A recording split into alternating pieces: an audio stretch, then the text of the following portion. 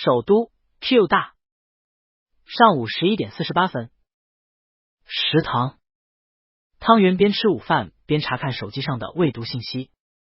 嚯！群组未读信息99。微信上，汤家三兄弟有个单独的家的聊天小组，以前只有他们兄弟3人。纪薇跟大哥结婚以后，就把他拉进了群。先前孟天佑被他带回家见过家长，确定大致结婚时间了，也被批准进组。前几天，汤圆突然发现群里多了个人，一问才知道是汤真的男朋友陆慈。本来2个人才开始谈恋爱，与他们家的关系还比较生疏，但因为国庆被带回家了，大哥好像很喜欢这个嘴甜漂亮的男孩子，第2天就把他拉进群里来。群里是陆慈发的各种照片，他是个潮人，拍照也好看，就算是很普通的场景，他布置一下都能拍得很有小清新的氛围。陆慈还发了好几张从他的视角拍的汤蒸。汤圆打这辈子没见过他二哥这么帅，反复的看了好几遍，确定这就是他二哥。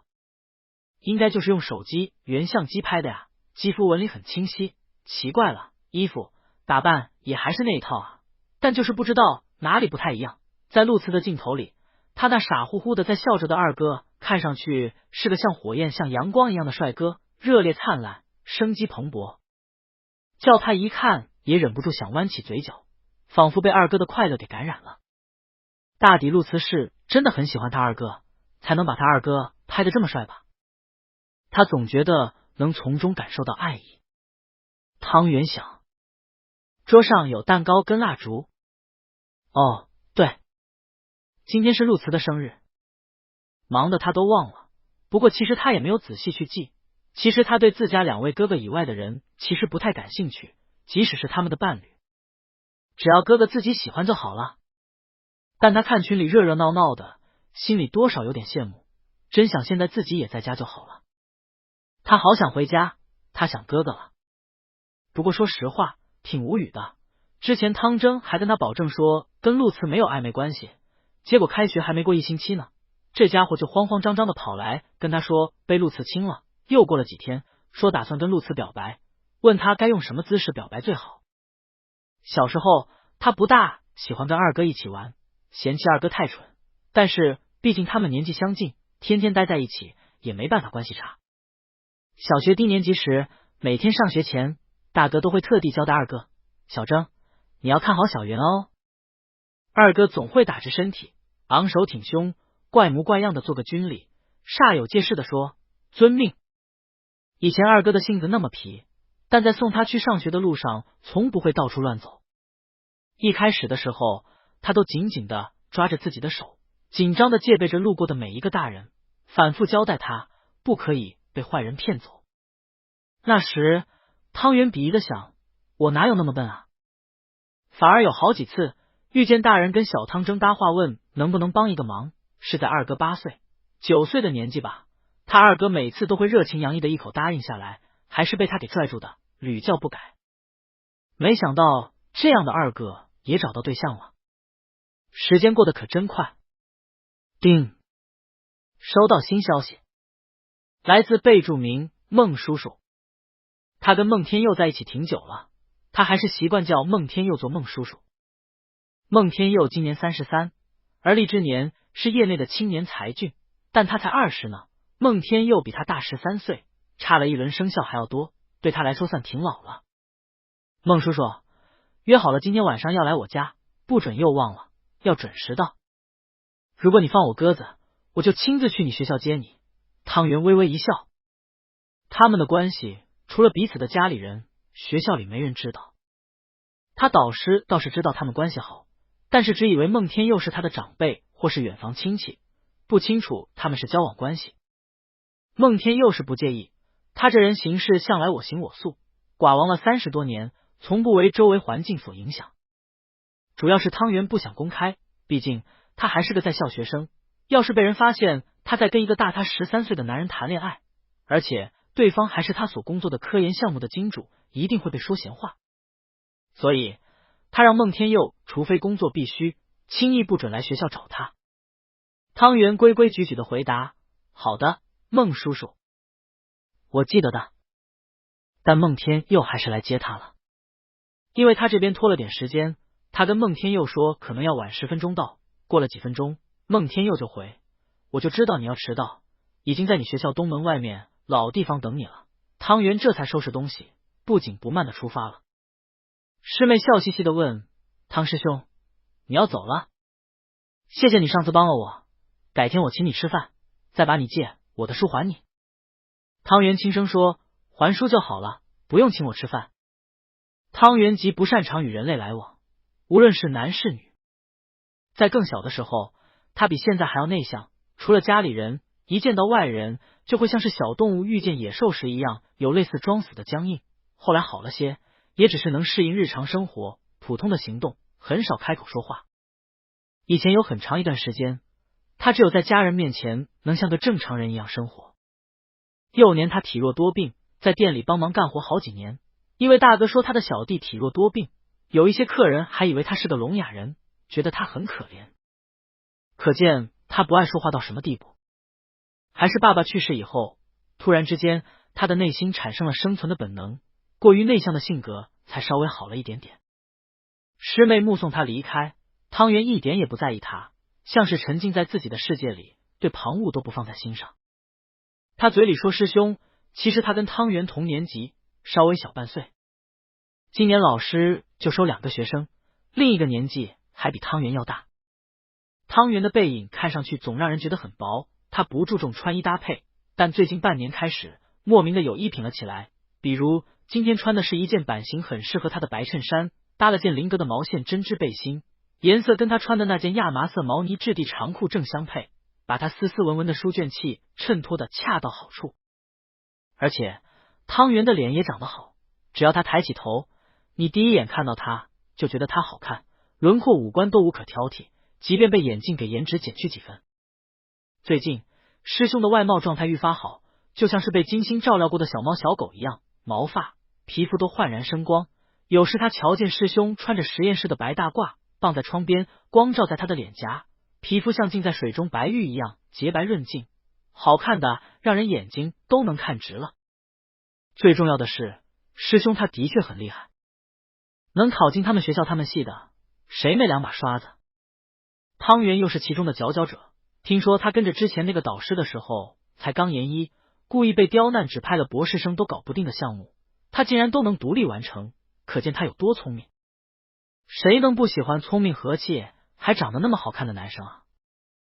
可惜唯一的缺点是他不爱搭理人，这很正常，就没见汤师兄对谁格外青睐，大家都没有，那就心理平衡了。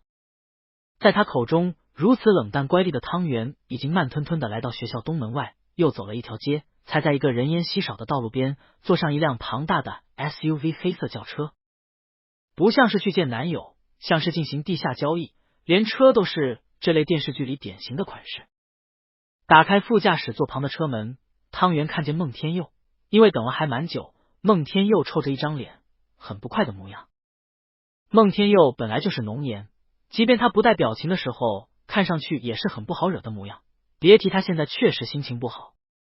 不过英俊还是很英俊的。他脱了西装外套，也没系领带，领口解开2颗扣子，耳朵上戴着蓝牙耳机，正在看国际财经信息，发现汤圆到了，转头看过来。好凶！汤圆心想，但他不怕。汤圆坐进来，低头给自己系安全带。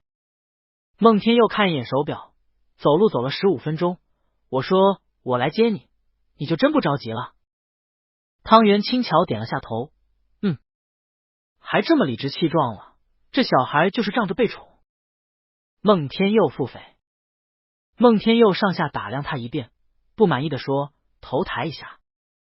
汤圆乖乖抬了抬下巴，孟天佑的指尖擦过他的脖颈，语气暴躁但动作温柔的给他整理衣领，说，你看看你，小孩子吗？我按天给你准备好了每天要穿的衣服，你只要穿上就行，还能把衣服给穿成这样，衣领都忘记翻好。你还是过来跟我一起住吧。汤圆毫无犹豫的说，不要，太远了。孟天佑又说，那我住过来。汤圆还是说，不要，会被人看见的。而且不是会给你丢人吗？孟天佑皱眉，丢什么人？汤圆乖顺的说，以前你骂你认识的一个人30几岁，娶了个刚毕业的女大学生，很不要脸。他默默的摸了下自己的眉边，他以前的确说过来着，但孟天佑脸都没红一下，淡定自若。车辆引擎发出沉沉的声响，他目视前方，转动方向盘，厚着脸皮说，那不一样。汤圆不反驳他。哦。孟天佑一本正经的说，我喜欢你又不是因为你的年轻美貌，我是喜欢你聪明。汤圆，哦。他觉得孟天佑就是说废话，打这辈子没人说他美貌过，有时他觉得孟叔叔眼瞎的。问，那今晚我要在你家留宿吗？孟天佑，当然要啊。都几天没见了。没几天啊，几天来着了。上星期好像见了一面，什么时候他忘了。汤圆想了想，说，那我先回家拿个换洗衣服。孟天佑早就考虑到了，说，不用，都给你准备好了。之前那个研究课题怎么样了？要不要给我讲讲啊？汤圆闻言眨眨眼睛，扑闪扑闪的，瞬间来了兴趣，开始跟他说了起来，像是早就等着他问，嘴里马上滔滔不绝的说出一段普通人听不懂的数据跟分析。孟天佑一见他这样，就觉得又可爱又好笑，这个突然的变化他百看不厌。他们俩在专业方面非常聊得来，他不是那种对专业一窍不知的老板，相反他很有研究。有人说汤圆是个小天才，但他觉得汤圆是既聪明也努力。在遇见他之前，汤圆就是个不修边幅的小书呆子，不在乎自己多有价值，一心就埋头在研究里。现在这小孩已经不知不觉间被他养得漂亮自信多了。这么多年来在商海沉浮，男男女女什么美人他没见过，比汤圆漂亮的多了去了，但他就只被汤圆给迷得死死的。其实他第一眼见汤圆还真没觉得这小孩的长相有多惊艳来着，那会儿汤圆还灰扑扑的，俨然丑小鸭本鸭。差不多2年前，那是在冬天，12月圣诞节前夕，汤圆不幸着凉得了感冒，一开始还不算严重，但他为了及时做完老师交代的工作，吃过药以后继续熬，结果彻底发烧倒下。在校医院开了点药回来，吃了以后蒙头睡了一天，终于好了不少。他可不想发展成重病到不得不通知家长。大学的时候就曾经有一回，他病得被送进医院，大哥听说以后连店都不管了，连夜坐高铁来首都照顾他。能见到大哥是很高兴，但他不想让大哥为他担心。那阵子汤圆觉得自己特别水逆，升上研究生以后被一个不合意的导师选走了，之前他联系的导师没要他，开学1个月导师就让他做综述，虽然他是完成了，不难，但这其实不是关键，关键是他心里其实很不满这个导师的学术水平，就是那种人际交往能力远高于学术水平的类型，5分的东西能被他吹成7、8分，感觉这人心思不怎么放在学术上。汤圆总觉得自己学不到太多东西。生病躺在床上的那天，他在老宿舍睡在硬板床上，裹着厚厚的被子，胡思乱想了很多东西，主要是在想他大哥汤旭恩跟纪薇的事。从暑假结束返校以后，他就开始琢磨了几个月，不但没想通，还越来越发愁。他想，大哥到底是不是跟纪薇哥在偷偷谈恋爱啊？唉，他观察了一整个暑假，怎么看这2个人都太暧昧了吧。去年年初纪薇回国，他大哥高兴的跟什么似的，当时他心里就咯噔咯噔，疑神疑鬼，觉得他哥这几年不找对象，是不是在等纪薇？2个人好的可怕。大哥还动不动大半夜跑出去跟纪薇玩，在纪薇家留宿，跟在自家一样，委婉的问他，他还不理解为什么会被问。有时汤圆觉得他们家3兄弟所有心眼都长到他一个人身上了。大哥是老实迟钝的性格，二哥是个心直口快的憨憨，而他呢，大抵是不爱说话的缘故，他把更多的精力放在观察和思考。以他的观察来看，大哥和纪薇有80%的可能在偷偷交往。大哥为什么不跟他说？是觉得难以开口吗？碍于世俗的观念？怕会得到他们失望的眼神。乱七八糟的念头充斥在他的意识海里，像是插着翅膀飞来飞去，没一个落地。他吸吸鼻子，有点想哭。他觉得大哥好可怜，都不能跟喜欢的人光明正大的在一起。对18岁的汤圆来说，整个世界上他最喜欢的人就是他的大哥汤许恩。他自幼丧母，又在幼儿园时失去父亲，即使在这之前，父亲因为忙于生计奔波，没空照顾他们，所以他的整个童年其实基本上是大哥撑起来的。大哥又当爹又当妈的，把他们两个弟弟拉扯大，汤圆再敬爱大哥不过了。他也是真心为大哥担忧，代入一下都觉得心酸。平时他没这样多愁善感，大概因为那天他生病病得有点重吧。最气人的是，他拿这事去跟二哥汤征商量，这人一点都没听懂，还羡慕的咂巴嘴说什么？你说纪委对我们大哥太好了，不是一直这么好吗？他前阵子还带我一起去吃饭，真好吃啊。他们是好朋友吗？当然对大哥好。大哥真有福气，我要是也有这么好的朋友就好了。汤圆憋了好几天，思来想去，觉得不能跟这家伙说的太直白，避免他傻了吧唧的直接跑去问大哥。毕竟这只是他的一个猜测。汤圆以前没有接触过所谓的同性恋，事实上他对恋爱就没兴趣，无论男女他都没兴趣，他就想搞研究。但他曾经听别的同学讨论起过谁是同性恋，谁让他记忆力好，每次不小心听了一耳朵就会顺便记住，但也仅限知道有这么一种人。汤圆打算认真研究一下同性恋这个群体，到时候再去问问大哥。所以他从图书馆借来好几本相关书籍，看了几页，最近工作实在太忙，没有空仔细读来着。他想着想着就睡着了，一觉睡到傍晚，昏昏沉沉的被导师的电话 call 醒。汤圆，你身体好点了没有？汤圆说好些了，刚才测试 37.3 度，已经退烧了，就是身子还比较乏力。导师问，那行，你出来一下，带上你之前整理的资料到某某餐厅某某包厢。又应酬，还非要带上他。汤圆快烦死了。他冷静了好几分钟，才支起病躯，从床上爬起来，随便套上衣服，毛衣、棉袄、毛线裤、棉裤、防水棉靴，能包上的都包上，口罩、围巾、手套跟垂耳帽也不能省掉，就这样全副武装的出门去了。所以孟天佑第一面见到汤圆就是这副不成人形的模样。别说美色了，是男是女都瞧不出来。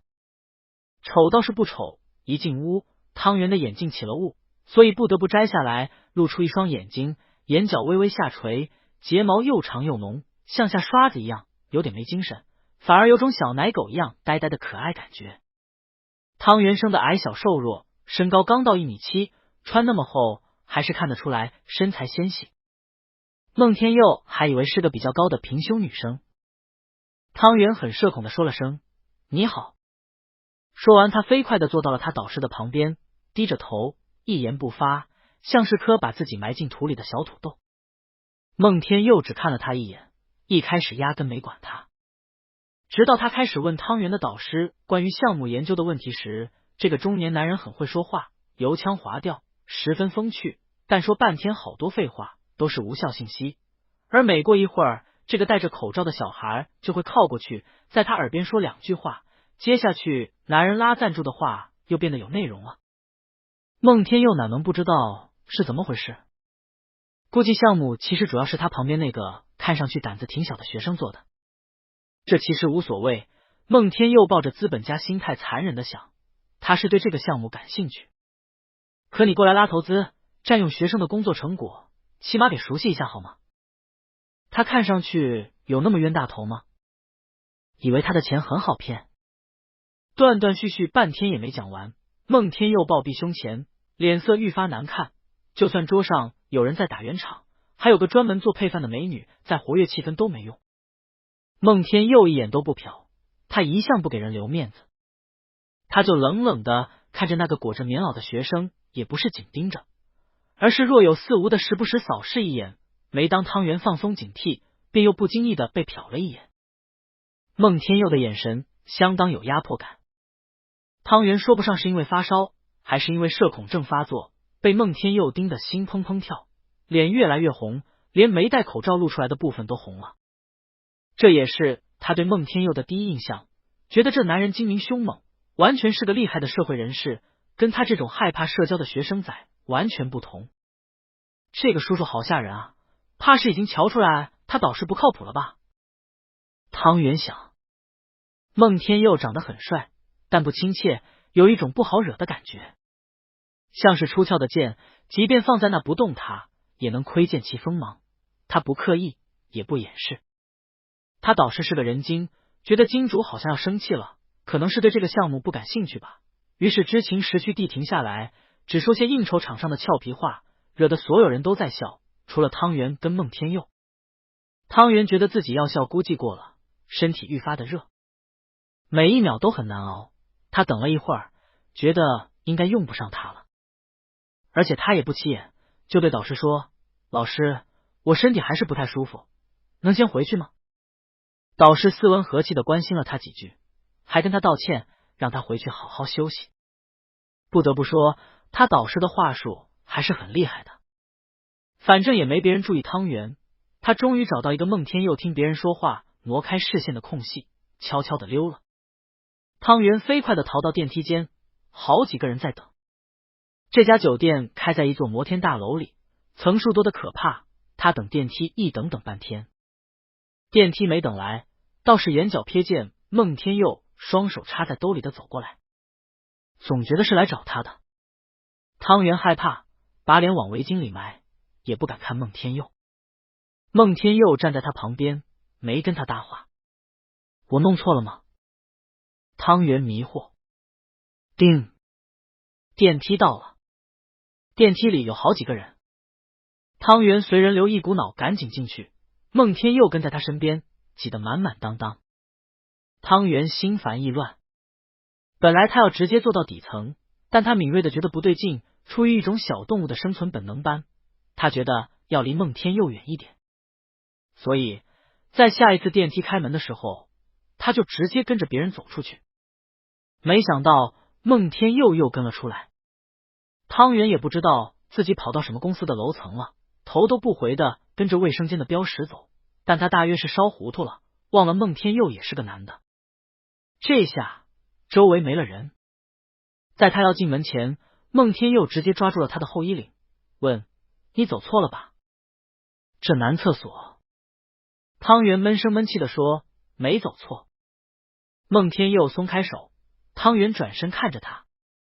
孟天佑反应过来，目光在他脸上身上搜寻，笑了一下，嘲讽说：“原来你是男的呀，长得这么矮，我都没看出来。”被嘲笑了，让汤圆很局促不安，问：“您是有什么事找我吗？”孟天佑一步步朝他走过去，一直把他逼到墙角。这个项目是你做研究的吧？小孩。汤圆不敢说是。孟天佑炯炯有神的眼眸一眨不眨的盯住他，很霸道的说：“我很感兴趣，你给我仔细说说。”汤圆不觉得这个叔叔是真感兴趣。在饭桌上谈项目已经很不正式了，在厕所更不郑重，总觉得是在故意针对他。后来汤圆才知道，当时导师是临时遇见孟天佑，所以准备格外不充分，所以特地把他叫过去。这时有人来了，汤圆谢天谢地。孟天佑意识到这不是说事儿的地方，对他说：“跟我过来。”说完转身就走。汤圆压根不理他，还停在原地。孟天佑没听见脚步声，侧头看了他一眼，不悦地说：“我让你跟上，没听见吗？”这个看上去胆小乖巧的男孩子看着他，一双眸子病恹恹水盈盈的，说：“你不是我的老师，也不是我研究的投资人，还这么不友好，我为什么要听你的？”孟天佑闻言，身上气压一沉，简直像是乌云密布了。这个大叔跟他又没有利益关系。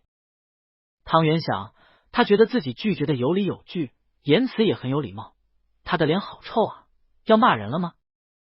孟天佑没好气的说：“因为我说不定会欣赏你的研究。过来吗？”这次他真的转身走出去了。汤圆想了想，鬼使神差的跟了上去。虽然这个大叔脸很臭，嘴也不客气，但是说对他的研究感兴趣，应该不是假的，不然能对他这个人吗？他挺寂寞的，没人能跟他交心的说说话。孟天佑没回头，感觉这个小孩像是只小奶狗一样跟在自己的身后。小家伙好像腿还挺短，步距窄，没走几步就会为了不被落下而小跑2步，蛮费劲的。他是个性子急躁的人，走路一向是大步流星，但他想到这小孩那红彤彤像是身体不太舒服的脸，还是不知不觉的放慢了脚步。进电梯，汤圆以为要回餐厅，然后看见孟天佑按了负1层的电梯按键，下降，下降，降至地下车库。汤圆一路上了孟天佑的车。孟天佑起了个头，他便认认真真的讲起来，还把存在手机里的一些资料给孟天佑看，两人讨论的颇为融洽。汤圆甚至有一种越讨论越顺畅的感觉，因为没有别人打搅，他现在可以尽情的表达自己的意见，隐隐有些精神兴奋起来，脑袋有一种诡异的清晰，像是连自己在生病都给忘了。孟天佑是个太好的讨论者，甚至偶尔能问出1-2个问题，对他有些点拨，他从来没跟人聊得这样开心过。汤圆掏出随身携带的小本子记下来。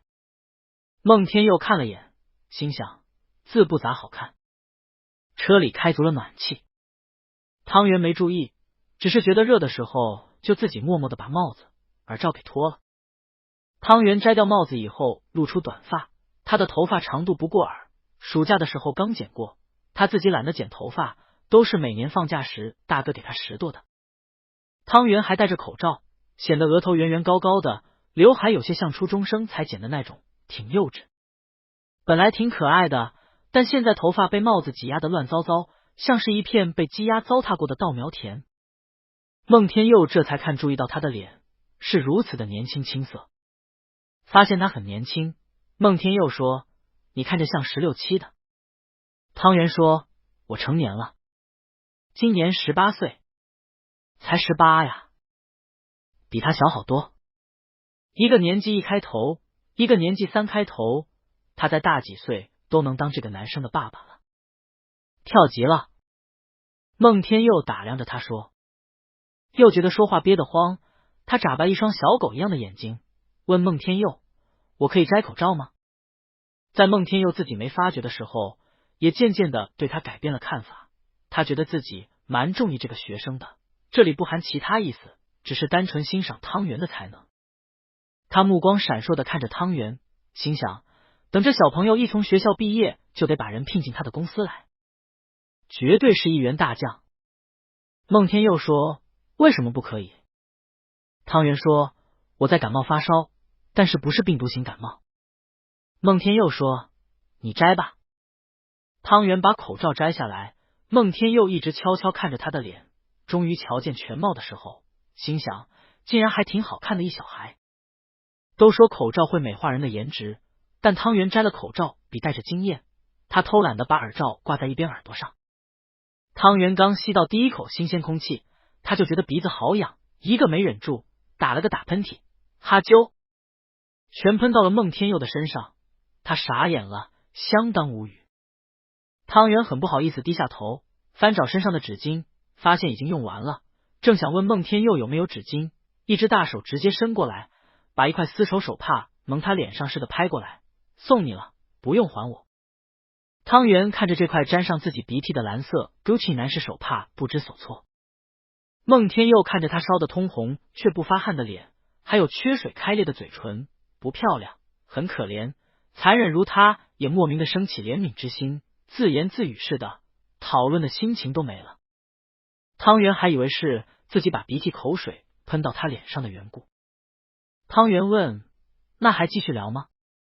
孟天佑看他可怜巴巴的脸，简直觉得自己是在虐待小孩，说：“算了吧。”说着，孟天佑还翻出一支体温枪，直接测了一下他当时体温，说：“38.1度，烧得不低。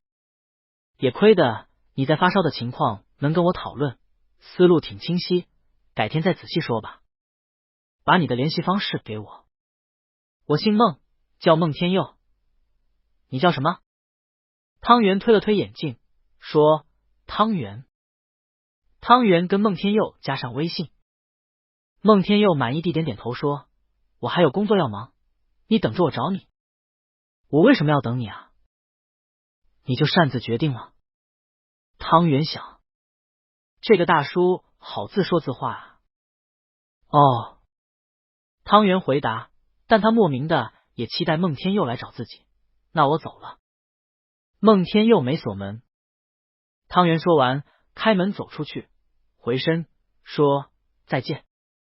孟天佑说，你发着烧自己回学校啊？汤圆点点头。孟天佑皱起眉，又用很可怕的眼神盯着他，心想万一出什么意外呢？他可是还想要招揽这个小朋友的。问，你叫个朋友来接你吧。汤圆说，我没有朋友。孟天佑眉头皱得更紧，听你口音南方人吧？爸妈大概也不在身边。汤圆，爸妈去世了。孟天佑，抱歉。汤圆，没关系。孟天佑叹了口气，说，坐回来，我送你去医院。汤圆摇摇头，不去医院，我去过了，已经开了药。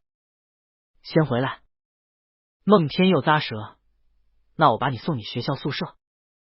于是汤圆又回去了。到半路，孟天佑发现身边过于安静了，转头一看，才发现汤圆睡着了。等红灯的时候，他把一条薄毯盖在汤圆身上。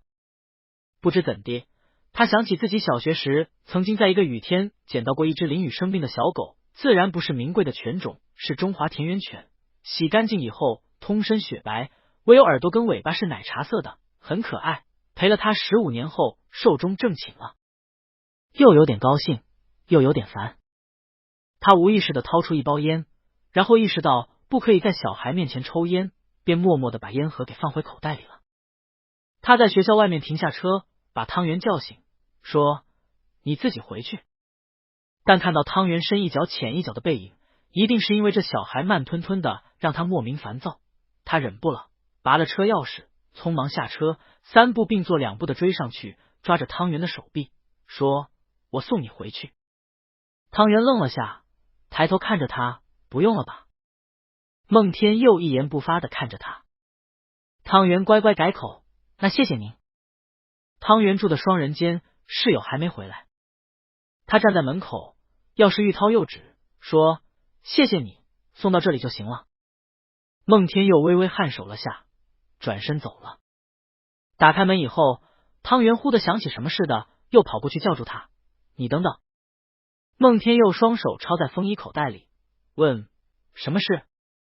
汤圆仰着脸跟他说，我有东西给你，你可以拿回去看看，感不感兴趣？孟天佑便跟随进入他的寝室。汤圆的桌上放满了草稿纸，全都是书，书架上放不下了，就铺了报纸以后堆在地上。汤圆当着他的面匆匆忙忙的翻找起来。孟天佑不经意看见其中除了专业书，竟然还有几本同性恋的相关书籍，这可跟他的专业毫不相干啊。汤圆注意力不在这，随手放一边，还在专心的找自己的其中一本笔记。孟天佑的眉毛不禁跳了一下，想他就觉得这男孩子怪怪的，果然吧，是个小同性恋。孟天佑正想着，汤圆递过来一本笔记，一脸期待的看着他。干嘛这样卖乖的小狗一样的看着他？孟天佑纳闷，有点想躲开，明明几个小时前还不想跟他搭话的样子。他低头翻看汤圆给的笔记，不看还好，一看注意力都被吸引过去了。这是汤圆记 idea 的本子，是他真实的智慧的结晶，不过基本都还在理论阶段。孟天佑欲言又止，才见了一面就给他啊？这么信任他？果然是个小孩，一点戒备心都没有啊。不好问，问了把汤圆吓到怎么办？还是孟天佑主动问，只有这一份？汤圆点头，他说，好，我带回去复印一份慢慢看，给你把这本笔记寄回来。汤圆信任的望着他，说，哦。又说谢谢你了，改天见。不知为何，汤圆隐约感觉孟天佑对自己的态度突然有了变化，还用一种一言难尽的眼神看着自己，内心似乎有很多想法。汤圆，孟天佑看他穿的破破烂烂，住的地方也老旧，桌上放着的笔记本电脑是便宜牌子，而且看着应该用了好几年了，表面的烤漆都掉了，真穷啊。孟天佑没之前脸那么臭了，说好，改天见。汤圆吃了要睡一晚，第二天烧完全退了，虽然还有些乏力，但没有再发热。中午他就收到孟天佑寄来的包裹，光是装着笔记本应该没那么大，他拆开看，还有个一大一小的两个盒子，大的盒子装的是 iPad， 今年的最新款，内存也是最大的，小的是 A Pencil， 附一张便签纸，最普通的玫红色，改成无纸画笔记吧，比较方便，不写落款。但汤圆知道是孟天佑写的。汤圆把便签纸夹在笔记本里，嘀咕，我是自己比较喜欢手写的。他有笔记本电脑，上大学的时候大哥给买的，他不打游戏，也不爱看电影，电脑就是单纯用来放资料和跟老师同学交流沟通的。之前大哥问他要不要给他买个平板，是他自己说不要来着，而且其实不用大哥买，他有攒钱的。从这天以后，汤圆就时常跟孟天佑聊天，他不爱说话，所以多是文字交流。孟天佑的工作比较忙，不能及时的回复他，但是后面看到了会很认真的回复他，给出中肯而有力的一些建议。汤圆有一种交上笔友的感觉。尽管在这个通讯发达的年代，笔友早就过时了，可他觉得自己跟孟天佑就像是旧时代的笔友。每天回宿舍已经很累了，他还是会坚持给孟天佑写一封长长的信，或是交流沟通。这件事他没有告诉导师，也没告诉其他同学。要不要告诉哥哥呢？他想了想，感觉不能说。不到1个月的时间，两人的聊天记录就100多页了，发的长文邮件也翻4、5页。汤圆打这辈子第一次遇见这么聊得来的人，在他们交流的时候，他并感觉不到自己跟孟天佑有13岁的年龄差。从小到大，汤圆都没有朋友。首先，他跳级，跟同班同学的年纪差很多，大孩子都不爱带小孩子玩，而且汤圆本身也不跟人玩，日常就是埋头坐在自己的位置，沉浸在知识的海洋里，相当的特立独行。他从不为自己没有朋友感到沮丧，反正他还有爱他的2个哥哥呀。大哥倒是为此颇为担心，时不时的问他有没有朋友。初中、高中开学入学时，还跟他说，你不用那么努力学习，放松下来，享受校园生活，去交几个朋友吧。汤圆阳奉阴违。他上大学的时候才14岁，或许是因为青春期老是偷偷在被窝里打手电看书，或许是他发育的晚，也或许是他天生长不高，反正挺矮的。进大学以后，他遇见了更多形形色色的人，本科的室友年纪都比他大，挺照顾他的，现在和他的关系依然很好。但说心里话，汤圆对跟他们交朋友不感兴趣。现在的室友也一样，人挺好的，只是他聊不来。汤圆是很淡漠的性格，他与没有血缘的人之间，假如要建立起联系，那必须是对方联系他，而不是他联系对方。要是对方松懈一次跟他的联系，就会直接断绝联系，不用去奢望他会被勾起兴趣，反而巴巴的贴上去。他还以为自己一辈子都不会有朋友了，虽然无所谓，没想到竟然会跟一个大自己13岁的叔叔聊得这么来，还以为他不过是个有钱的大老板，居然在专业方面这么富有知识。偶尔孟天佑会问一嘴关于他家境的事情，问的不多，比如抱歉，上次你说你父母都去世了。在我小时候就去世了。那你是孤儿？我有哥哥，他中断学业抚养我长大。汤圆，我大哥工作很辛苦，我想尽快工作帮衬家里。第二天，孟天佑说趁寒假放假前请他吃顿饭，这是他们见第2次面。汤圆挺烦要跟人出去吃饭，但这是孟天佑邀请的，所以他答应了。汤圆就那2、3件羽绒服翻来覆去的穿，不怎么洗。为了去见孟天佑，他还特意把衣服都提前洗了一遍，没上次裹得厚，但也挺厚了。孟天佑说来他的学校接他，后来这里成了他们的老地方。那是在周日，近来难得的冬日晴天。还没走到，他就看见穿着灰色羊绒大衣的孟天佑，跟上次的打扮不同，上次商务，这次休闲，打扮的儒雅俊逸，颇有气场。孟天佑也瞧见他，气定神闲的往他一站，像一柄银枪扎住，好整以暇的等他前来。汤圆不自觉的加快脚步，提着个袋子走到他面前，站定。孟叔叔好。你好。孟天佑点头，刚弯起嘴角，汤圆伸手把袋子递给他。孟天佑轻笑了声，给我带礼物了。打开袋子往里面看了一眼，发现是他送汤圆的 iPad 跟 ePencil， 连包装的塑封都没拆。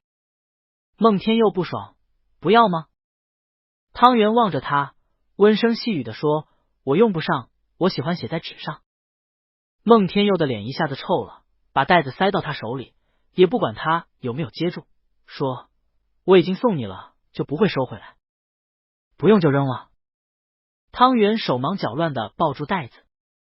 孟天佑把后车的车门打开，像是打开诱捕笼的门，说，上车。汤圆自觉的进去。生气了吗？汤圆解释说，我不是不接受你的好意哦，我只是觉得对我来说确实用不上。不是浪费了吗？孟天佑，你当电脑用也行。汤圆，我有电脑，我上大学的时候大哥给我买的。孟天佑，用了4年多了，该换新的了。汤圆感慨，真是有钱啊，这么财大气粗。孟天佑带他去了郊外的一家私房菜餐厅。汤圆一到这里就觉得自己格格不入，他穿的好像不太合适，不过服务员态度极佳，把他当成贵宾接待。就算他不在意食物，也不得不承认这顿饭很好吃，窗户外面的假山和花木也很雅致。差不多快吃完了，孟天佑放下筷子说，你喜欢现在这个导师吗？汤圆不解的看着他，这不是明知故问吗？他摇头，不喜欢。我本来联系的宁老师，但他没要我。孟天佑给自己倒了一杯酒，轻描淡写的说，那我帮你去联系一下，下学期给你换个导师。天下没有免费的午餐，就算他们这1个月间聊得很来，也不至于让孟天佑愿意为自己动用人脉资源的做这么麻烦的事吧？太令人怀疑了。汤圆看着他问，为什么？孟天佑笃定的说，因为我欣赏你，你是个很有才华的小孩，你的确不应该屈居在一个水平不怎么样的老师手下，你配得上更好的导师。这个大叔真的好会说话。汤圆脸红了。汤圆不自觉的挺直腰背，也试图让他自己看上去更成熟，更有男子汉气概一些，伸手去拿白酒的酒瓶，也想要跟着孟天佑有样学样的给自己倒一杯小酒瞎一下。孟天佑反应过来，握住他的手，不准他把酒瓶拿走，说，你要喝酒？汤圆高兴的说，我想给您敬酒。孟天佑，不用，你非要敬就敬茶吧。而且我话还没说完。汤圆这才把手收回去，重新放在膝盖上，端正坐着，期待的听他讲话。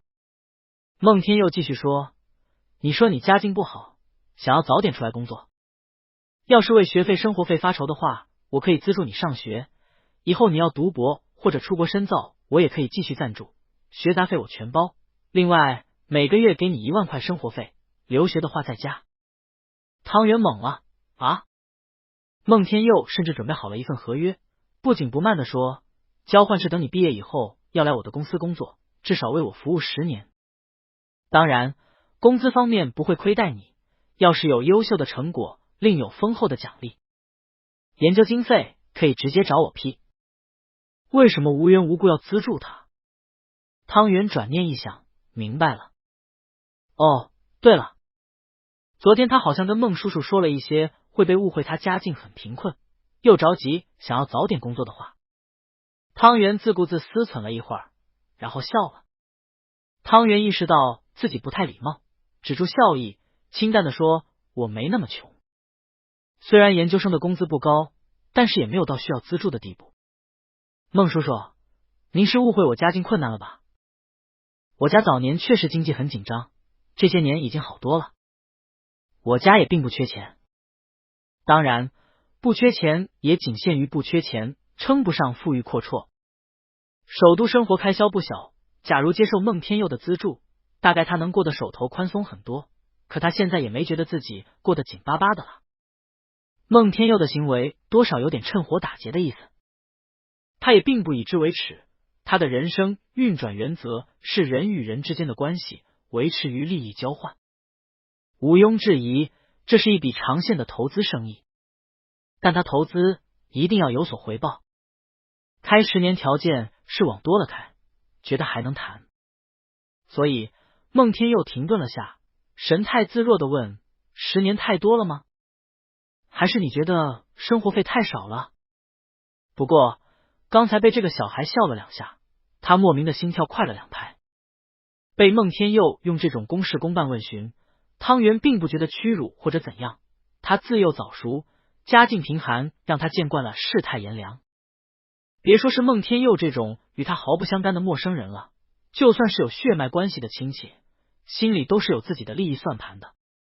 当年爸爸去世以后，有的亲戚害怕被托付他们拖油瓶，也有上赶着想帮衬他们家的。有个住在乡下的远方表叔一家，在葬礼之后上门来，好心好意的劝说大哥一定要坚持学业，他们可以在大哥外出念书不在家的时候住过来帮他照顾弟弟，可谓是此地无银300两了。大哥说不打算升学，留在家里抚养弟弟，守着老房子，还被嫌弃可惜的说他没出息。当时还很年幼的汤圆就在心里默默的认定，这个世上除了哥哥会真心的不求回报的待他好，是没有其他人会这样做的。孟天佑提出出钱培养他的交换条件，反而是合上了他一直没有去深想的逻辑线。原来是想挖他啊，甚至想直接绑定他10年，有点狠的呀。尽管他不打算答应，可他觉得这个让导师上赶着讨好的大老板孟叔叔能这样看重他，也算是对他的一种肯定。第一次见面时，2个人之间说不上很愉快，汤圆又生病又紧张。这次愉快多了，这个资助不算什么，钱也不多。兴许是孟天佑觉得给他太多钱会让他陷入在物欲中，而无心钻研学术吧，所以卡在一个能让人过得舒适却不奢侈的价位。这想法其实与孟天佑不谋而合。汤圆摇了摇头说：“不是，谢谢你欣赏我，你不用给我钱，孟叔叔，要是到时候合适的话，我自然会乐意去你那上班的。”又问：“但是孟叔叔，我现在还没做出什么成果，你就想投资我，不担心这份投资会收不到回报吗？”孟天佑有点遗憾，看来提前预定小天才是完不成了，却悄然对汤圆又有了更多的看法。汤圆上来就愿意跟他讨论那么深入，还把自己的 idea 都给他看，他还以为这孩子是有些过于信任别人的类型，还是有戒备心的吗？那这就是对他另眼相待的意思了。有点奇怪，为什么他竟然对被一个18岁的小天才当成知己而感到有点高兴？孟天佑毫无犹豫地说：“不担心，将来你一定会有所成就的。”他自信洋溢的笃定说：“我的眼光没有错过，但我确实误会你家境贫困了，要是你觉得不舒服，我跟你道歉。”尽管遗憾，但是他还是想笼络住汤圆。孟天佑主动说：“换导师的事，我还是会帮你联系，你等我的消息就好了。”汤圆问：“需要我为你做什么吗？”孟天佑饮一杯酒，说：“需要你放轻松的去做研究，我想看看你能走到哪一步。你不为我服务的话，我至多为你做到这一步。”汤圆在寒假放假的第2天坐高铁回家，还在想孟叔叔跟他说的那些话。说实话，他没觉得自己是个顶尖的天才，毕竟这里一个个都是天才，怪咖也不少。他只是比较有天赋，又不挥霍自己的才能，并且很能抗压罢了。相对那些独一无二的神人，他还是那种如果给他更好的学术资源的话，就能更好的发挥出自己的才能的类型。寒门出身的他，又哪来的门路？有时候他也会羡慕跟了好老师的同学。比起孟天佑说的资助的生活费啊，他对孟天佑说的经费管够更心动。要是不需要扯皮，给足经费和时间，让他埋头做研究，那可真好。不为世俗所动的汤圆已经美美的做了几个梦。醒来后想想，觉得不现实。资本家给你钱是要求回报率的，这件事并没有影响他们的忘年交。不如说，认清孟天佑是想让自己去为他工作之后，汤圆反而觉得更自在了。汤圆若无其事的继续跟孟天佑频繁热络的交流，早中晚一直到睡前，碎片时间利用的满满当当。到站之后，汤圆在出站口等大哥来接他，结果不止大哥来了，纪委也来了，是纪委开车跟大哥一起来接他。汤圆当时心里立即开始咯噔，纪大哥好。再看到大哥要帮他放行李箱，手刚摸到行李箱的杆子，纪委马上把箱子拿走，说我来放吧。大哥还笑呵呵的看着他，眼睛亮晶晶的。汤圆心里咯噔咯噔。上了车，他坐副驾驶，抬头就看到纪薇帮大哥系安全带。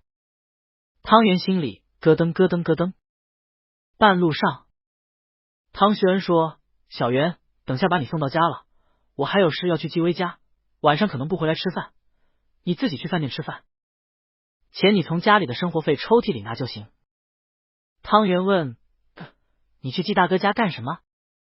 纪薇说：“我最近买了房子在做装修，你哥给我帮忙。”汤旭恩还挺骄傲的说：“对呀，很多材料啊设计都是我挑的，布置的可好看了，到时候弄好了我给你看看。”纪薇夸道：“对，你哥给我选的东西都很好，材料的性价比也高，基本没有翻车过，太厉害了。”汤圆眼睁睁的看着大哥被夸的脸都红了。汤圆欲言又止，心想：哥，你就不觉得不对劲吗？别人家装修你管那么多干嘛？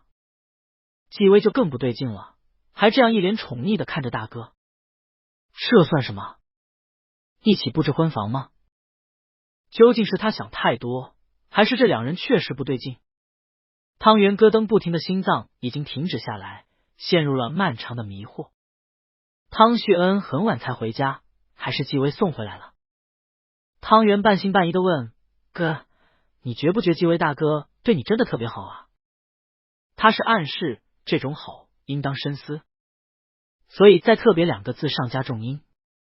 但他迟钝的大哥显然没领悟到他的意思，反而一口答应下来，清脆的说：“觉得呀，所以我才帮他跑装修啊。纪薇以前帮了我们家那么多，在金钱方面我回报不了他，只能在这些小事上给他跑跑腿了。”汤圆拿不准这两个人进展到什么地步了。从去年开始，回家真是一件让他快乐又烦恼的事情。他好为大哥的终身大事烦恼啊！世上哪有无缘无故的好？他不相信纪薇没有图谋。恋爱，恋爱是什么？他要是恋爱过，有经验的话，说不定就能够窥破了吧。烦恼不已的汤圆难得的不在状态，还得忙店里的事，因此给孟天佑的消息少了很多，甚至有一天从早到晚都忘记找孟天佑了。晚上，他接到孟天佑打来的电话。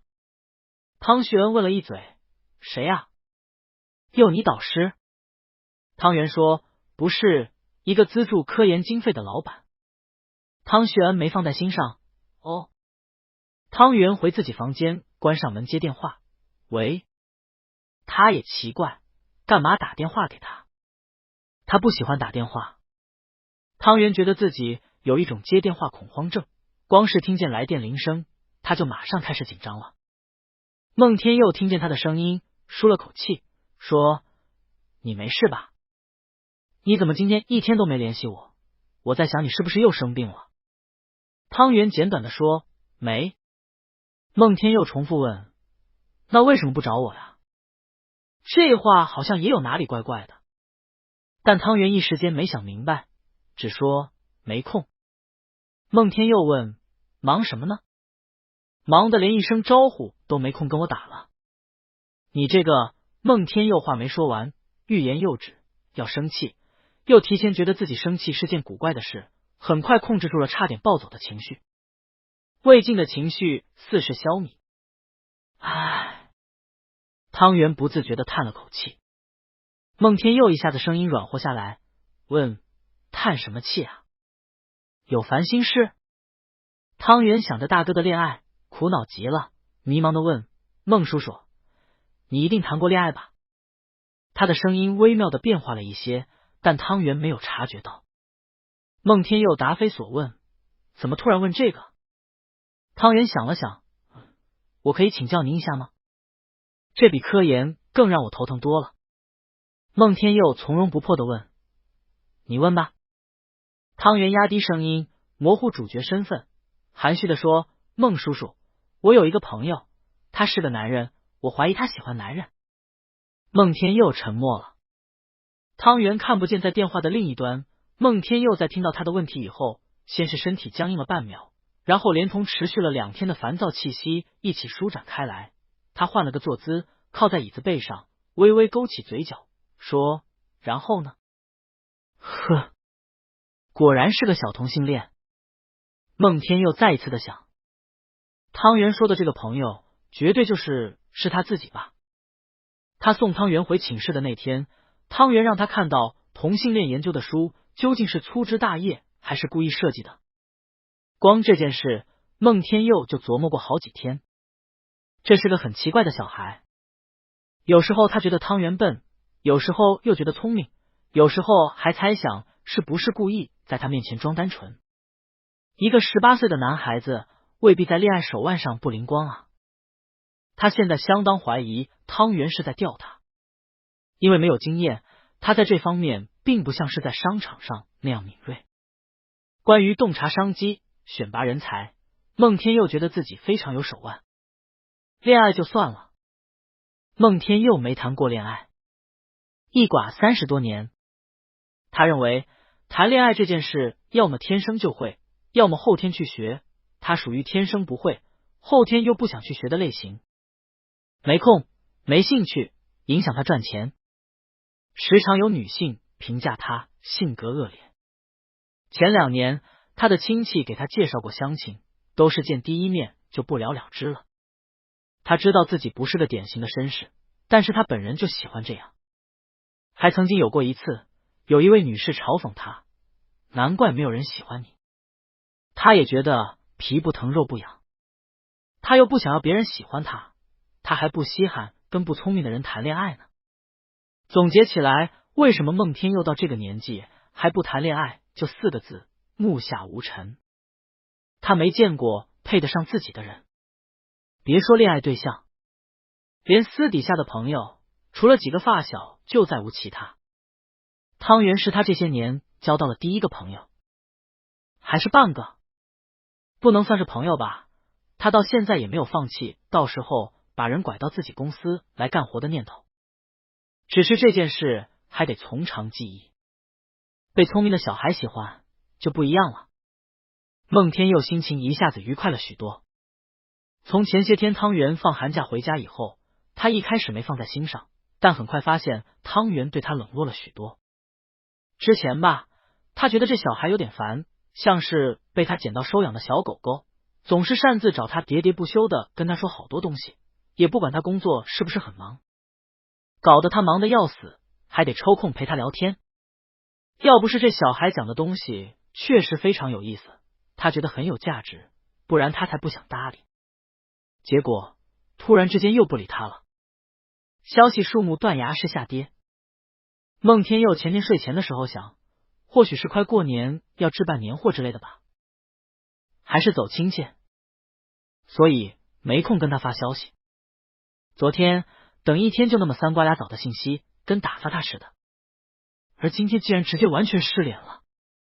孟天佑总觉得很奇怪。出于对汤圆的人身安全考虑，所以主动联系了汤圆。可是，在得知汤圆没事以后，他觉得更不爽了。那为什么不联系他？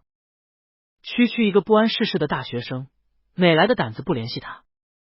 之前找他找的那么紧，难道没一点想要跟他搞好关系的心思在里面吗？汤圆不怕自己就不理他了，一切都使他如此暴躁，臭脾气好想发作。孟叔叔，我有一个朋友，他是个男人，我怀疑他喜欢男人。当汤圆说出这句话时，很奇怪，他瞬间不生气了。汤圆接着说，主要是我有点搞不清楚男人喜欢男人是怎么一回事。唉，我一直觉得自己是很开明的人，但轮到我朋友的身上，我就觉得心情很奇怪。我不指责他，可我也不能说立即就支持鼓励他了，毕竟这是一条很难的道路。孟天佑，大哥是他最敬爱的大哥。汤圆越说越觉得顺，有孟天佑陪他聊天，好像能够帮助他更好的梳理自己的思绪。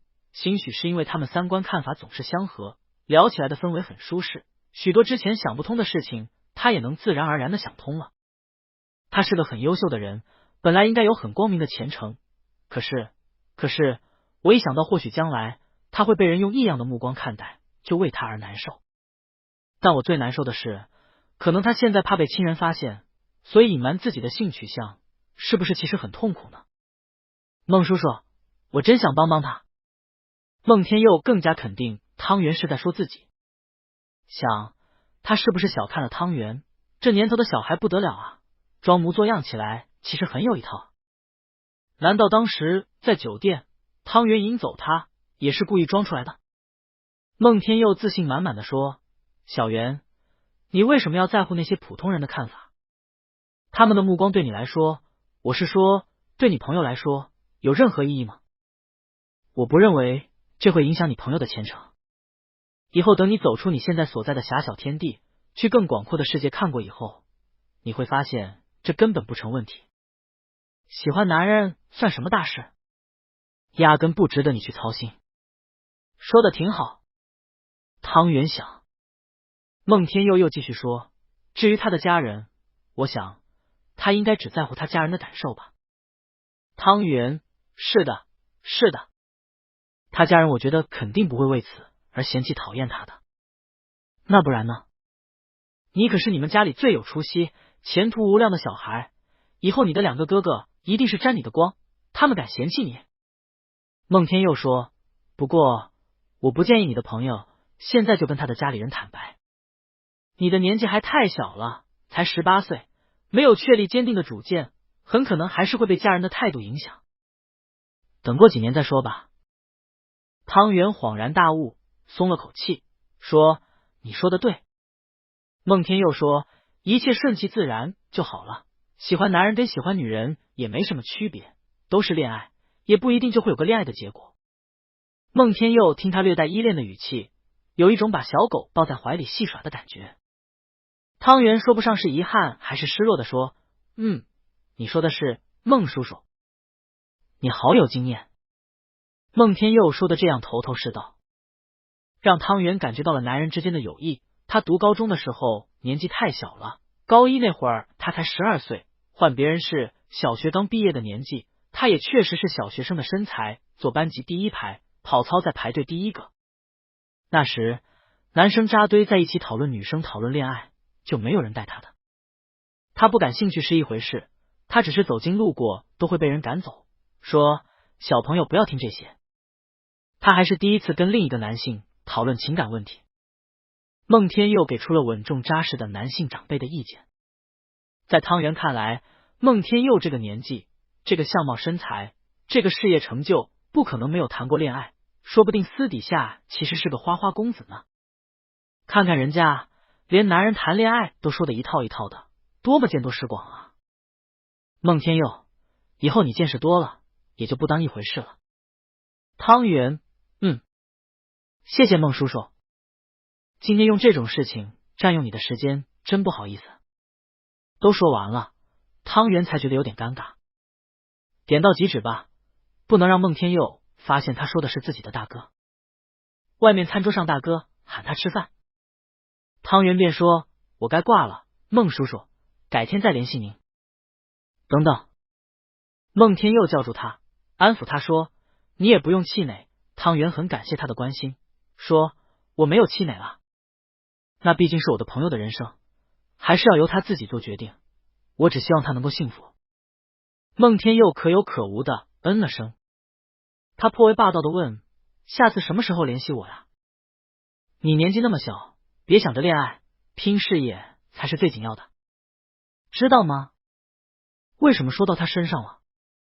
不过这话说的也没错，所以汤圆道谢说：“好的，谢谢孟叔叔，那过几天见。”孟天佑：“行吧，你冷静冷静，反正无论怎样，我还是很欣赏你的。”汤圆：“哦。”挂了电话，汤圆回到饭桌旁，大哥特地把今晚做的葱油鸡的鸡腿留给他一个，汤圆打一眼看过去，另一个鸡腿果然在汤蒸的碗里。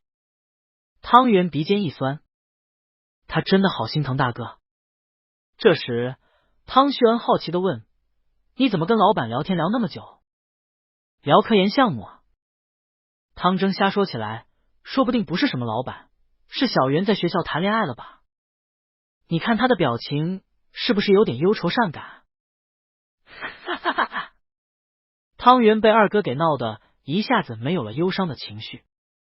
汤圆推了推眼镜，直接说：“我可不想谈恋爱，我应该会单身一辈子，非要结婚我也是跟科学结婚。”年前忙碌，小河桥接出去的孩子们都回家过年了，大家聚在一起，其乐融融，走亲访友。别人家的在汤圆这个年纪，要么还在备战高考，要么才刚上大学，而他已经在读研了。毫无疑问，汤圆是这条街上永远的别人家的孩子。即使大哥从不拿他出去跟别人吹嘘，他也会频繁在周边所有家长的教育演讲中被反复提及，疯狂给他拉仇恨值。你说汤圆这还能交到同龄人朋友吗？不可能。反正他也不想跟人交流，一整个寒假连这条街都没出去过，每天不是在店里帮忙，就是找孟天佑说话。他现在心平气和了，连大哥去纪薇家过夜，他都能够坦然接受，冷静的说一句：“好的，没关系，店里的事你不用担心。”连汤旭恩叫上纪薇一起全家人去超市置办年货，他都能淡定自若，不再会因为看到这两个 gay 里 gay 气跟小夫妇一样的互动而担心不已。孟叔叔说的对，看多了就习惯了。等到年30的晚上，大哥甚至在跟他们吃了一顿年夜饭以后，还要出门再跟纪薇单独聚餐一顿挚友之间的年夜饭。汤圆站在门口跟他摆手道别，问：“大哥，今晚回来吗？”汤旭恩笑呵呵的说：“回来呀。”这一刻的光照的特别好，大哥脸上的笑容洋溢着幸福，目光温柔和煦的像是仲春的阳光。汤圆怔了一怔，忽然想，自从纪薇回来以后，大哥变得快乐了这么多，这还不够吗？汤圆小声的说：“不回来也没关系。”刚好邻居家的鞭炮响起来。汤旭恩啊？汤圆笑了笑说：“没什么。”也是大哥的这个笑容让他再一次的思考起来，喜欢是什么？爱是什么？他从没有为谁而心动过。看上去傻乎乎的，难道有一天他也会变成那样，像个傻子一样吗？科学上来说，只是会对某一个特定人物分泌多巴胺的现象而已。真可怕。大哥出门去了，二哥正在看春晚，被逗得哈哈大笑，还在跟他的同学小鹿在语音连线，说着一些他完全 get 不到的笑话，两个人聊得热火朝天。汤圆转了一圈，兴许是新年夜限定，他竟然觉得有点寂寞。汤圆爬到楼顶平台，搬了张小竹凳坐下来，仰起头看远处的新年烟花。他有些落寞，小时候都是他们三兄弟一起看的，大哥会把他抱在怀里。他生下来没多久以后，妈妈就生病去世了，只有一个模糊的温暖的印象，而从他有记忆起，他就记得自己被大哥抱在怀里的。在他上学以前，他根本不是个小天才，相反，还是个远近闻名的笨小孩。因为他到3岁还几乎不说话，他很怕见生人，不管是主动还是被动。每次一碰到家人以外的人，他就紧紧抱住大哥的脖子，把脸埋在大哥的怀里，打死都不要跟人说话。不知不觉，他也长大了。大哥基本上不怎么抱汤蒸，只抱他，像爸爸、像妈妈一样的抱着他，让他觉得自己是家里最受宠的小孩，这让他暗自得意。尽管他已经年满18，可他觉得自己还不算成熟，还想让大哥围着他转2年。他为大哥谈恋爱焦虑，究竟是不是有点嫉妒，以后将换成另一个人占据大哥心里最重要的位置了呢？汤圆想不清楚，模模糊糊的，汤圆觉得自己是对年长的男性比较有好感的。他想起了孟天佑，孟天佑比汤旭恩要大3岁，差的不算多，叫一声哥也不是不行，但他莫名的觉得孟天佑老好多啊。想谁来谁。手机收到新消息，除了孟天佑也没人找他。孟天佑在干什么？吃过年夜饭了吗？汤圆发了张烟花的照片过去。吃过了，在看烟花。你呢？孟天佑在家看电视。汤圆，你晚上跟家人吃了什么年夜饭啊？孟天佑，我没家人，都去世了。我家户口本上现在只有我一个人。汤圆傻眼了，这他可不清楚啊。汤圆，抱歉，孟天佑，你不知道的吗？上网随便一查就知道了。汤圆，我没查过。静默了好一会儿，啪嚓啪嚓，焰火一朵接一朵的在漆黑的夜幕上绽放。孟天佑，可以给你打电话吗？汤圆，你打吧。孟天佑拨过来，汤圆接起来，却没人先开口说话。汤圆不知道说什么好，想了想，说：除夕夜快乐，孟叔叔。孟天佑答：除夕夜快乐，小圆。孟天佑是从什么时候开始叫他小圆的？汤圆记不起来了，聊天记录那么多，哪有空一页一页翻过去？孟天佑，你身边好像没有其他人的声音啊，不是跟你的哥哥在一起看烟花吗？汤圆，没有，他们都有事情。他感慨说，毕竟大家都长大了，迟早要离开家的。汤圆仰着脸看星空，月亮跟烟花一闪一闪的光笼罩在他还稚气未脱的脸庞上。他说，孟叔叔，你说爱情是不是很神奇？能够让一个跟你毫无血缘的关系的人，跟你的感情凌驾于你的血缘亲人之上。原本跟兄弟姐妹父母的朝夕相处出来的情谊，却会被一个曾经是陌生人的人给远远超过。因为爱，这个人会成为你最重要的人，将来的人也会离开曾经相依为命的兄弟，想要跟这个人共同度过余生。孟天佑没有声响。汤圆半天没等到他的回答，问孟叔叔，你怎么不说话呀？是信号不好吗？孟天佑有点干巴巴的说，我还是觉得小圆，现阶段你应该考虑学业，你还是小孩子，才刚成年啊。孟叔叔，你怎么这样跟我说话啊？汤圆纳闷，你以前可从不说我是小孩，而且我觉得我很小啊，我觉得我比很多年纪大的人都要成熟，起码比他那个傻不愣登的二哥要成熟，还比其他还在高中象牙塔的同龄人要成熟。汤圆想。孟天佑闻言笑了起来，明显是在嘲笑。汤圆不恼，故意跟着他笑，哈哈哈哈。孟天佑，哈哈哈哈，笑声真神奇，竟然真觉得开心起来了。汤圆，你就笑我吧，等以后你就知道我没你想的那么幼稚了。孟天佑带着笑意说，小孩子都爱说自己成熟，等你到我这个年纪，就会觉得自己还很年轻。汤圆点头说，你是很年轻啊。孟天佑讶然，那你喊我叔叔？汤圆闭上嘴，他皱眉思考了一会儿，说，我就是想喊你叔叔，你要我改口喊你别的吗？孟天佑沉吟片刻，说，还是叔叔吧。叔叔好。叔叔听上去年龄差更大，可以让这个小孩意识到自己是他的长辈，而不是他可以去恋爱的对象。汤圆甚至关心了他一句：叔叔，大年夜都没人陪你，你不觉得寂寞吗？孟天佑嗤笑一声：我为什么要寂寞啊？我要是想找人陪我，我随随便便就能找到人，还是这样的财大气粗。可是花钱买到的，那能一样吗？汤圆想，尽管他没什么钱，但他一点也不觉得自己过得很苦。回忆起小时候跟大哥二哥相依为命的日子，汤圆觉得很怀念。两个人有一句没一句的聊了一晚上。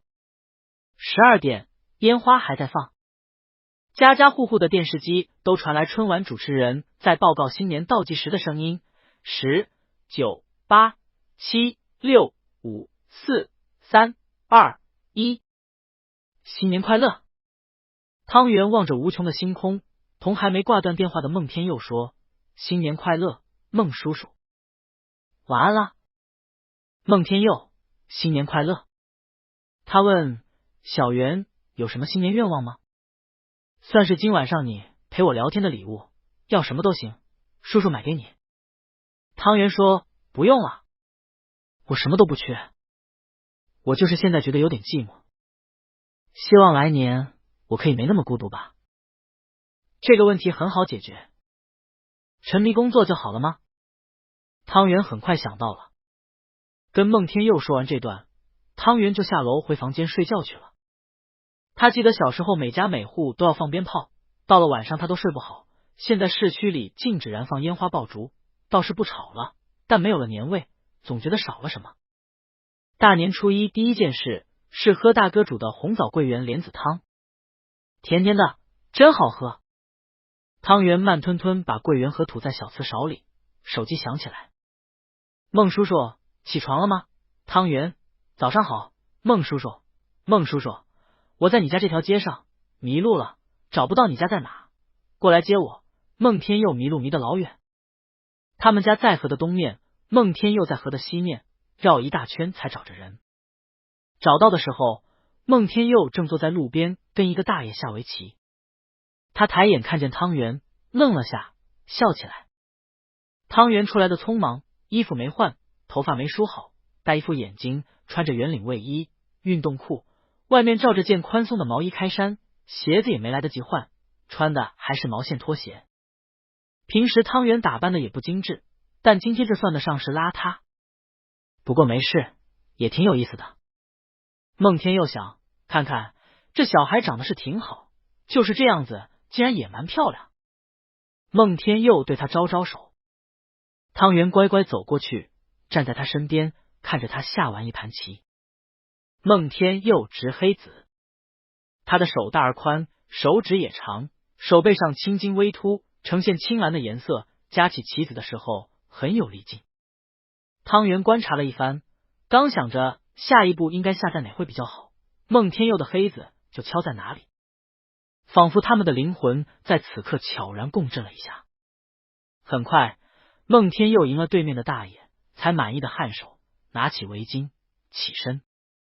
他站起来，高高大大，比汤圆快高出一个头。汤圆不得不仰视他，问：你怎么来了？孟天佑心情不错，对他说：不是你说想要新年礼物吗？啊！汤圆脱口而出，完全想不起来有这回事，说：昨晚上吗？我不是没跟你要生日礼物。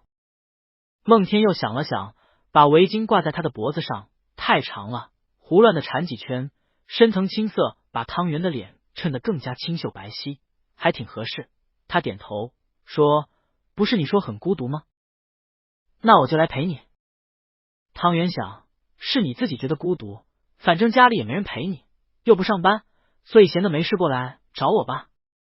想是这样想，但他没有给孟天佑拆台，而是说：哦。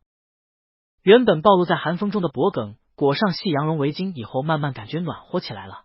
汤圆嗅到淡淡的烟草味道，他不喜欢，皱了皱眉，却没摘下来。汤圆大大方方的说：你来都来了，我带你去我家坐坐吧。孟天佑把衣领稍微翻上来挡风，这样穿也挺帅气，说不了，我是过来带你去玩的，去不去？他太困扰了，这辈子好像没有遇见这样的难题过。昨晚一直思考到凌晨4点也没睡着，反反复复的想汤圆对他的又一次告白。这绝对是告白啊，还是一个很有深度的告白，不像那种简单的我喜欢你我爱你，轻浮而浅薄。他可以品很久，每一个字每一句话都蕴藏着汤圆的深意。又是说喜欢他喜欢到超过亲情，又是即使在亲人身边，因为他不在也觉得好寂寞，又是疯狂暗示想跟他共度余生。他委婉表示他们年龄不适合，送个礼物拒绝一下。汤圆就表示很孤独。孟天佑觉得他人都骂了，关键是孟天佑思来想去，他觉得汤圆还不是刻意设计的台词，是情非得已的自然流露，所以才能这样真情惬意，搅得他心神不宁。孟天佑自认为也称得上狼心似铁，他在学生时代比现在受欢迎，越是冷脸，收到的情书越是多，他没一个瞧得上的。当初他大学还没毕业时，爷爷突然去世，临终前让他继承公司，他们家的产业到他是第3代，第1年里他就把关系户亲戚跟倚老卖老的长辈全部赶下台，将话语权牢牢掌握在自己的手上，谁求情都不心软。但现在他竟然因为一个小孩子的话而睡不着。他想闭上眼睛睡觉吧，结果脑海里就浮现出第一次见到的汤圆的模样，病恹恹，楚楚可怜，如在忍受着某种痛苦，眼睛湿漉漉的，像快要哭起来了。啊，明明当初他没觉得可怜来着啊，有种罪恶感。或许是因为他觉得汤圆是有资格喜欢他的，迄今为止的第一个，除了年纪太小，但凡汤圆年纪带个5、6岁，说不定他就干脆答应了。18岁太小了，不可以，不喜欢归不喜欢，彼此之间的朋友情谊还是要维系好的。反正也睡不着，放假也没地方去。他平时没工作的话，就出门去钓鱼打发时间，大年初一不合适吧？所以干脆开车去找汤圆。这小孩不是说在家也孤独吗？孟天佑看过汤圆的简历，写了家庭住址，照着找过来，问汤圆要不要跟他走。汤圆看着他，眼底流露出迷惑的神色，问去哪玩啊？大冬天的，他又不爱出去玩，该怎么开口拒绝呢？孟天佑沉思了一下，突发奇想，灵光一闪，说去欧洲。我记得你说过你有证件，你回家把证件带上。过几天不是有个业界的交流峰会吗？会有很多顶尖学者，我带你去看个场子。还有其他活动，演讲，有机会我给你介绍我认识的大拿。汤圆，他呆怔的眨了下眼睛，只过了不到1秒吧，再睁开眼看到孟天佑，忽然觉得孟天佑变得英俊了好多，怎么看怎么顺眼，跟在发光似的。说不定等以后他也会有资格去参加，但毕竟现在没有资格，从没去过，所以还是充满向往的。汤圆激动的心情飞扬，眼睛像是突然盛满了小菊闪闪发光的小星星，崇拜感激的看着孟天佑，语无伦次的问真的吗？孟天佑看他这样开心，没发觉自己的脸色变得温柔许多，声音也不知不觉的甜蜜，说当然啊，我说要送你礼物，不就连夜赶过来了？我轻易不允允诺，但只要我允诺了，就一诺千金。汤圆恨不得现在飞奔回家，正好一阵风吹过来，把他的头发吹得蓬飞，他的脸红扑扑的，激动的在发抖，说你等等我现在就回家拿我的护照，我再整理几件衣服，给我半个小时，不，20分钟。孟天佑被他可爱到了，笑了笑，说拿护照就好，衣服不用了，你那几件衣服也不太适用正式场合呀，我给你买新的。汤圆认真的说，我有一套正装的。然后想起来了，又说但是落在学校了。孟天佑说不着急，衣服是小事，我给你买新的。住宿和吃饭我也包了，没几个钱，你不用在意。那我去停车场等你，你认得我的车，黑色那辆，拿好东西你就赶紧回来。汤圆毫无犹豫地说：好。说完，他转身跑走，争分夺秒。汤圆一直是慢悠悠的，孟天佑第一次看他这样活泼飞奔的身影，一时怔住，回过神，失笑两声，方才安步当车的往回走。汤圆将各种证件和电脑、笔记装上，生活用品只带了牙膏、牙刷和一个保温杯，鞋子换成运动鞋，毛线开衫换成羽绒服，飞快弄好，才过去15分钟。看见汤圆要出门去的样子，汤旭恩懵了：你要去哪啊？小圆，离家出走啊？汤圆兴奋雀跃地说：比较突然，我被通知有机会参加一个学术集会，之前新闻上那个我跟你说过的。我一定要去，大哥。我记得那个。汤旭恩问：真的假的啊？汤圆点头，深信不疑地说：真的。汤旭恩问：你就穿这样去啊？衣服带上了没有？汤圆说：来不及了，西装我落在学校了，我准备到时候再买新的。汤旭恩放下手上拿着的抹布，摘下防水手套，说：你等等，我有一套新西装，纪薇给我买的，你比我矮点，但应该也能凑合穿，你带上。5分钟后，汤旭恩从卧室出来，把纸袋递给他，还给他一张银联卡，说密码是你的生日，要是钱还不够的话，再打电话找我，我给你打钱。汤圆把衣服收下了，钱卡没收，说不用了，我带够钱了。汤旭恩却把卡强行塞进他的口袋里，带上，出门在外多带点钱傍身，准没错。汤圆鼻尖有点酸，点头，谢谢大哥。汤旭恩笑了，这不是我的私房钱，这本来就是给你和小征存的抚养费，他也有一张，你也有一张，一样的，只管你到18岁，用完了可就没有了呀。汤圆，汤旭恩说：那你快去吧。汤圆跟大哥道别：大哥，我走了。汤旭恩送他到门口，站在门边挥手：路上小心啊，记得跟我报行程。这时汤征才听见动静的追出来看，发现汤圆走了，只能瞧见一个小小的背影。他扯着嗓子问：大年初一，小圆去哪呀？隔壁小孩在玩电子鞭炮，噼里啪啦一阵，想盖过去了。汤圆就没听见。汤旭恩说他有学术工作，今年就我们俩去扫墓吧，等小圆回来再补上。汤征眯着眼睛看汤圆，挠挠头，纳闷地说：汤圆哪来的一条绿色围脖？以前从来没见他戴过啊。汤圆又是快走又是小跑的到了停车场。孟天佑的车很好找，因为比周围的车大了一圈。他走到副驾驶座边上的门外面，孟天佑亲自从里面给他打开门。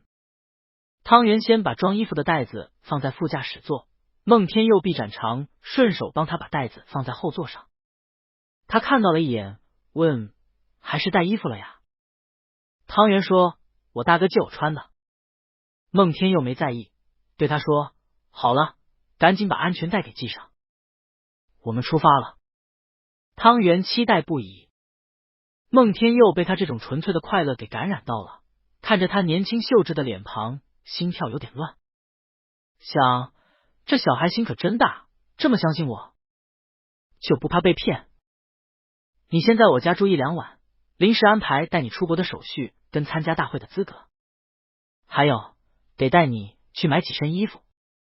汤圆跟进孟天佑的家，一进门还在换拖鞋，就听见孟天佑这样跟他说。孟天佑住的地方没有他想的那么大，不，之前他好像就没有做过设想。孟天佑的家没有别人，客厅看上去布局精炼，流线顺畅，布置满各种国际最尖端的高科技家居智能产品，极简冷冰冰，像科幻小说里的家。他挺喜欢的，有一种数学上的美感，让他觉得眼睛很舒服。不过他还是更喜欢大哥布置的自家乱糟糟但温暖幸福的老房子。回过神来，汤圆还是拒绝说：不用买啊，我说过了，我有我大哥给的衣服。汤圆在沙发坐下来，把衣服拿出来放在茶几上。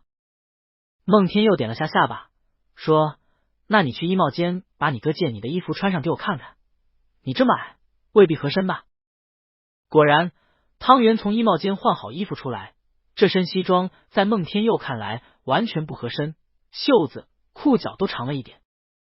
但汤圆本人感觉还挺良好的，觉得大哥这身衣服真不错，不愧是纪维大哥送的，比他在网上买的便宜货要高档多了。他还想一定要好好穿，绝不能给大哥弄脏弄坏了。孟天佑坐沙发上，审视的目光给他一种面试官的感觉，对他招招手，过来。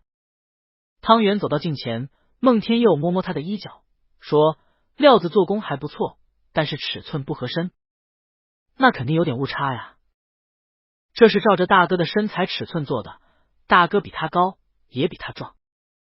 他说：“差不多吧，应该没问题。”孟天佑，你私下做科研想怎么穿没问题，但我要带你去的地方不一样，在那里衣服是带有社交属性。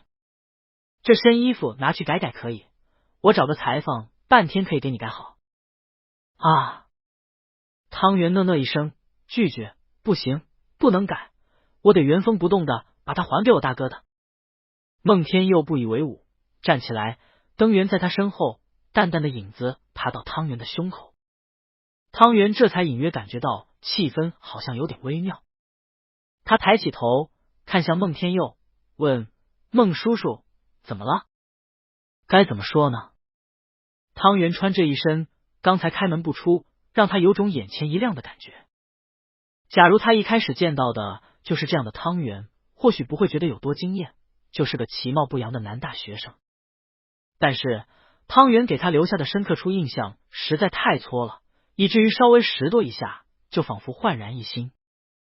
他才发现这小孩的身段挺好的，前几次见他的时候都穿得十分臃肿，身材比例说的难听点，看着都64分了，身6腿4，其实看他的脸跟脖子就能看出来他不胖。当身上的衣物一清简，即便不合身，也比先前好太多了。长手长脚，平肩窄腰，脸也没那么稚幼，平添了几分成熟干练，叫人能想象出再过几年，等他再长大一些，身着西装将会是如何斯文楚楚的模样。孟天佑的思绪飞远，他莫名的想，在古代文人科举殿试会因为仪表而影响名次，汤圆长得这样俊秀，一定会被点成探花郎吧？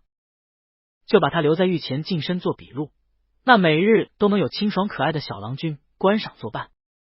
孟天佑不自觉的抬起手，以指尖的背部若有似无的擦过他的脸颊，从下而上擦过脸部的汗毛，拨了一下他有点略长的刘海发梢，说：“那就还是我带你去买新的，头发也剪一下吧，不觉得太长了吗？”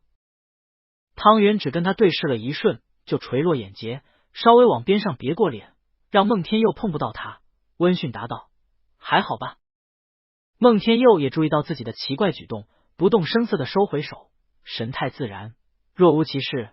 我觉得得剪一下，换个发型，让你可以看上去成熟一些。我会包办的。孟天佑毛手毛脚的，是花花公子的本能吗？往后悄悄退开的汤圆想。汤圆推了下眼镜，问：“等下就去吗？”孟天佑说：“今天又没店开门，你坐了那么久的车，不累吗？休息一下吧。”汤圆正要说好，话音还未落下，孟天佑像是想起什么棘手的事，兀自争冲，说：“我家没有客卧。”汤圆，孟天佑，我一般不让人在我家留宿。其实不是一般，是没有过。他就是这样设计的，不喜欢别人入侵他的生活空间，即便是他的发小也不可以。他所居住的房子不大，就是为了让每一寸空间都在他的掌控之中。那种过大的房子让他没有安全感，会担心在他看不见的地方有人藏匿。连留个房间给住家保洁照顾他的生活起居他都不要，他厌恶有另一个会呼吸的生物长期在他独占的地盘上。客厅、书房、卧室、卫生间、衣帽间，还有一个杂物间。每个房间的空间都不小，但也不算大，恰好处在够一眼将全局收略眼底的尺寸，他一向很满意来着。汤圆还没开口，孟天佑就自顾自地说：“你睡沙发行吗？应该也够你睡的，我有备用的被褥。”汤圆说：“我住酒店。”等等，他为什么没有想到让汤圆住酒店？下意识的就觉得汤圆该睡在他家里了。孟天佑沉默了。汤圆继续说：“而且我现在不累，孟叔叔，我有点饿，想吃饭。你家有什么东西可以吃吗？”孟天佑：“还是我带你出去吃饭吧。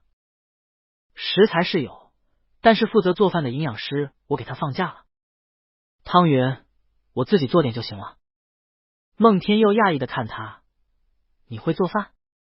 汤圆反问：“为什么不会？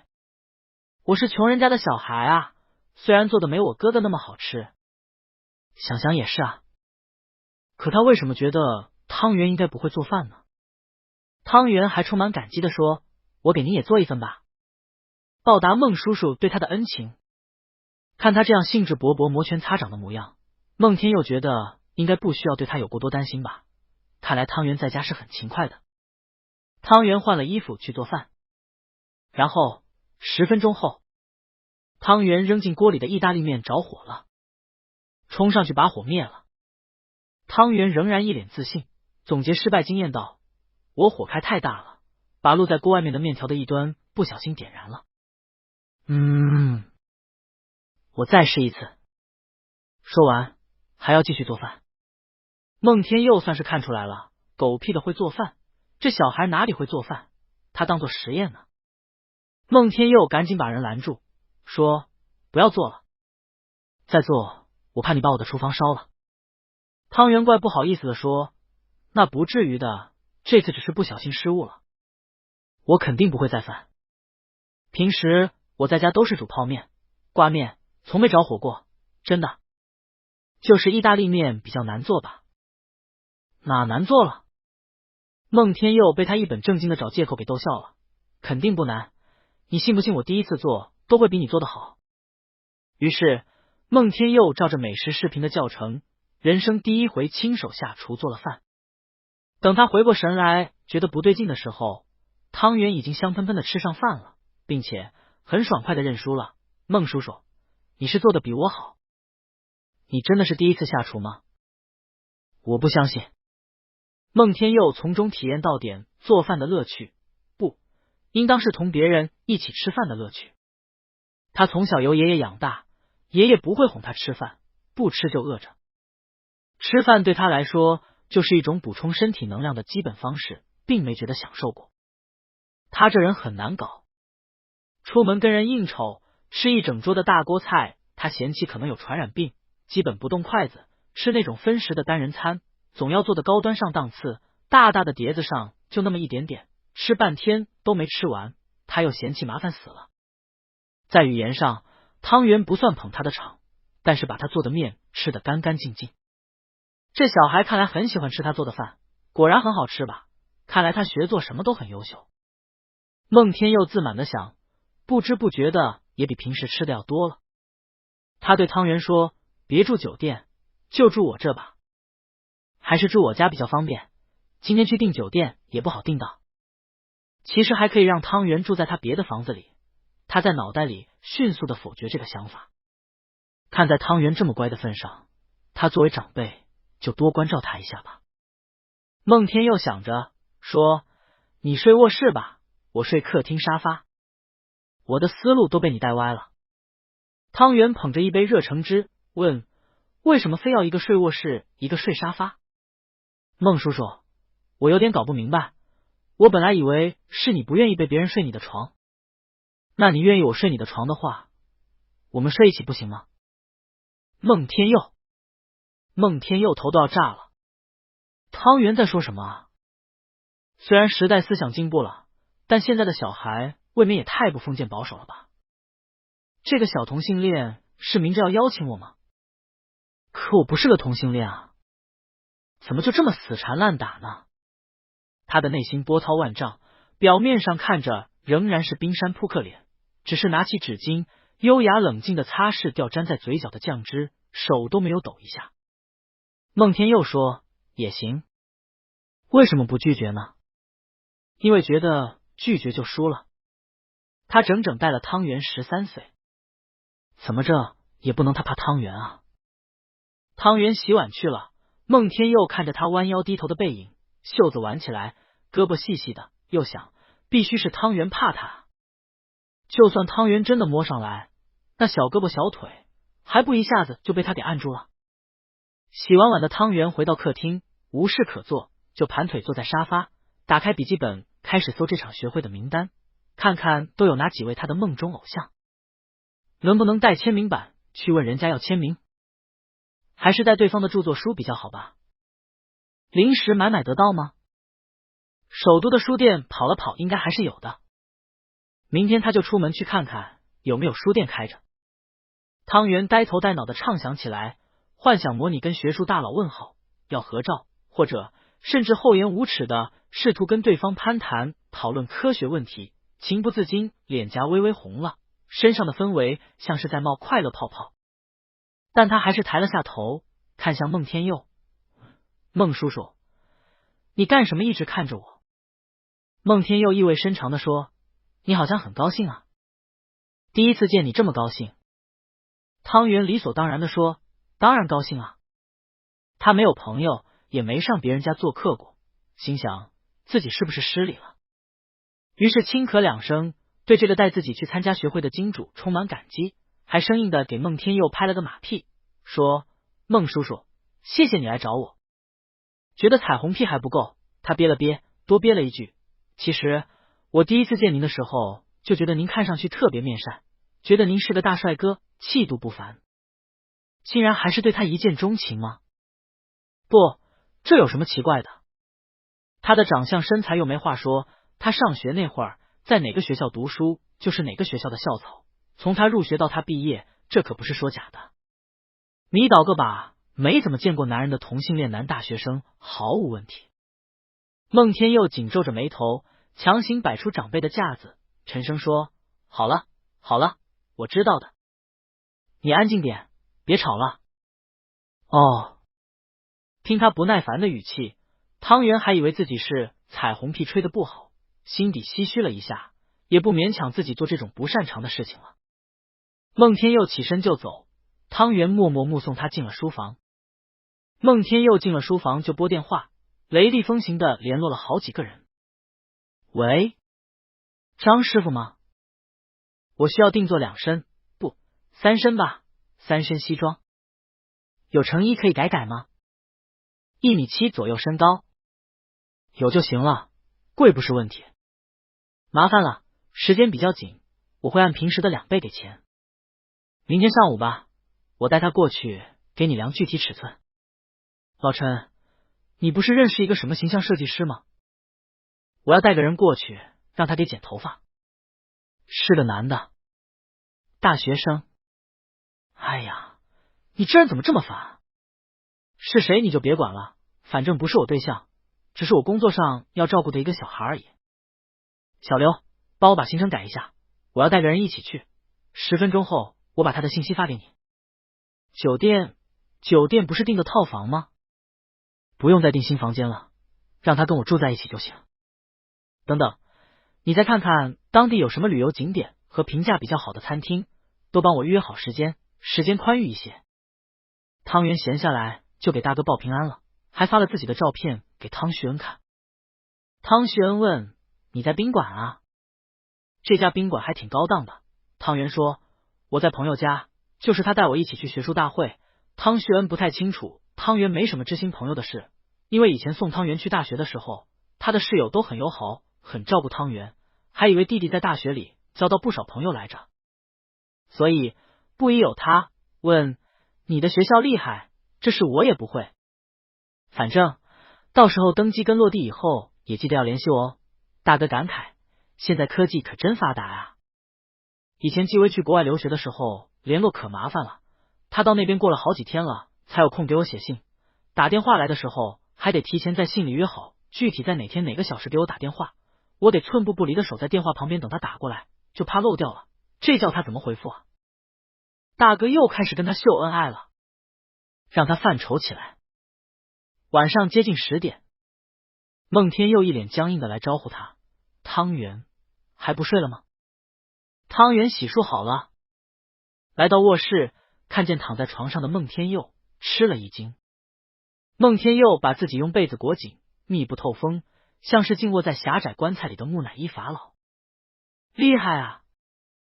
汤圆想，孟叔叔真不是个平常人，连睡觉都这样与众不同。孟天佑站半边床，另半边放了另一套被子跟枕头。孟天佑素色道：“早点睡吧，我累了。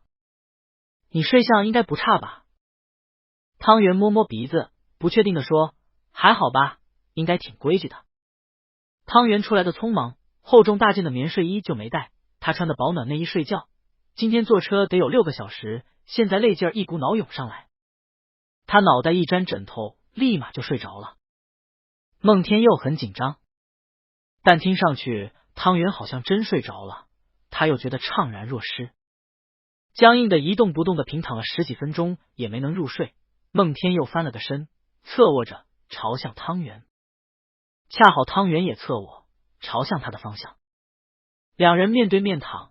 他近距离的看到汤圆的睡脸，冲击力有点大，光很暗，只有朦胧皎洁的月光。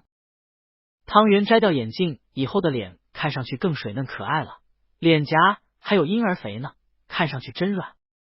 这小孩的五官越看越好看，眉毛好看，鼻子好看，嘴唇也好看，哪都好看，压根什么事都没发生吗？孟天佑渐渐放松下来，他踢了一脚被子，裹成这样，手脚都伸不开，睡得太不舒服了。睡着，到大半夜时，孟天佑迷迷瞪瞪的醒过来一下，感觉身上好像缠着什么，仔细一感觉，发现自己是被汤圆抱着。孟天佑瞬间被惊醒了，一股突如其来的巨量血液猛地蹦入心脏，像是点燃大涡轮发动机引擎，叫他轰的一下浑身发热起来。孟天佑，我就说吧，他内心已经在轰隆轰隆轰隆的炸雷了，可是身体却被这个小孩子给控制住一样，突然之间没办法动了。明明也没用什么力气，汤圆只是把手脚搭在他的身上，轻轻抱住他。他感觉汤圆的身体软软的，比他要软多了，像是一团柔软的云依着他，还散发出一股淡淡的香味，钻进他的鼻子里，非要让他去嗅。他越闻越觉得热，更不敢轻举妄动了。干嘛？这是干嘛？这都明目张胆了吧？这时汤圆梦呓了一声，不是成句的话，只是哼唧了一下，还带了一点点哭腔。孟天佑感觉自己心都给他哼得酥了，不受他控制。汤圆搂住他，只往他怀里埋，还在说梦话。孟天佑发现汤圆没醒，是在做梦，低声嘀咕：“你在梦里是叫我哥的吗？”真是没大没小。他想推开汤圆，又有些犹豫，想冬天抱着一只暖和软乎的小动物睡，好像是有点舒服啊。犹豫着，也不知道自己什么时候又睡着了。这一晚上还是没睡好。第二天早上他醒过来时，汤圆还没醒，但已经不在他怀里了。也不知道汤圆是怎么睡的，还说自己睡相好，横着睡下去的，现在已经竖着了。本来应该在他的脑袋下面的枕头被他抱在怀里，被子也踢掉了一半。孟天佑坐起身看了汤圆的睡相好几分钟，他都纳闷自己为什么不生气，还伸手给汤圆把被子给盖好了。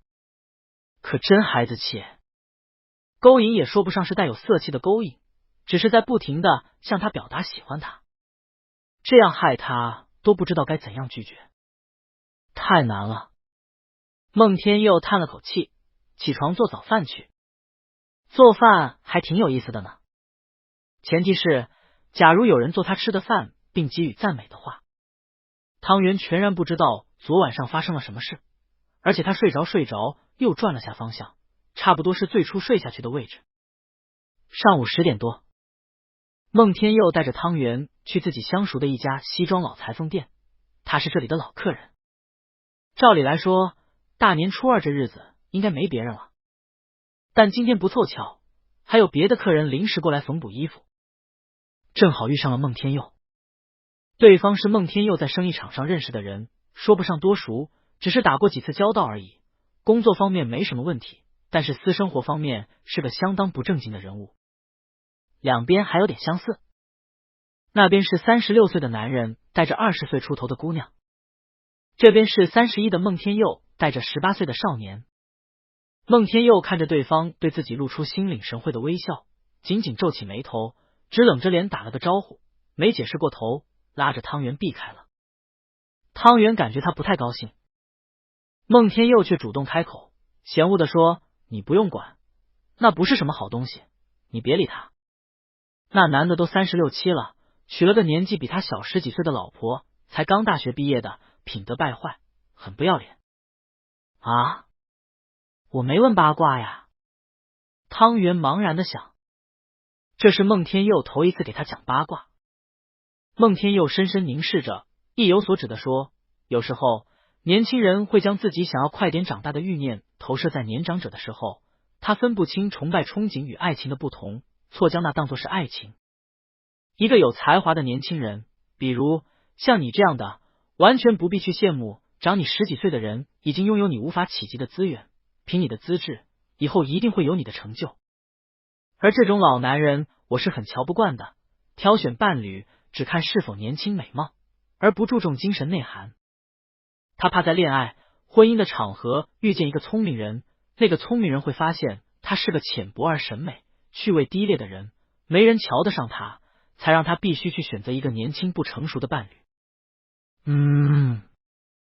尽管汤圆毫无兴趣，还是表示了下自己有在听。为什么突然说这个？还说的那么长，还一直看着我。有时候孟叔叔的说教育还挺强的，这可能是大老板的通病吧，都很爱动不动就开始长篇大论。年纪比较大的男人好像都这样。在孟天佑的注视下，汤圆想了半天，硬着头皮补充了一句：“以后我绝对不干这样的事。”好吧，他接受孟叔叔的道德教育，等他30、40岁了，一定不会去找太年轻的女生谈恋爱。可他本来就对跟人谈恋爱不感兴趣啊，对听八卦也不感兴趣，像大学城里的八卦，经常是闹得众所皆知了，他才会在上学路上或是在食堂吃饭时对别人讨论听一耳朵。老少恋好像也有听说过，他没做过评价，主要就是感觉跟自己没有关系。此处用的是疑问句，不确定，但问句的语气并不明显。孟天佑仍被噎了一下，汤圆的目光天真无邪，带着一点动摇和不耐烦，希望他换话题。孟天佑觉得自己的暗示拒绝是不是太重了？量好身材尺寸，汤圆听见裁缝跟孟天佑商量价格，脱口而出说：“太贵了吧？”孟天佑说：“不贵，不是这么好的衣服还配不上你呢。”汤圆总不能反驳说觉得自己不配吧，那就是自我贬低了。汤圆放在兜里握着钱包的手正在微微的冒汗，他没想到这么贵，虽然设想过应该比较贵了，可是也超出他的预算太高了。本来他想自己也确实需要更好的正装，趁这个机会买一套好的也不错，他是打算自己付钱的，结果价格高的他都不好意思把自己的卡掏出来。在这一刻，汤圆是有点后悔的，他不知道自己现在跟随着孟天佑对不对，他隐约察觉到自己在跳进一个陷阱里。当他接受了越来越多孟天佑为了招揽他而给予的恩情以后，他还能像上次一样毫无犹豫的拒绝孟叔叔吗？汤圆沉默了，郁郁寡欢。孟天佑怎么可能没注意到，从昨天他把汤圆带回来以后，这小孩都开心的跟朵花似的，被他说了1、2句，立马蔫了。真是小孩啊！他想，喜怒哀乐都明显写在脸上，掩饰都掩饰不好，搞得孟天佑心里也七上八下的。他看汤圆笑，他就开心；看汤圆闷闷不乐，他也有点情绪下滑。回去的路上，汤圆想了好久。到一段立交桥的路时，竟然堵车了。孟天佑双手搭在方向盘上，车在音响里播放着钢琴名曲，却没办法让他的心情舒驰，而是屈指轻扣方向盘的边缘。哒哒哒，这小孩怎么不跟他说话了呢？这么不高兴吗？孟天佑想，但总不能由他主动的去讨好汤圆吧？那也太低声下气了。他这辈子没有哄过小孩，他哄不来小孩。汤圆想了很久，他看着前面堵塞的车流发呆，说：“孟叔叔，你刚才跟我说的事给我挺大启发的。我想了想，我要么还是不去了吧，太麻烦你了。那个衣服也很贵，你还是别买了，跟那个裁缝说取消订单吧。汤圆，反正我还会参加其他学术论坛，以后说不定还是有机会的，也不必急于一时。”孟天佑懵了，不麻烦啊。他昧着良心说，斩钉截铁的。孟天佑转过身去，对他说：“小袁，刚才那番话我没有别的意思，你不用走，我带你一起去欧洲，真的只是举手之劳，很简单的事情，不麻烦。我不过是欣赏你的才华，就是因为这才棘手啊。”汤圆觉得头很疼，他昨天怎么就会一时冲动，直接跟着孟天佑跑了呢？可能是孟叔叔说话实在太好听了，他平生第一次遇见知音，不小心昏了头。哪有人会不求回报的对他好啊？孟天佑这是有目的的，为了让自己毕业以后进他的公司给工作卖命，而且瞒着大哥也不告诉导师，就这样和孟叔叔去欧洲，总感觉哪里怪怪的。汤圆说：“我想回家。”孟天佑一下子没脾气了。车内一时静默，只有优美的钢琴曲还在默默的飘扬，还有后面那辆车的车主暴躁的鸣笛声在间歇不断的传过来。这是个礼物。过了良久，孟天佑想到了，他说：“你忘了吗？你对我说新年快乐以后，我说我要送你礼物，你可以不带任何心理包袱，开开心心的收下这份礼物，好吗？”汤圆含蓄的说：“你为什么要送我呢？我哥从小就教我，吃人嘴软，拿人手短。您送的东西太贵了。”孟天佑好笑的说：“那你把你的笔记本给我的时候，就没想过可能会被我盗取创意啊？”汤圆摇头，一本正经的说：“那些都只是设想，再说了，没投入钱进行深入研究，看了等于白看。”孟天佑算是被他给逗笑了。行了行了，我说我要带你去，就得带你去，不然我不是成了言而无信的人了。又说，而且你就不觉可惜啊？有几位老教授年事已高，这场学会3年开一次，未必能等到下一回。说的好有道理哦。汤圆想想，推了下眼镜，冷静自若，不卑不亢的说：“那衣服可以不买吗？我都回首都了，我回学校拿我的衣服不就好了吗？本来我还以为直接出发，来不及，我才问大哥借的衣服，这不是还要等手续？还有机票钱和住宿费，我会自己出的。除了这个名额，尽量不占孟叔叔的便宜。”汤圆小心谨慎的想，还跟我闹小孩子脾气呢。孟天佑想，因为我不乐意跟你谈恋爱，就不想接受我的资助了。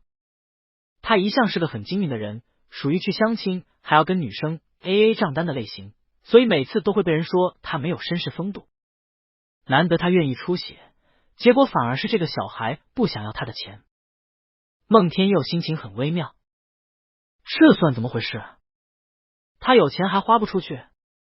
但他隐约感觉到，假如他再继续坚持他的做法，那么汤圆很可能就要直接回家了。难道要他去配合汤圆不成？怎么可能？孟天佑带汤圆去学校拿了衣服回来。好吧，汤圆自己准备的正装剪裁做工也不错。汤圆说：“是我大二的时候大哥送我的。”孟天佑心情不爽，忍不住揉了揉他的头发。大二到现在都没长高啊，小矮子，还一口一个大哥。汤圆点头，理所当然的答：“因为我很敬爱我的大哥，我的大哥世界上最好的大哥。”好像从汤圆的嘴里听他提到大哥的频率有点高。孟天佑揣摩着想，却没深想，汤圆现在又高兴起来了。昨晚傻掉了，他直接回宿舍，拿了自己翻阅过的基本著作，准备带过去，到时候找作者签名。孟天佑看他乐呵呵的，终于心里舒坦多了，想小孩子就是小孩子，脸上一会儿阴一会儿晴，这不又哄好了。第二天，他火速带着汤圆飞往欧洲。在接下来的10几天里，汤圆参加学会不说，还顺带逛了许多旅游景点，品尝了异国美食。汤圆跟好几位崇拜的学术界大佬合照留念，拿到签名，更是听了许多新奇的论点，记了小半本的笔记。每天晚上回去以后，他都会憋不住的跟孟天佑讲，滔滔不绝。孟天佑记得自己那已经结了婚的发小说过一件事，说他的小孩是个小话痨，每天从幼儿园回来以后，都会主动跟爸爸说今天老师都教了什么，又烦人又可爱。现在孟天佑觉得自己可能是体验到他发小的心情了。汤圆睡不着，还在那翻看自己的得到的合照。孟天佑问他怎么不发在朋友圈，这个疑问他憋了好几天了。本来他是打算在汤圆要发的时候提醒汤圆别发，结果嘛，根本不用他提醒，人家好像压根没有这个意思呢。汤圆腼腆的眨巴眨巴眼睛，说我不想被人发现。孟天佑也是，我也不爱发。孟天佑回书房，他用平板电脑的大屏幕打开相册图片。本来来都来了的道理，他在景点拍了不少跟汤圆的合照。汤圆的头发没剪，只是稍微梳理了一下，就变得俊秀很多。那天他们一起出门吃饭的时候，还被餐厅赠送了情侣才有的小点心。因为说的是法语，汤圆没听出来，他听出来了。孟天佑蛮困扰的，在外人眼里，他们看起来这么般配的吗？孟天佑想，难道不会觉得他们年纪差太多了？而且这种误会不止1、2次。汤圆可不知道孟天佑在烦恼那么多，这几天他每天都过得很充实，也很累，稍微整理了一下东西就去泡澡了。因为太累，泡着泡着就睡着了。大概过了30分钟，孟天佑还没听见他的动静，才去浴室里找他。门没锁，孟天佑敲了敲门，唤了2声，没人应他，便推门进去。汤圆躺在浴缸里，头歪靠在一旁，一动不动。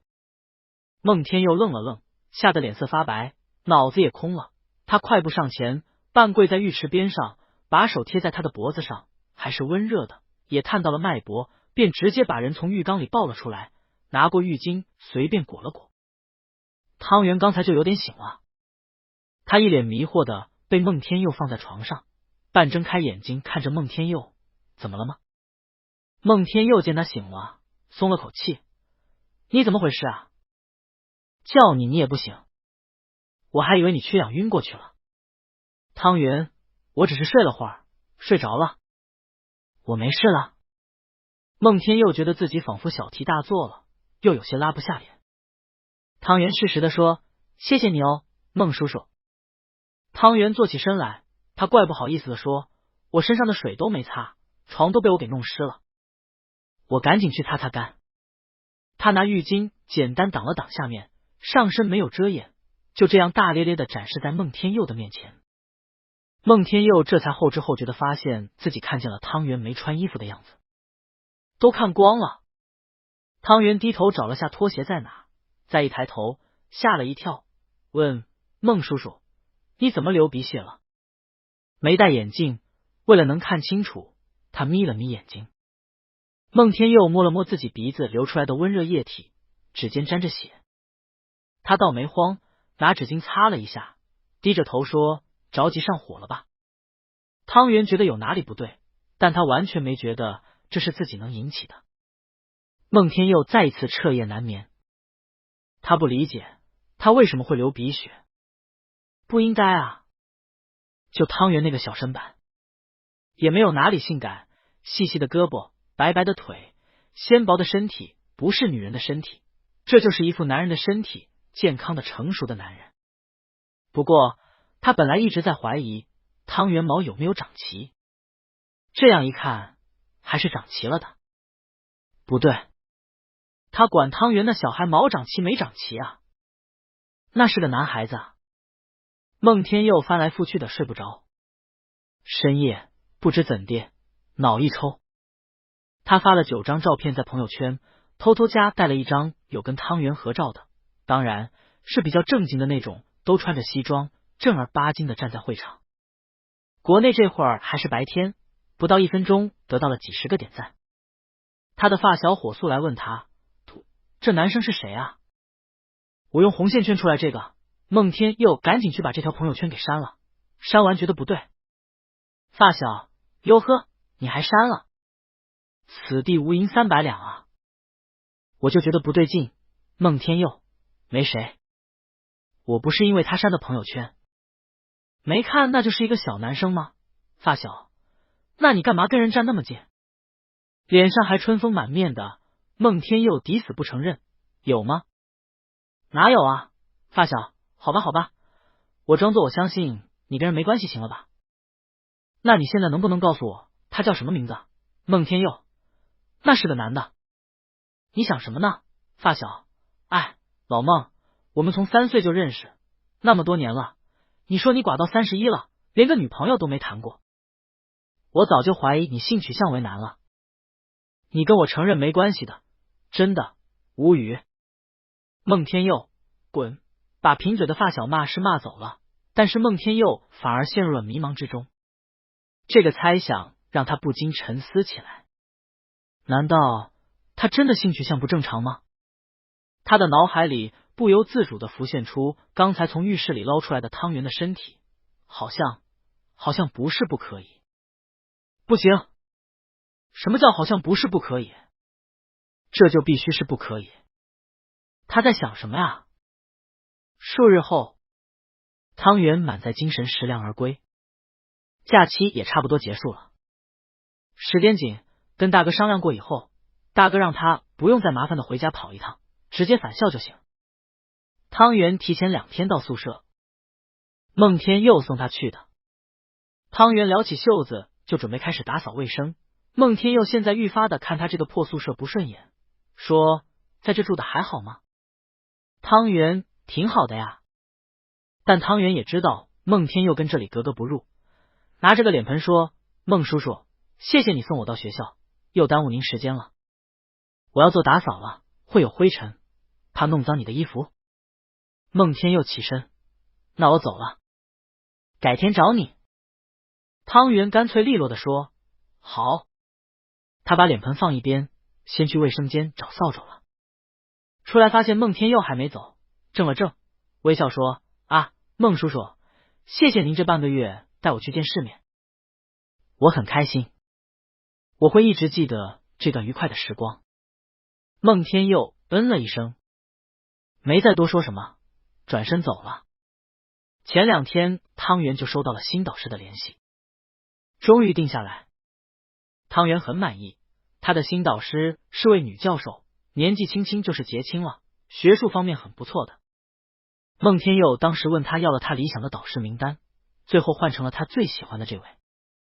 汤圆跟了新导师以后，彼此相处非常融洽，他马上投入了忙碌的工作中。他换导师换得突然且蹊跷，在之前导师手下混的时候的师兄师姐发现好使的小师弟不见了，还来私下问过他，也有问他是怎么换的。当然汤圆还没有傻到全盘托出，连他的室友都问不出来，只感慨说，你厉害啊，汤圆，不声不响的就给自己换了好去处。哪找的关系啊？之前我听说您老师不找新学生了。汤圆装傻充愣，啊，是吗？呵呵，连去了学会的事情他都能完全忍不住不跟人说。他去照相馆把照片都洗了出来，还有签名什么的都珍藏好。如此转眼忙过去了1个多月，快2个月，他没联系孟天佑，还是孟天佑先来找他的。有天汤圆回宿舍，在楼下看见等在外面的孟天佑，孟天佑戴了黑色口罩，黑色风衣，一身黑，还一脸的凶神恶煞，别人遇见他都绕路走。但汤圆还是一眼就认出来了，他挺高兴的迎上去，挥挥手打招呼，孟叔叔。孟天佑冷冷的点了下头，气氛变得有点尴尬。自从有个新导师以后，他没以前那么空了，而且有什么东西他都先拿去跟老师跟学长学姐说，毕竟更专业嘛。而且他现在的大师兄人特别可靠，对他相当照顾。汤圆也有些没有良心的打算跟孟天佑保持一定距离，避免到时候恩深难报不是。孟天佑闷声闷气的说，你怎么不找我呀？汤圆一半是真傻，一半装傻。啊？孟天佑微微俯身下去说，快2个月了，你知道吗？汤圆定神一想，哎呀，好像确实开学快2个月了，差3天就满整60天。他挠挠头说，忙忘了。孟天佑破镜几寸，寒声问，连我都能忘啊？汤圆，之前一天到晚找我的是你，现在不小心把我忘掉的也是你。这话说的好像有哪里不太对劲。这时刚好他的一个新同学路过，跟他打了个招呼，见到他身边的人说，哟，小汤，这人谁啊？汤圆含糊不清的说，我叔叔。因为背对着孟天佑，也没看到孟天佑一下子黑了脸。汤圆心生愧疚，这事是他做的不地道，孟叔叔可是帮他换了一个他理想的好导师呢，他怎么能过河拆桥？等他同学走开以后，孟天佑悠悠的说，我哪有你这么大的侄子啊？汤圆心里咯噔一下，孟天佑好像在生气，可不能得罪人。汤圆一脸真诚的说，对不起啊，孟叔叔，我真的是忙忘了，您帮我联系换的老师人很好，我特别感激您，一直想请您吃顿饭，但我没什么钱了，所以最近我都在攒钱，想要攒够钱以后请您去高档一些的餐厅吃顿饭。孟天佑从喉咙底哼了一声，也不知是不是接受了汤圆稚嫩僵硬的道歉，说，我还能不知道你没几个钱吗？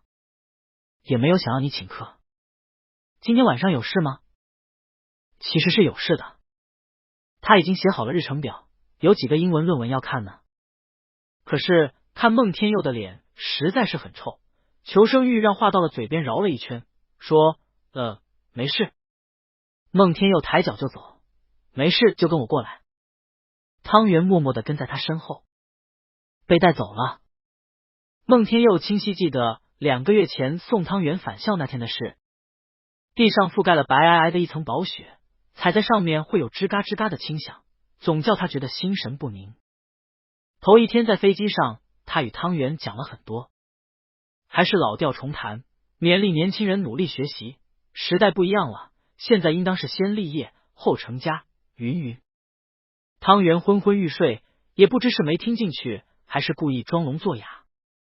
他离开宿舍楼的时候，回头看了一眼，正巧看见汤圆在阳台的盥洗台洗东西，有晶莹的水珠溅起来，粘在汤圆的眼镜上，总感觉像是眼泪。孟天佑回家以后，翻来覆去的想，不是主动，而是被动。以前没这样过，以前他很傲慢，即便被人喜欢了，也只有一个想法，你喜欢我关我什么事？很残忍，就算是告白者在他面前哭也不心软。汤圆倒是不哭不闹，只是沉默下来，如用一个无形的瓶子把自己给装进去了，收起笑容和声音，封闭起来。有天他们遇见一对男性情侣，因为问路而聊起来，汤圆还主动问他们同性恋在国外如何结婚，生活权益怎样保证。他在旁边听得心惊胆战。对方看看他，好脾气的回答了，笑说祝福你们。汤圆却说，啊，不是我是为我一个朋友问的。又是这样蹩脚的借口，谁会信啊？孟天佑想，他觉得这都不算暗示，是在明示了。他甚至试图从汤圆身上找到自己择偶标准的符合一处。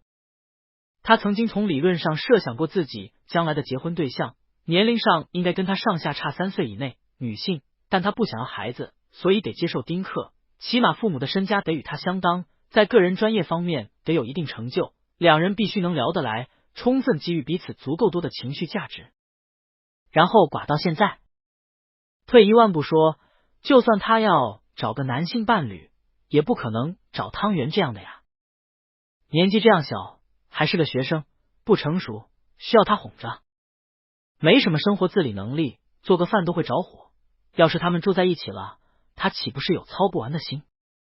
离开以后的最开始3天，汤圆没有联系他。孟天佑觉得在意料之中，他将这场旅行算作是某种了断，意在让汤圆对他私心。无论汤圆对他暗示多少回，他都一一拒绝过去。没有道理，汤圆还对他继续纠缠。这如他所愿，正如他所愿，他应当松一口气才是。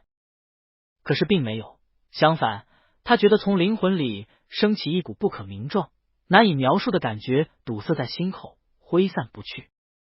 孟天佑向来是不相信所谓的爱情的，他的母亲是独生女，生父不知道是谁。就是有一天，他的母亲觉得自己年纪到了，需要一个继承人，所以去国外精子库挑选了一个合适的精子，人工受精，10个月后生下了他。孟天佑没觉得不好，虽然他没有父亲，但是母亲对他的教育很关心，从小他衣食无忧，不缺任何东西。在他年轻时，他也思考过，为什么母亲不找个相爱的男人结婚生孩子呢？当时他觉得是利益方面难以权衡，毕竟世上2个陌生人之间很难一直保持有爱的情绪，假如某一天爱干涸了，那么在钱财方面很难将会陷入一场麻烦的拉扯。假如只是需要一个后代的话，不如像他母亲这样独立生下一个孩子，不失为一个优解。但过了30岁以后，孟天佑的想法又改变，他有天突然理解了，可能是因为找不到。世界上的人似乎有很多很多，70几亿，而在这其中，即使他想找到一个能跟他聊得来的人，都仿佛是天方夜谭一般的奇迹。这么些年，好像也只遇见过汤圆。在汤圆跟他失去联系的1个星期之后，孟天佑开始觉得有些寂寞。他想，汤圆差不多应该快要主动找他了吧？大家是推回朋友工作关系，又不是老死不相往来，彼此之间的相处模式从亲密调整到淡化一点，这很正常，慢慢的降低联系频率呗。然而，一直等到半个月过去，汤圆还是没找他。孟天佑忍了又忍，忍了又忍，他偷偷的翻了下汤圆的朋友圈，什么都没发，而其他平台的社交账号，汤圆是一概没有的。他根本不知道该去哪里窥探这个小孩的生活情况。最后去问了问汤圆的新导师，他怎么样？宁老师对他赞不绝口，说他埋头工作，很听师兄师姐的话，就是有点太听话了，被带得快成小卷王了。哦，再好好工作啊，有在认真学习工作就行。孟天佑自我劝说，可能就是不习惯了。之前汤圆天天找他2个来月，一不小心都给他养成习惯了，现在又得适应新习惯，一下子适应不了。再忍耐一段时间，到差不多1个月，他应该就习惯了汤圆不在的生活了。然后1个月过去，他发现他还是会每天晚上睡前顺手打开一下邮箱，看看有没有汤圆发的邮件。这时候他倒是想去找汤圆，但很不巧遇上一个大项目要谈。工作很忙，前后后忙了将近1个月，终于可以休息了。他也憋了1个月，让自己不去看汤圆有没有联系自己，心想着怎么这也该找他一下吧。结果上去一看，是零，还是零，压根就没有来找他。正是昨晚晚上发生的事。有一股被压抑酝酿的怒意慢慢的涌上来，浸满了他的脑袋。孟天又生气了，很生气。这小孩怎么那么幼稚呢？就因为求爱告白不被接受，难道就要跟他一刀两断，完全断绝关系了吗？擅自喜欢他，又擅自跑得没有影踪。好巧不巧，他的发小还贱兮兮的来问他，上次那小孩呢？孟天佑知道是在说谁，但他还是明知故问，哪个？我不知道你在说谁。发小精准踩雷，就是你上回去欧洲的照片里晒的那个呀，戴个黑边眼镜，看上去斯斯文文、白白净净那个。图我都存好了。我最近在跟我老婆琢磨，你这老铁树开花是瞧上人家什么了？我老婆说，他看上去有股文人气息，很特别，确实挺有意思的。还是老孟你有眼光。孟天佑心烦气躁，首先脑子一步打字发出去，我已经拒绝掉了。发小，拒绝什么？孟天佑，拒绝这个小孩，年纪太小了，跟我不合适。发小乐不可支的说，哈哈哈哈，上回你不是还信誓旦旦的说自己跟人家没关系吗？现在又成已经拒绝了对方吗？孟天佑，拒绝了不就是没关系吗？他一说出来就觉得后悔了，庸庸自语似的细数起来。他很聪明，却不聒噪，能静得下心学习，也不贪慕钱财，而且长得也年轻漂亮。但是反正跟我不合适啊。发小都听傻了，欲言又止。啊，照片的小孩在你眼里是这形象啊？我看着挺平平无奇的呀。孟天佑立马不乐意了，你说什么？那是我照片没有拍好，他真人比照片上要好看多了，而且主要是不打扮。孟天佑自己都觉得自己越说越不像话了，他在说什么啊？难道他这是在后悔吗？发小收起笑，语重心长的跟他说，老孟，要么你还是去找这个小孩，我看说不定行。这么多年了，你30几岁，我第一次见你这样。你打小受欢迎，以前我可羡慕你了，从幼儿园起就有女孩子就瞅你长得好看，要跟你当同桌。初中那会儿，我们还打赌，你觉得你会是最早谈恋爱的那个，结果现在我们几个兄弟里，最大的孩子都上学了，就你还寡着。孟天佑寒声说，我不婚不育主义。我知道。唉，发小叹了口气，但也没必要在遇上自己喜欢又喜欢你的人的时候把人往外推吧。试试不行吗？人生本来就是一个在不停遭遇错误又改正错误的过程。发小说，老孟，你是个最不凑合的人，所以你也最难遇见一个适合的人。你遇见这个花了30年，但这不代表再过30年你还能遇上下一个。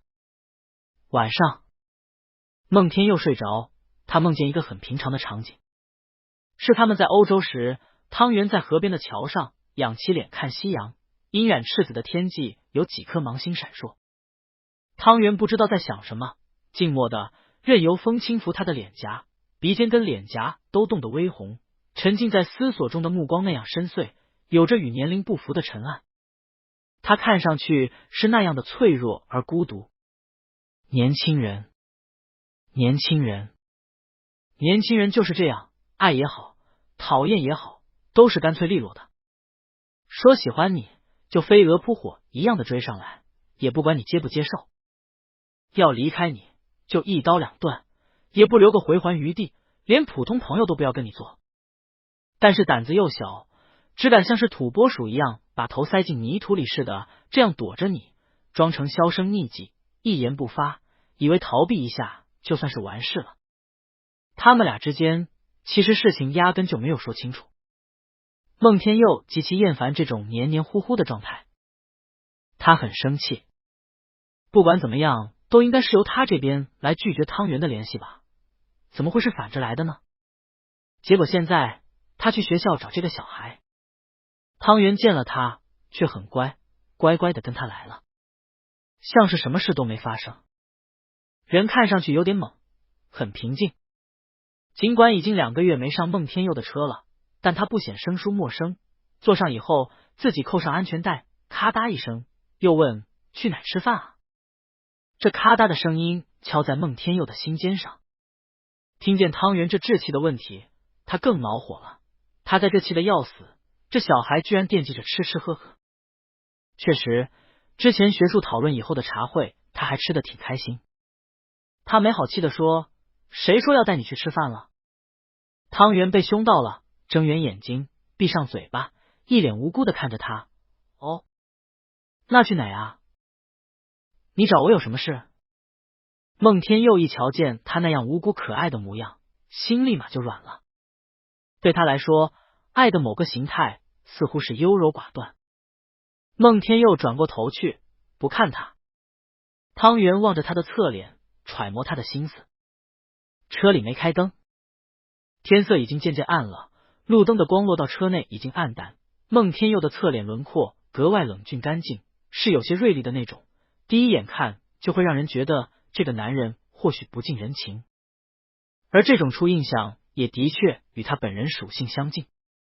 汤圆想，大概是孟天佑觉得自己很久没有主动联系他，所以觉得生气了。